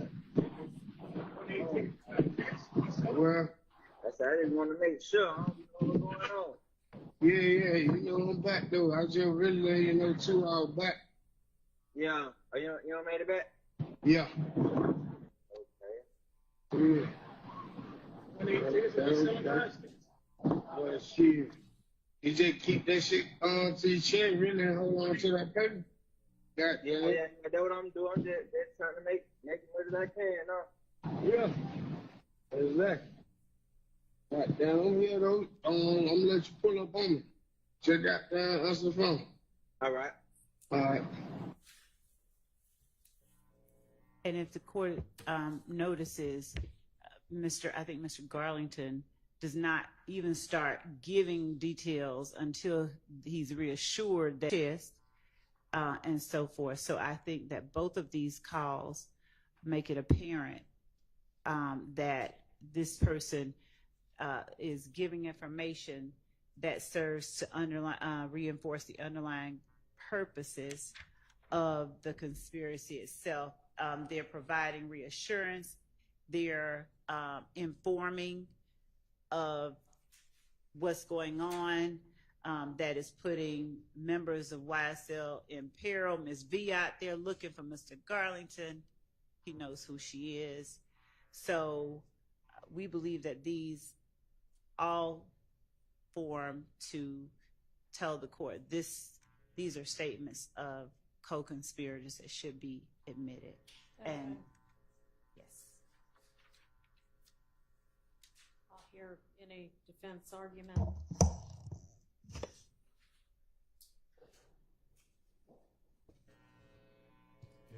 And Mr. Shard, I think with regard to, and Mr. Harvey, the issue of the statement alone can't establish the participation of the declarant. I think with regard to Garlington, there's certainly more. And are y'all offering like both sides of the conversation? In order that they understand what's going on, yes, both sides are being offered of the conversation. The most important part, we feel, is what Mr. Garlington is saying. His words are more pertinent because they're reflecting a knowledge of something that just took place is very important and close in time to acts that are alleged via overt acts or counts on this indictment. So Mr. Garlington's words are the most important ones, but the other ones are needed for context. Can I just respond very briefly to this? It's still just the statement itself. And every court, the United States Supreme Court and our Supreme Court, have specifically said in determining the existence of the admissibility of a co-conspirator statement, the trial court may consider both the co-conspirator statements and independent external evidence, although the co-conspirator statement alone does not suffice. That's specific language from Dublin versus the state at 302 Georgia 60, pinpoint site 63. But that's the rule, and that's the intent of the rule in the code. I have heard nothing but argument about the statement itself, but no external evidence other than the statement itself. And that is simply not enough with an unidentified party. Right.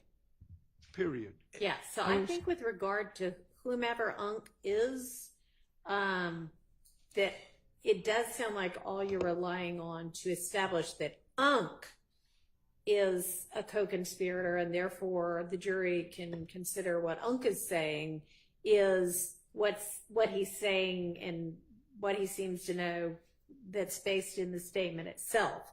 So I think that if this comes in, if these two come in, there needs to be an instruction that, you know, it's only Garlington's statements that you can consider. In his, hang on, sorry. In as much as Unc's is providing context to what Garlington's statements are, one moment, Your Honor, I'm reading a statute. If the court would indulge me, I apologize.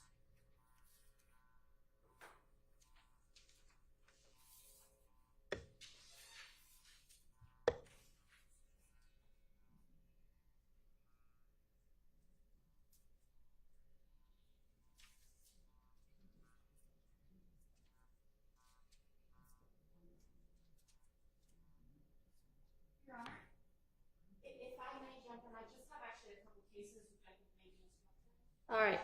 Can you wait just a second? Because I think Ms. Love's trying to absorb the statute right now.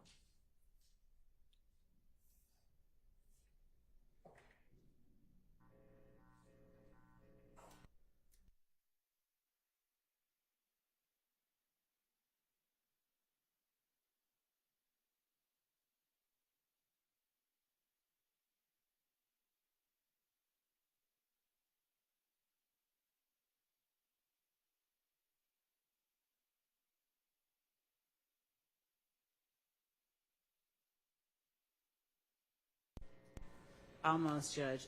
I apologize.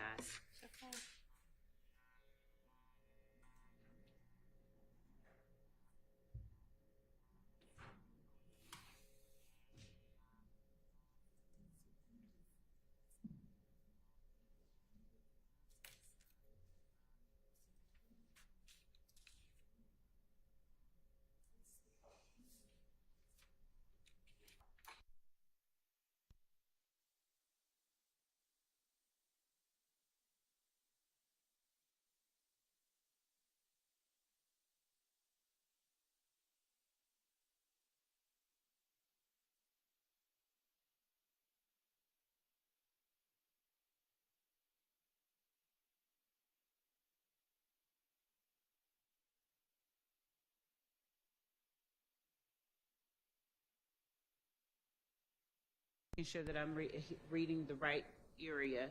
It's the portion of the statute that says the contents of the statement shall be considered, but not alone sufficient to establish a declarant's authority under paragraph C, which is not applicable here because we're not talking about that. It's not applicable, and then or the existence of the conspiracy and the participation therein of the declarant and the party against whom the statement is offered under subparagraph E. Right. So if I'm reading this last portion that Mr. Harvey references, we're not trying to establish both the existence of the conspiracy, right? That part's not the issue. And the participation therein against of the declarant.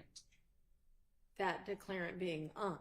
The Garlington statements are one thing. I mean, y'all have other evidence that Garlington is a member of this conspiracy, but you don't appear to have others for Unc.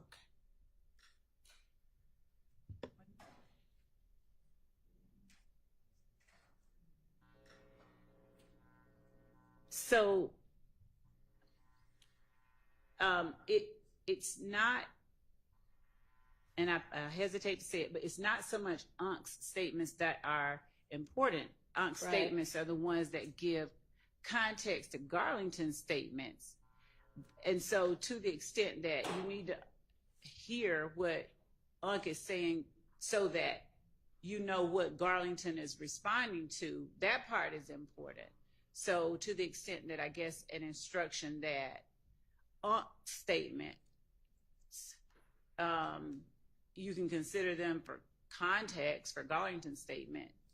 I mean, I'd have to work through that, but my reading of it is that the declarant of concern is Garlington, and we're not really that concerned about Unc. Well, you might not be that concerned I know that. about Unc, I know that. but if the jury's going to hear it all, then why don't you look at both of those portions again and see if there's some way, if it's Garlington's that you need to have just Garlington statements come in, and if not, what limiting instruction would be appropriate. I appreciate the opportunity. We will. Thank you. All right. And Your Honor, I was never able to verbalize, maybe for the record, maybe to persuade the court, about why I didn't believe that Garlington's statements were admissible under 801 D2E. Okay. And my argument, I think the fact that we don't know who Unc is important, because certainly knowing who the receiver is, knowing who Garlington is speaking to, would better educate us as far as whether his statements are in fact in furtherance of a conspiracy or not. And at least the second call, he seems to be calling Unc and just saying, hey, I heard I have a warrant, you know, what should I do? And Unc seems to say, you know, just stay safe and get money ready for a lawyer. But it seems that Garlington is concerned about his own legal troubles or the possibility of being charged. I don't really find that as furthering any conspiracy. That seems to be concerns about himself and his legal future and concerns about being incarcerated. But I don't view that in any way, shape, or form as furthering any conspiracy. And especially since we don't even know who Unk is, but, you know, me calling, if I was involved in a conspiracy and me calling my literal uncle, who I reach out to for advice, and him saying, hey, Max, if you think there's a warrant, you know, start getting your money ready for a lawyer and, you know, stay in the house. I don't know how me asking my uncle for advice would be furthering any conspiracy. So I don't believe that Garlington's statements, at least with that second call, meet the requirements of 801D2E. Yeah, I think that Mr. Sharp's analysis leaves out, if I'm mistaken, forgive me, and he can correct me. I think it leaves out Unk telling him what's going on at Waters Road, like who else is still out there in that second call. So he's informing him of circumstances that still exist that put members of YSL who incidentally were hiding in and then ran from and apparently took contraband from. And this is our assertion that we believe the evidence will show, so I'm not trying to put something in front of the court that, you know, is just my word is bond. But Unk is advising Garlington about circumstances that continue to place YSL members in peril. And Unk obviously has knowledge of what this conspiracy is. He's not asking any kind of questions. And, So- and then Garlington's responding, he's wanting to make sure what's going on and is Right. told to keep it to your chest. And frankly, he doesn't need to be talking to a co-conspirator. I agree. Okay. I And agree, but I still think knowledge of who he's speaking to. would certainly, Right. sure, And further elucidate things for us, but it's not necessary for the admissibility of this statement. I mean, this, I think, would come in under, I can't remember the name of the case right now, but the case that's, I think the state cited where, you know, somebody's getting support from their girlfriend or something about, you know, how to handle the fact that somebody might be on to them.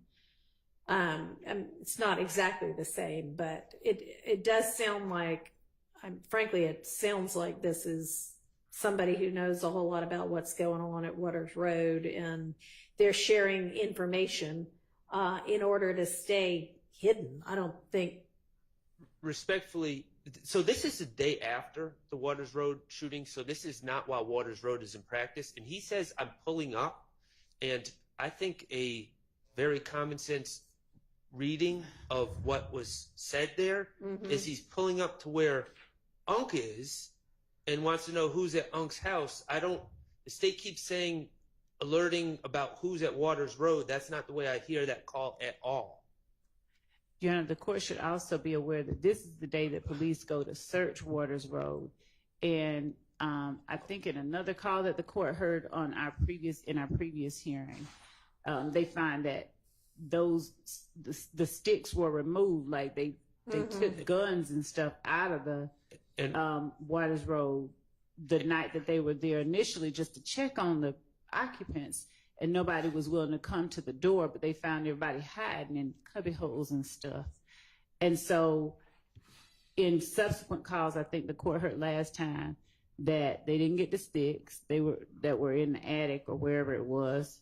And now Unk is talking about, my reading or listening to it, Unk is talking about who's still around, and Mr. Garlington is talking about Miss Fee. I think whether he's saying who's still at Waters Road or who's at wherever he's about to pull up to. I just want to make it clear for the record. This is not the day, to my understanding, that Waters Road was searched, okay? And the state, I would love to hear their evidence, whoever Unk is, that he was at Waters Road on that day, because it doesn't exist. He's talking about where Unk is, and I'm pulling up to you, and who's over at the house, which is not furthering any conspiracy. But, I understand the court's ruling, and I just want to state that for the record. All right. Thank you. Your Honor? Yes. I do just want to bring attention to one case. This, I don't know, perhaps frames it in a bit of a different way. say statements are admissible when the state establishes a prima facie case of conspiracy independent of the co-conspirator statement. I think looking at this, if we look directly at that standard, let's take out what the statement is. What evidence is there to make a prima facie case? Nothing. And the case I'm relying on for that is Williams versus State, 293 Georgia, 750 from 2013. There's another case which quotes the same language. It's Newer Franklin versus State, 298 Georgia, 636, 2016. And in both of those, they go on to discuss some of the other independent, separate, apart from the statement evidence, which did justify using that co-conspirator exception. But here, where we have no information about Unk except his name is Unk, I don't think the state can make that prima facie showing. I don't either. I mean, I think that with regard to Unk, there's not enough. So that's why I've directed Ms. Love to figure out whether she can either get in the Garlington statements without Unk's statements, or if not, come up with some appropriate limiting instruction. And we can do that, Your Honor. And just as a matter of the prima facie showing of the conspiracy itself. Yeah, we're not dealing with that. I get that, and there's enough to show that Garlington is a co-conspirator and that there's a conspiracy. This is just with regard to Unk, as far as I'm concerned. So let me write myself a note.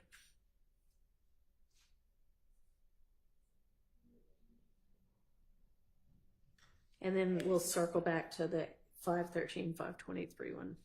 Thank you, Judge. And this case that Ms.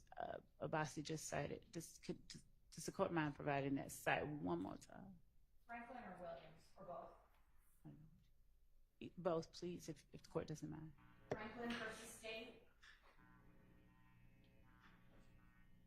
Franklin versus State, 298 Georgia, 636 from 2016. And Williams, 293 Georgia, 750 from 2013.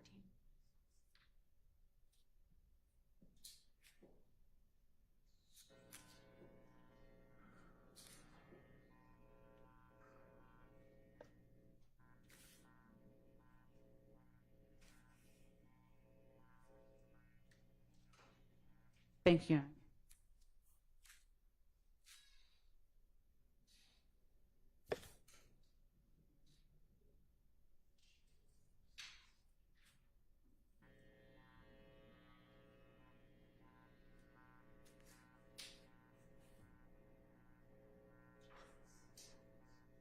And I think that the court already has Kemp.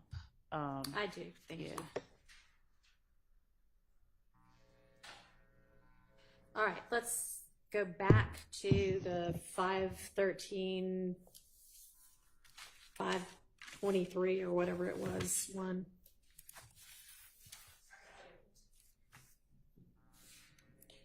So the narrowed version, that's what you were gonna do, was figure out. So it appears the narrow version is going to be from roughly 34 seconds.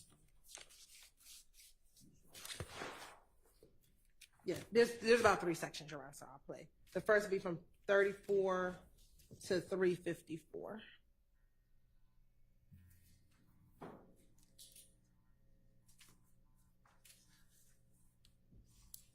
I don't need to hear the drug part again. We already rolled on that. I believe we're past the drug part. What? Something free. Last night, well, you know, I wasn't even gonna come out. Man, you like goddamn pull up. We were finna be on one. Goddamn. But y'all was in there? In there, boy, about 6, 7 deep.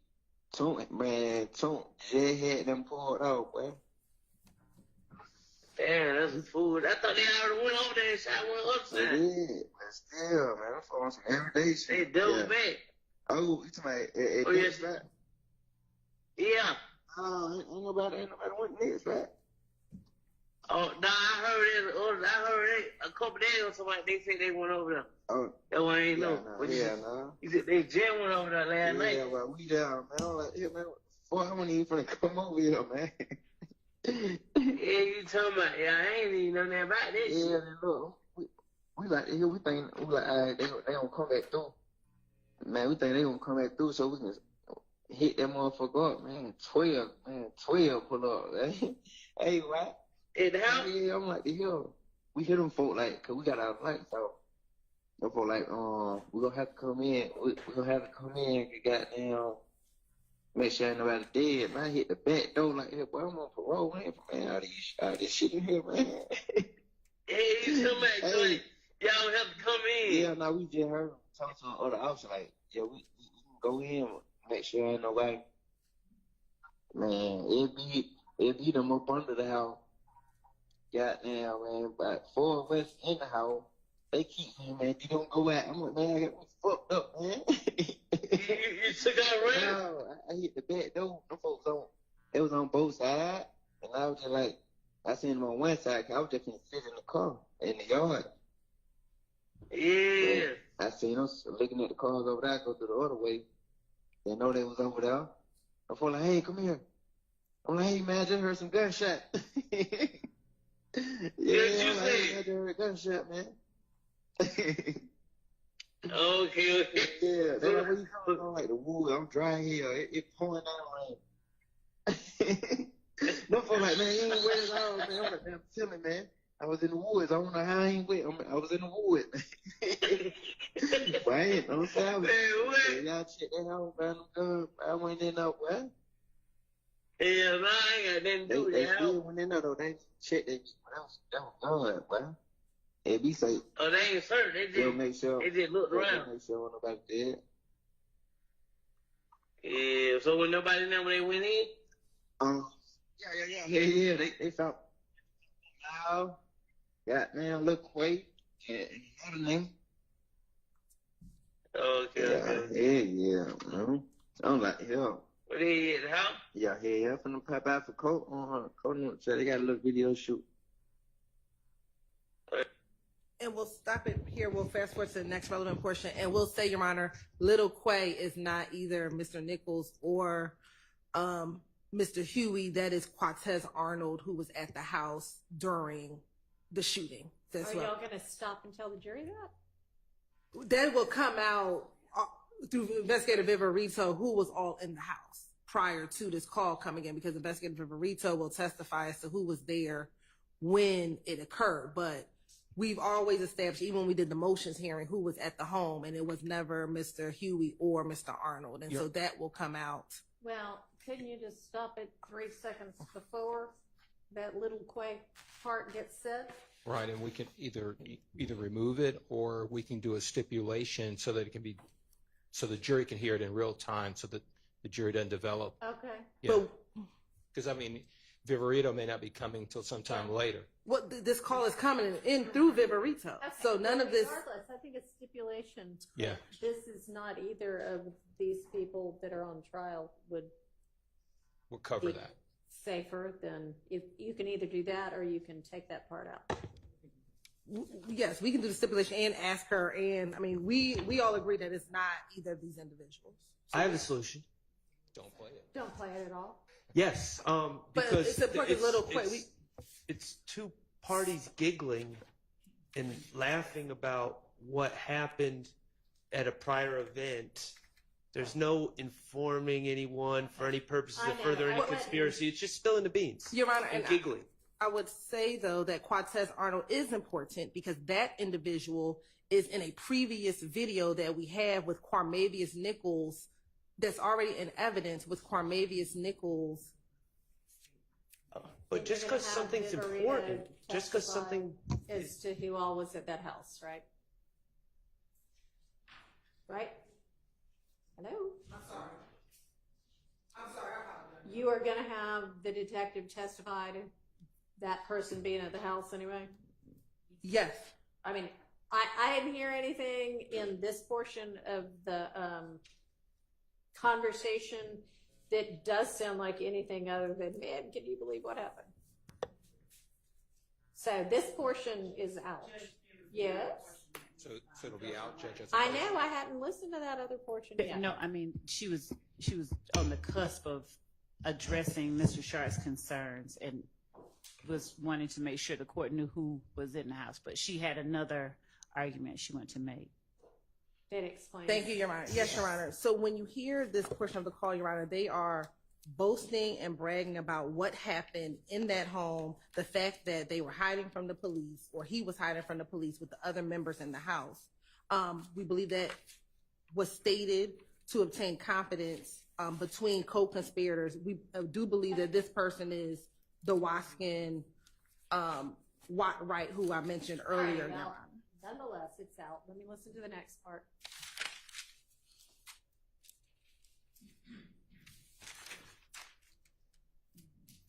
The next portion starts at 4:18, Your Honor.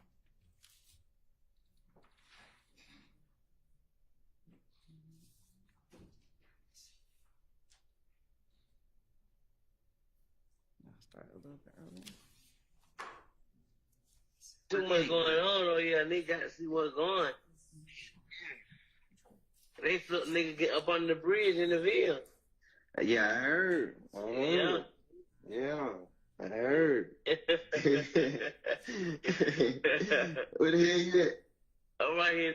So, Your Honor, that's when they say they flipped under the bridge under burden. We believe that they are referencing and laughing about Shamel Drinks because he just got killed under the bridge, which would be the I-20 bridge in Mechanicsville 2 days before this phone call. Okay, and you had said before that you had some non-hearsay purpose for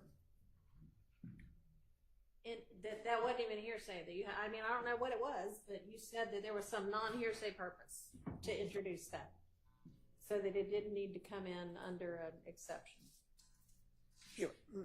I don't know. I wrote it down. I don't know what it was. I got it. Your Honor, we believe that the fact that they are speaking in code and laughing about this particular murder when they say, I heard someone flip the car in Mechanicsville, and then there's like a pause, and then they both laugh.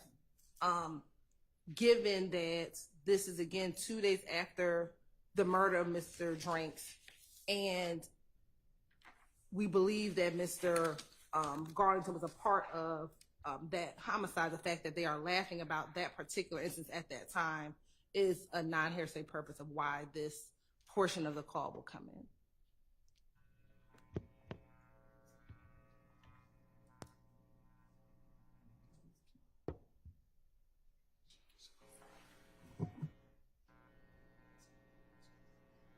I'm going to exclude that. So that drug part that we talked about before is the only part of this conversation that is going to come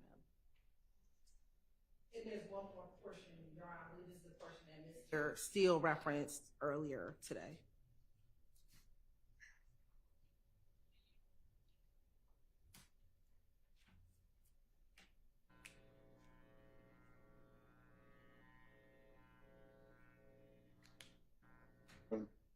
Oh yeah, they were like, they said your mama like, well, she don't want him to come. Yeah, they said she don't want him to come. Yeah, I already told them for but folks' family gonna be talking crazy anyway. Like they gonna be like, we don't want no money, nothing. Like they gonna be tripping. Yeah, you know how. That's just how that shit be, yeah. Yeah. I'm like, damn. That's why I know he just like, man, he just respect it. He just know how that shit is. Yeah. Yeah. I never said what the hell you had going on. That you know. I'm pull up on you like tonight or tomorrow or something. And Your Honor, that portion is Mr. Wright and Mr. Garlington speaking of the murder or the funeral of Christian McMiller, and it's Christian McMiller's funeral, and that Mr. McMiller's mother did not want Mr. Williams to be present at the funeral. We do think that that is relevant, given that we believe that Mr. McMiller, Mr. Ford's murder was a direct result of Mr. Bennett being stabbed in the jail, and we do believe that the evidence, we believe, will show that the stabbing at the jail was done at the permission of Mr. Williams, so it was a trickle down effect. So we believe that Mr. Jaden Myrick, who actually stabbed Mr. Bennett, asked for permission through Demekion Garlington to Mr. Williams to get permission to do that stabbing. That stabbing occurred once that stabbing occurred at the jail, and that information was released to the public early in March, on March 2nd or March 3rd. Only about 7 days later was Mr. Ford and Mr. McMiller murdered by YF and Associates, and then the other murder happens when Mr. Drinks after that, Your Honor. And so the fact that Mr. McMiller's mother does not want Mr. Williams at the funeral, I believe, is relevant to show that there is a belief that he is the cause of the murder of Mr. McMiller and Mr. Ford. And Your Honor, in addition to that, I see the question can sound quick, but Judge, the fact that he is bragging about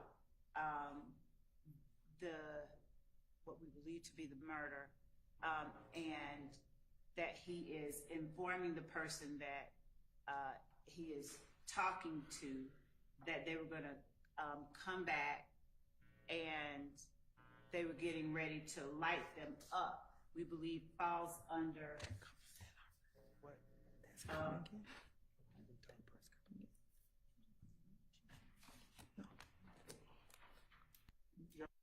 that in that clip.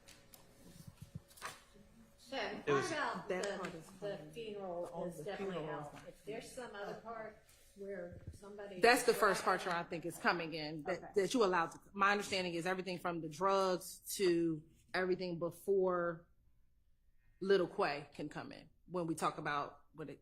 No, nothing from this call is coming in. That part is the only part that can come in. But Your Honor, Yes. But there's portions of that first part where they discussed that they were going to get ready to shoot back at them, shoot back at the opposition when they were going to come through.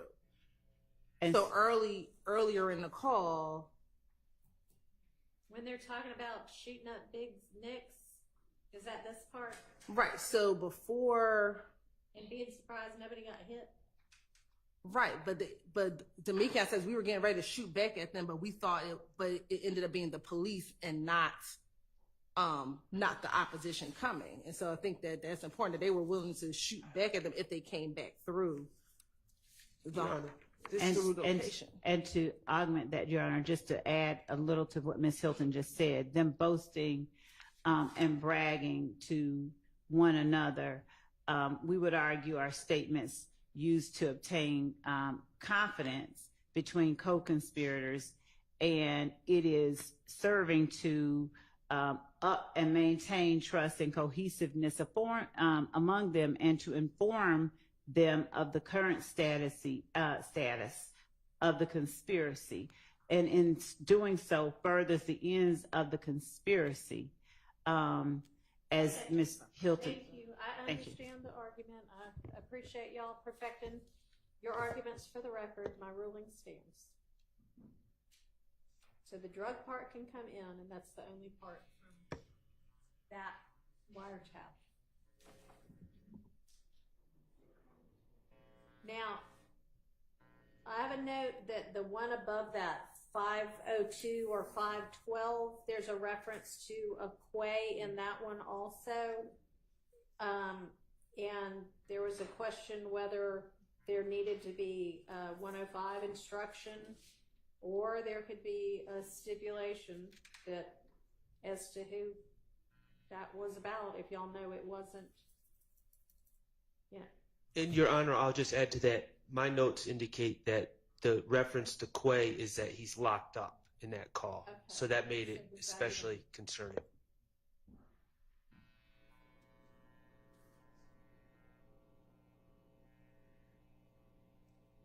Do y'all know who was being referenced there? Probably.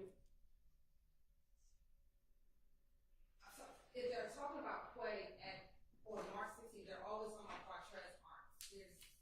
That is who was at 2380 Waters Road. There were, outside of Mr. Garlington, Mr. Stillwell, and Mr. Farley, was Quattrez Arnold, a young man who didn't give the K that's escaping me right now, and one other individual. So every time at Waters Road on March 16th, there's only talk about Quattrez Arnold. All right, and so y'all are going to enter a stipulation that says it's not either of these defendants? We can't. Okay. I mean, if it's a stipulate, would you rather it be that? Well, I'd rather that it not. I can't hear you. I'd rather that it not come in because it's an assumption, Your Honor, that they're saying we believe, we think that it's Martez Arnold. No, it's going to be a stipulation that it's not either of these defendants. And again, Your Honor, we intend to introduce testimony through Investigator Viverito, who was at the house when she arrived, along with the responding officers. Okay. We'll talk about who was detained on that day. So is it going to be a stipulation that it is whomever Arnold, the Quay referenced in here?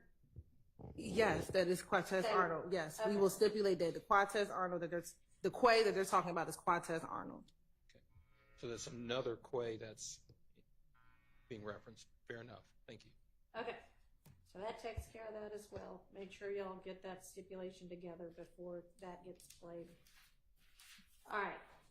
Let's get this nested hearsay issue taken care of before we break for the day.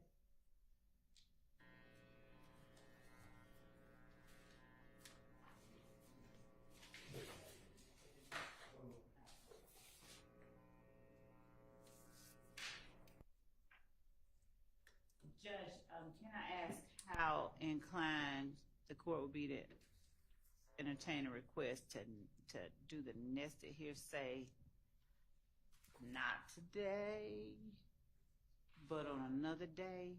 Why? Because I want to make certain that we have our most cogent, succinct, and clear argument for the court, because we're going to get one go at it, and I want to make sure that we do it properly. Well, hadn't y'all already briefed it? Judge, we have briefed something similar. That's what we were looking for earlier. But I don't want to read a brief to the court. I just like to give about 4 lines to the court if I can, if the court would indulge us and allow us to just argue it on a different day. That particular one, because it has layers, and I want to make certain that we say it clearly and quickly. I couldn't hear. Are we just saying, hey, I need more time because I haven't briefed it yet? No, Judge, I'll be clear, and I'll say it loudly enough for everyone. We are asking to be allowed to make this argument on a day different than today. That is it. Please. And thank you. The reason is? And the reason is we would like the opportunity to make certain that our argument is as concise as possible. We don't want to be trying to read a brief and distill information. We have briefed a similar subject. We would like to respond more clearly than we believe at this point we would end up doing today.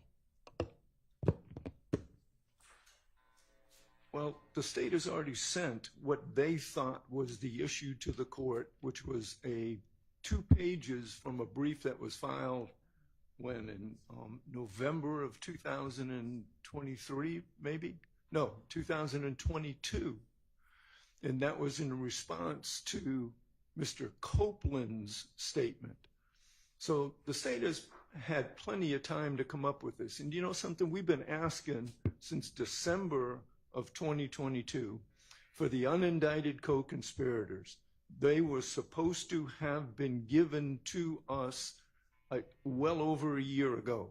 And now we get in here and unidentified people are being identified now as unindicted co-conspirators. And no, I object to any additional time because we got some unknown person referenced in this phone call.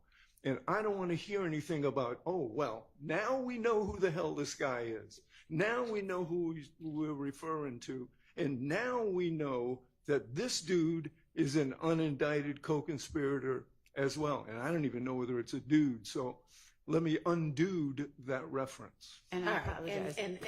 And the unindicted the whomever it is that's unknown that you're referencing is Rel?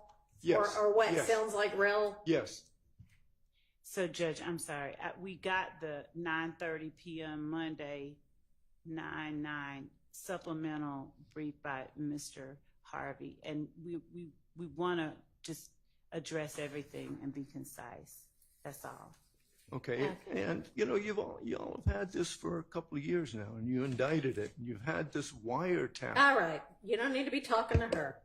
So, I think your biggest sticking point is probably the fact that some of this is only coming through Rel, and we're probably going to have the same issue we just had with UNC, which is, unless you're going to be able to tell us more, it's only this statement that is going to be able to establish anything about, and obviously Rel is very knowledgeable about what's going on, or they wouldn't be talking to Rel about this kind of thing, but that's only the statement that establishes that. So if we could be allowed at the same time that we address, that we provide the court the additional information the court said it'll allow us to do on that one, the call, or if we have to do it before, I'm just asking for an additional time to address the last call, just this last one. Okay, so I haven't given you any additional time at this point to do anything about the UNC call, right? That's out. No, it was out. I thought that the court had said something about redacting, and if there... Right. Yeah, yes, figure out a way to, yes. Okay, I'm sorry, I misunderstood you. Honestly, I'd like for us to do, what do you want, to just skip over it and move to another one? Yes, if we can, and then come back. Well, we certainly have 3 more pages to get through. Have y'all looked to see whether you really want, or you really feel like all of what's in this is necessary to establish different issues? I'm sorry, yeah. It is 3 pages. Have y'all done that yet? Could the court repeat the last part? Yes. So we still have 3 more sheets worth of this printout that you gave us, which is probably 10 calls or so a sheet.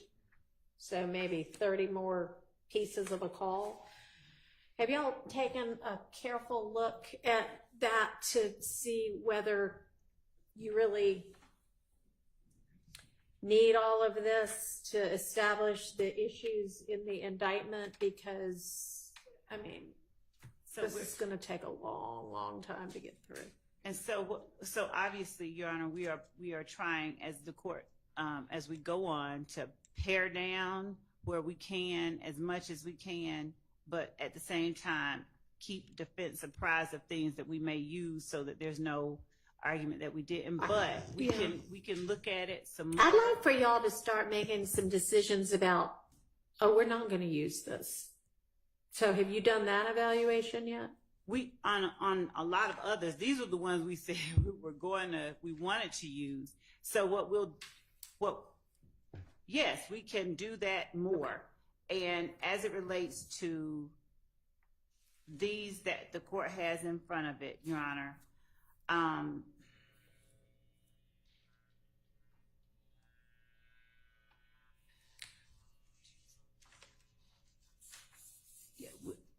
we'll give it another pass. Okay. We'll give it another pass. Appreciate that.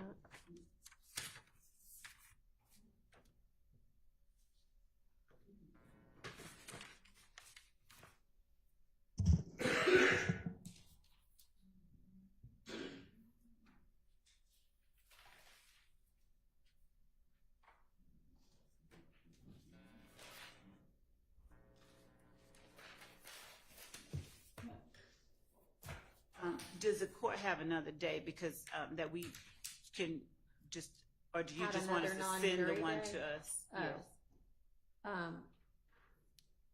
I mean, can y'all get that done by Monday too? Or no? My team is saying we're gonna. I mean, I'm asking.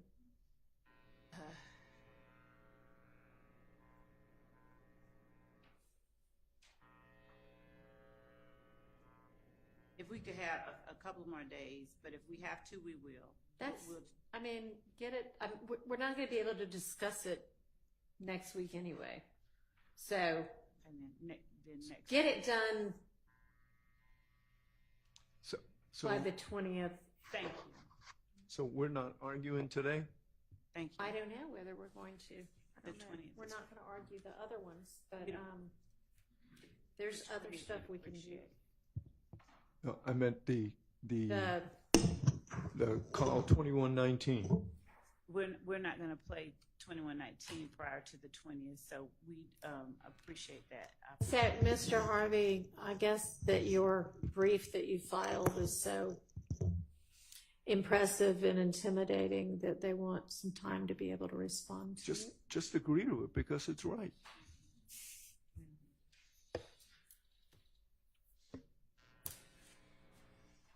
So, have y'all gotten together yet on, Mr. Steele made us all a nice chart of where he thinks the evidence, the status of the various exhibits is. Have y'all been able to look at it and see where there is any kind of discrepancy in what y'all believe?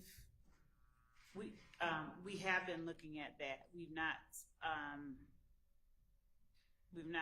done that joint effort, but we've been comparing Mr. Steele's chart with what our chart and what Ms. Weaver's is. And where are y'all on that? We're checking with our team member that's doing in the office now.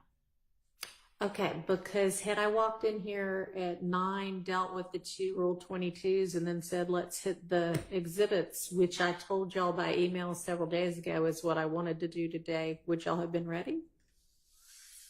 That person over here to be arguing that. Okay, so that answer sounds like Master exhibit list, Your Honor, Okay. and that we can forward that we believe is up to date.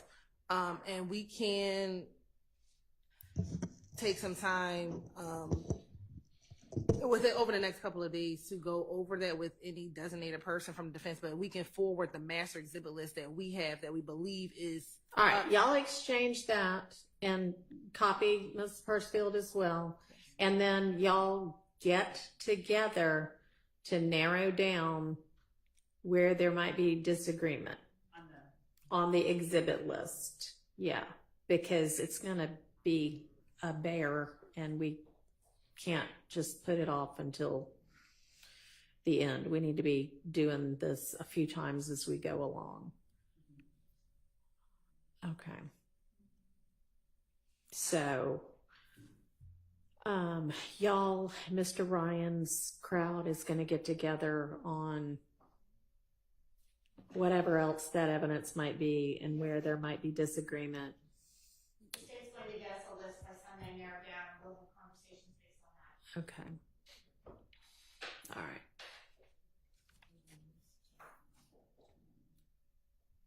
And y'all are both going to get me briefs by Monday, I think is what I said, on the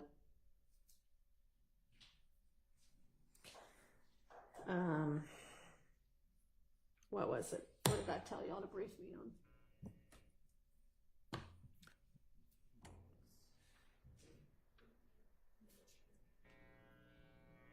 Anybody know? I believe we were supposed to. Yes. Over whether or not It was over something X. else. Yeah. Was someone in jail or that ends the conspiracy with that one? Well, somebody wanted to do that a long time ago and never did. The other one was whether or not an overt act not listening indictment could solely be the basis of a conviction on count one. Okay. But you abandoned. No. You think that something not charged? Is that what we're going to research? Yes, that's what An was. overact that is not listed, not a count charge, but an overact not listed.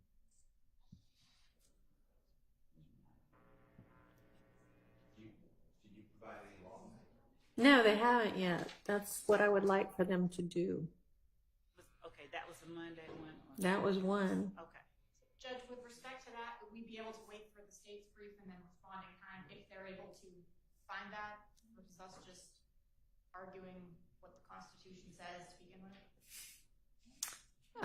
Sure, you can wait on that. Thank you. And then, okay, I guess if a prior conviction, which Mr. Ryan's murder conviction is alleged to be an overt act, were y'all going to brief me on whether and how and if that needed to have any kind of a limiting I think that instruction? That would be a smart thing to Or was I just writing that down on my own as an issue? No, I don't. I think that we had earlier Okay. today we had said that his conviction, that there should be a limiting instruction as to his conviction. We had not fleshed it out or anything, Okay. but I think it does bear some addressing. I think so too. Your Honor, again, and I'll do whatever if you want to brief, but I can't imagine a limiting instruction to cure. You know, I'm on trial with Mr. Ryan, and to have this jury be told that another jury in Fulton County found Mr. Ryan guilty of murder, and that his overt act, because you're dancing, the court's going to tell the jury to do this dance because, okay, don't use the prior conviction against Mr. Williams or anyone else of the jury because it's hearsay. But you can use it against Mr. Ryan somehow. But then it's an overt act against Mr. Ryan. And if Mr. Williams and Mr. Ryan are in a conspiracy, even though Mr. Williams is not part of that overt act, you can use that evidence against Mr. Ryan to find the overt act, and therefore Mr. Williams gets convicted on that piece of evidence. I don't mentally understand how you're going to cure that. The determination is going to be made separately as to each defendant, whether they participated in those. And Your Honor, I think overt that acts. the conviction Right, so- itself, the issue of the conviction, not the act of the murder, not the evidence or proof of him having convicted the murder, just like we've had to present evidence of other overt acts that were external to the conviction itself. And you're presenting that evidence anyway, Right, that he right. committed that murder. Right, yes, Your Honor. And so the conviction itself, and by conviction, I mean the certified Right. isn't the overt act. It's the actual murder that we are putting up evidence of that we. Right, but you're also wanting to put in the certified copy of the conviction of Mr. Ryan for that overt act, right? Right, and that's what we were Right. discussing with the limiting instruction. Right, That's and so there is a danger, or it gets complicated about how to tell the jury what they can do with that evidence. And Your Honor, I think. And I hadn't looked at the two, cases that you cited yet, the 14 F3rd 881 and the Toco 200 F3rd 1. That was you, right? Yes, Your Honor. That was the state's cases. So maybe those will elucidate it somewhat. I don't know. Anyway, I just want to follow the court and aid the court if we can. So whatever I need to do to write, but I think that would be very prejudicial against. And that's the danger. Is it going to be? Is there a way to correctly limit it? So I think I need some more. We something on that would be nice as well. Yes, Your Honor. All right. And Your Honor, I think we asked for just some additional case law, not in brief form, possibly about prosecutorial meeting. Okay. Those were my notes. Additional information. Yeah, I mean, if you wanted to provide that.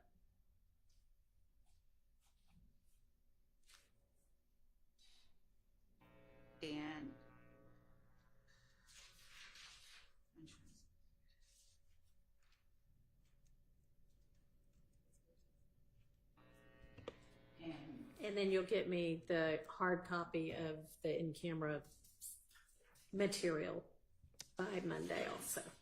My first thing the Monday. printouts, right. And when we're discussing the prosecutorial need for the intrinsic acts, we're looking at it through the lens of.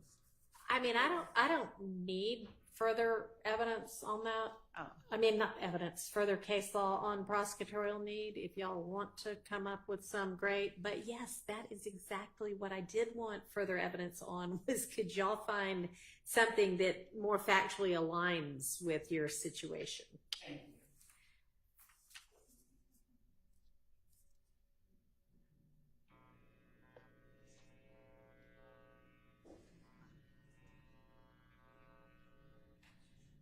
And obviously that one, y'all were going to file at the same time because you can find case law that factually aligns and says, no, it's out.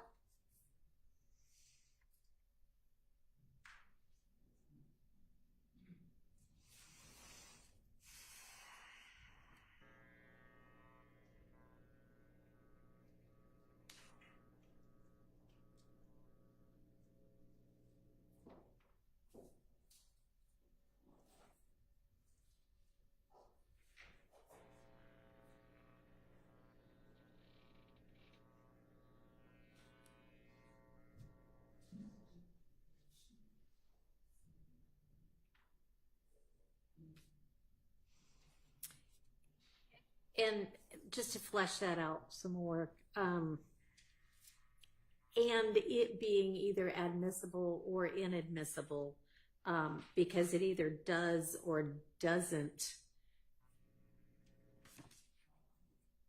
complete the story of the crime of the gangs or the crime of the RICO violations, or, be the same kind of series of events as that. Because those are the only two that it might come in under. Right, it has to, right. Okay. So just making sure that the cases that we bring to the court's attention addresses that. Yes, ideally, that would be wonderful. All right. Anything else we can do in the next 15 to 30 minutes? Can I just get, I ask every day, I want to know what files to bring. So Tomorrow. in terms of witnesses? Yeah, if it didn't change, that's fine, but I know that So the state said. I think y'all said Pitts, Latner, Turner, Bell, Hill, Jinks, and Thorpe. I may have that one wrong. Jinks, was it Jinks or Jenkins? Jenkins. Is that still the plan? Yes, for the upcoming 2 days. Couple of days. Yeah. Okay. And then we'll talk again on Friday about what'll come up next week. Thank you, Your Honor. All right. Anything else? Your Honor, if it matters to you, other people spoke with the sheriff, and we are going to. Okay. Yeah, I didn't know where exactly y'all were going, but somewhere that gives y'all a little bit more room considering the number of people involved. Oh, right.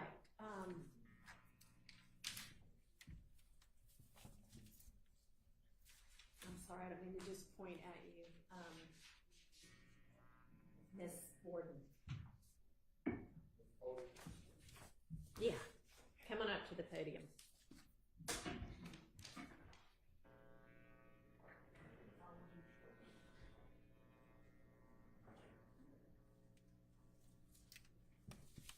I want to say thank you, Your Honor, for allowing me to come back up again. Sure. And I'll be real brief. I just want to share something to you and also on the record. Okay. I appreciate being granted the access to the camera pool, and I just want to respectfully express my concerns that that solution does not fully align with the principles of transparency and equal access. The decision to limit the media coverage to a single camera controlled by a pool, which restricts the diversity of perspectives and it raised concerns about control, suppressing, and also withholding crucial details that can be caught by several angles. And I know earlier, I think I might have shared, I am a civil rights leader. I'm also a noted and awarded community advocate for the state of Georgia since 2009.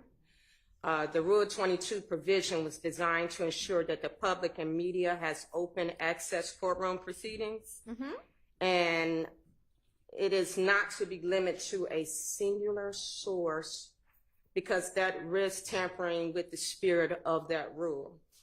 By only allowing one feed, it is inherently biased. It ends up being biased with that coverage.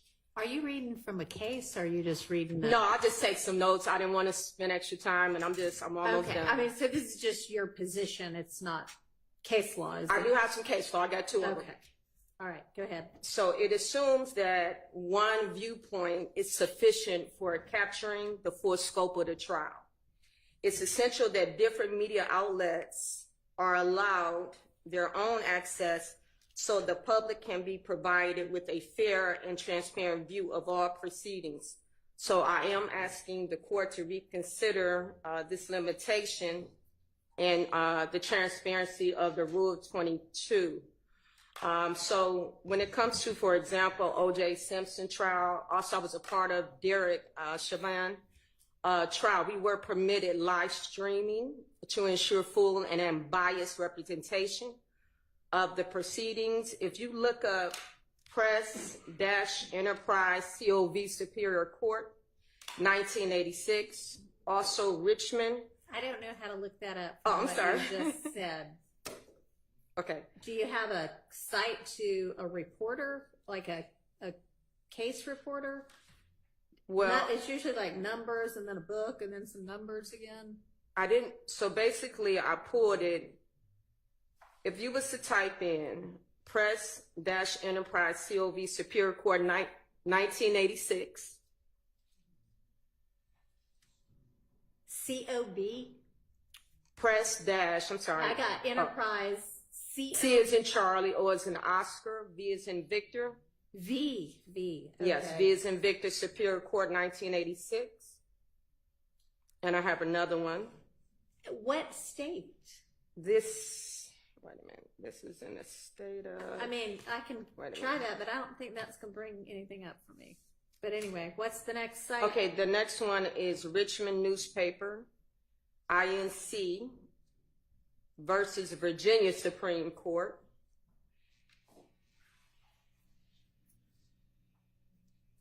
And I also want to share that the restriction of the live streaming serves a compelling enough interest to warrant limited media access to a single perspective. Again, when it comes to civil rights leaders, right now I don't see any other civil rights leaders here. Also, when it comes to community advocacy.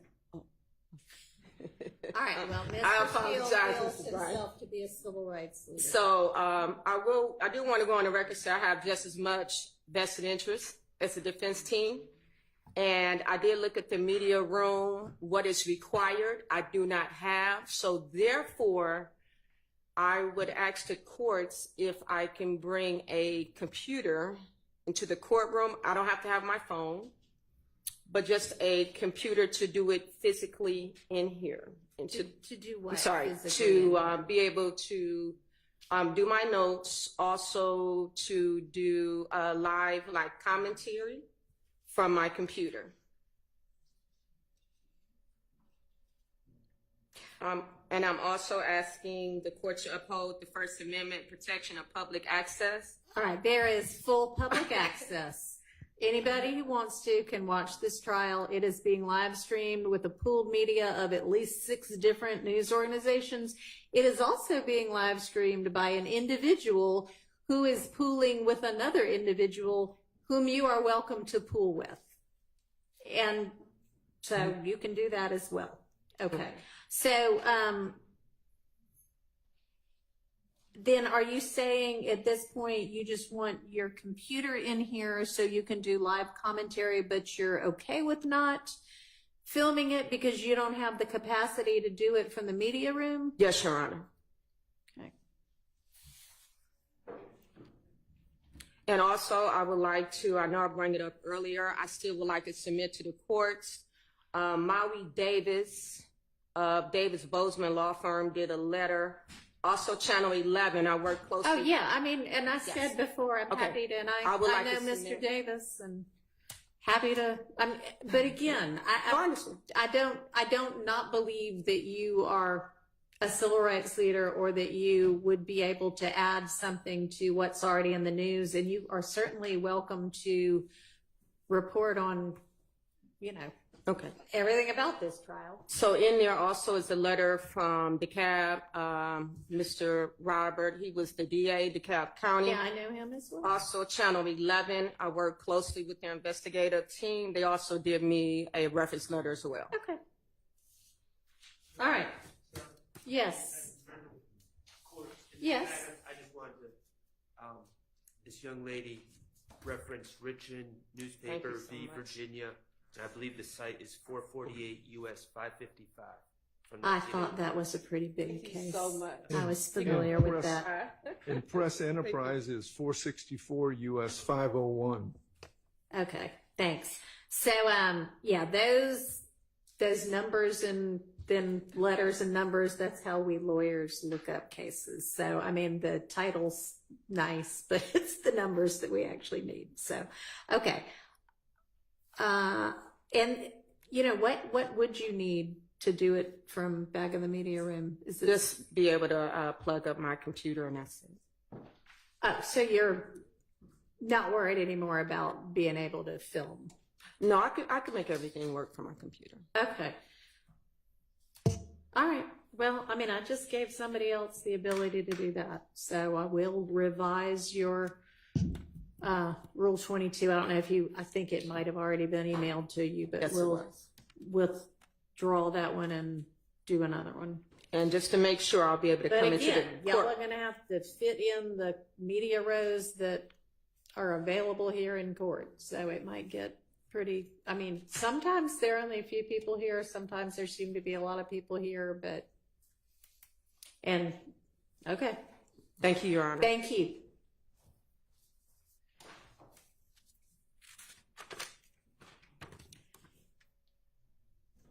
All right, anything else? Well, tomorrow is your next court date.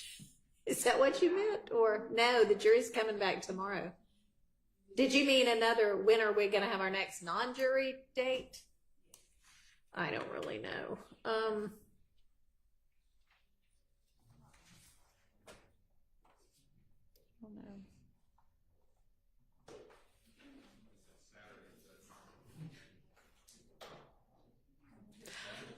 I'm thinking we could.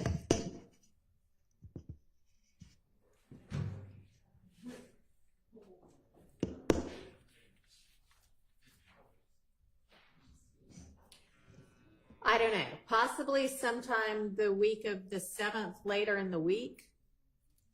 But if we need one before then, or if we need one or two before then we'll have to fit those in.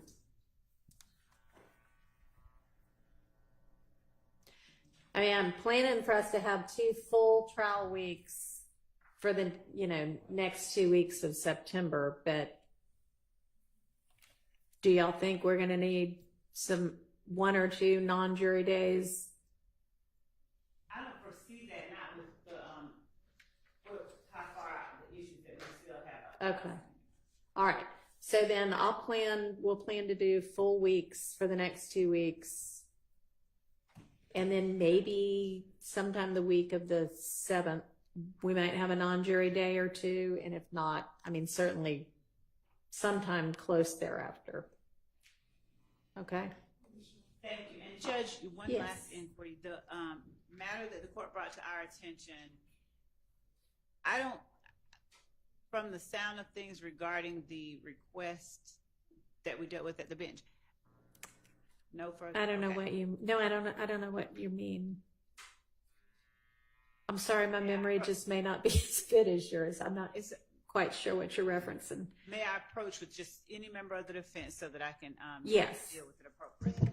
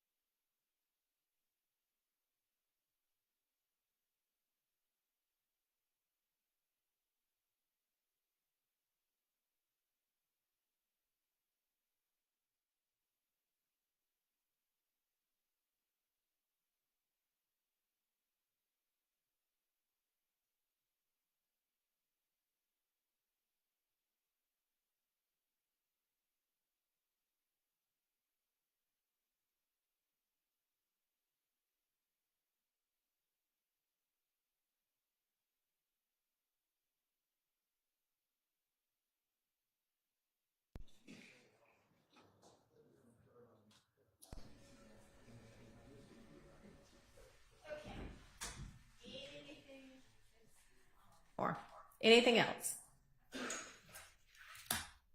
before we break for the day? Nope. Okay. Nobody else? All right. All right. Let's see. We have the jury back at 9. You know, considering that we've been together all day today, hopefully we won't have anything unexpected in the morning. Do you think we could just plan to convene at like 5 till 9? Okay, let's do that. See y'all tomorrow.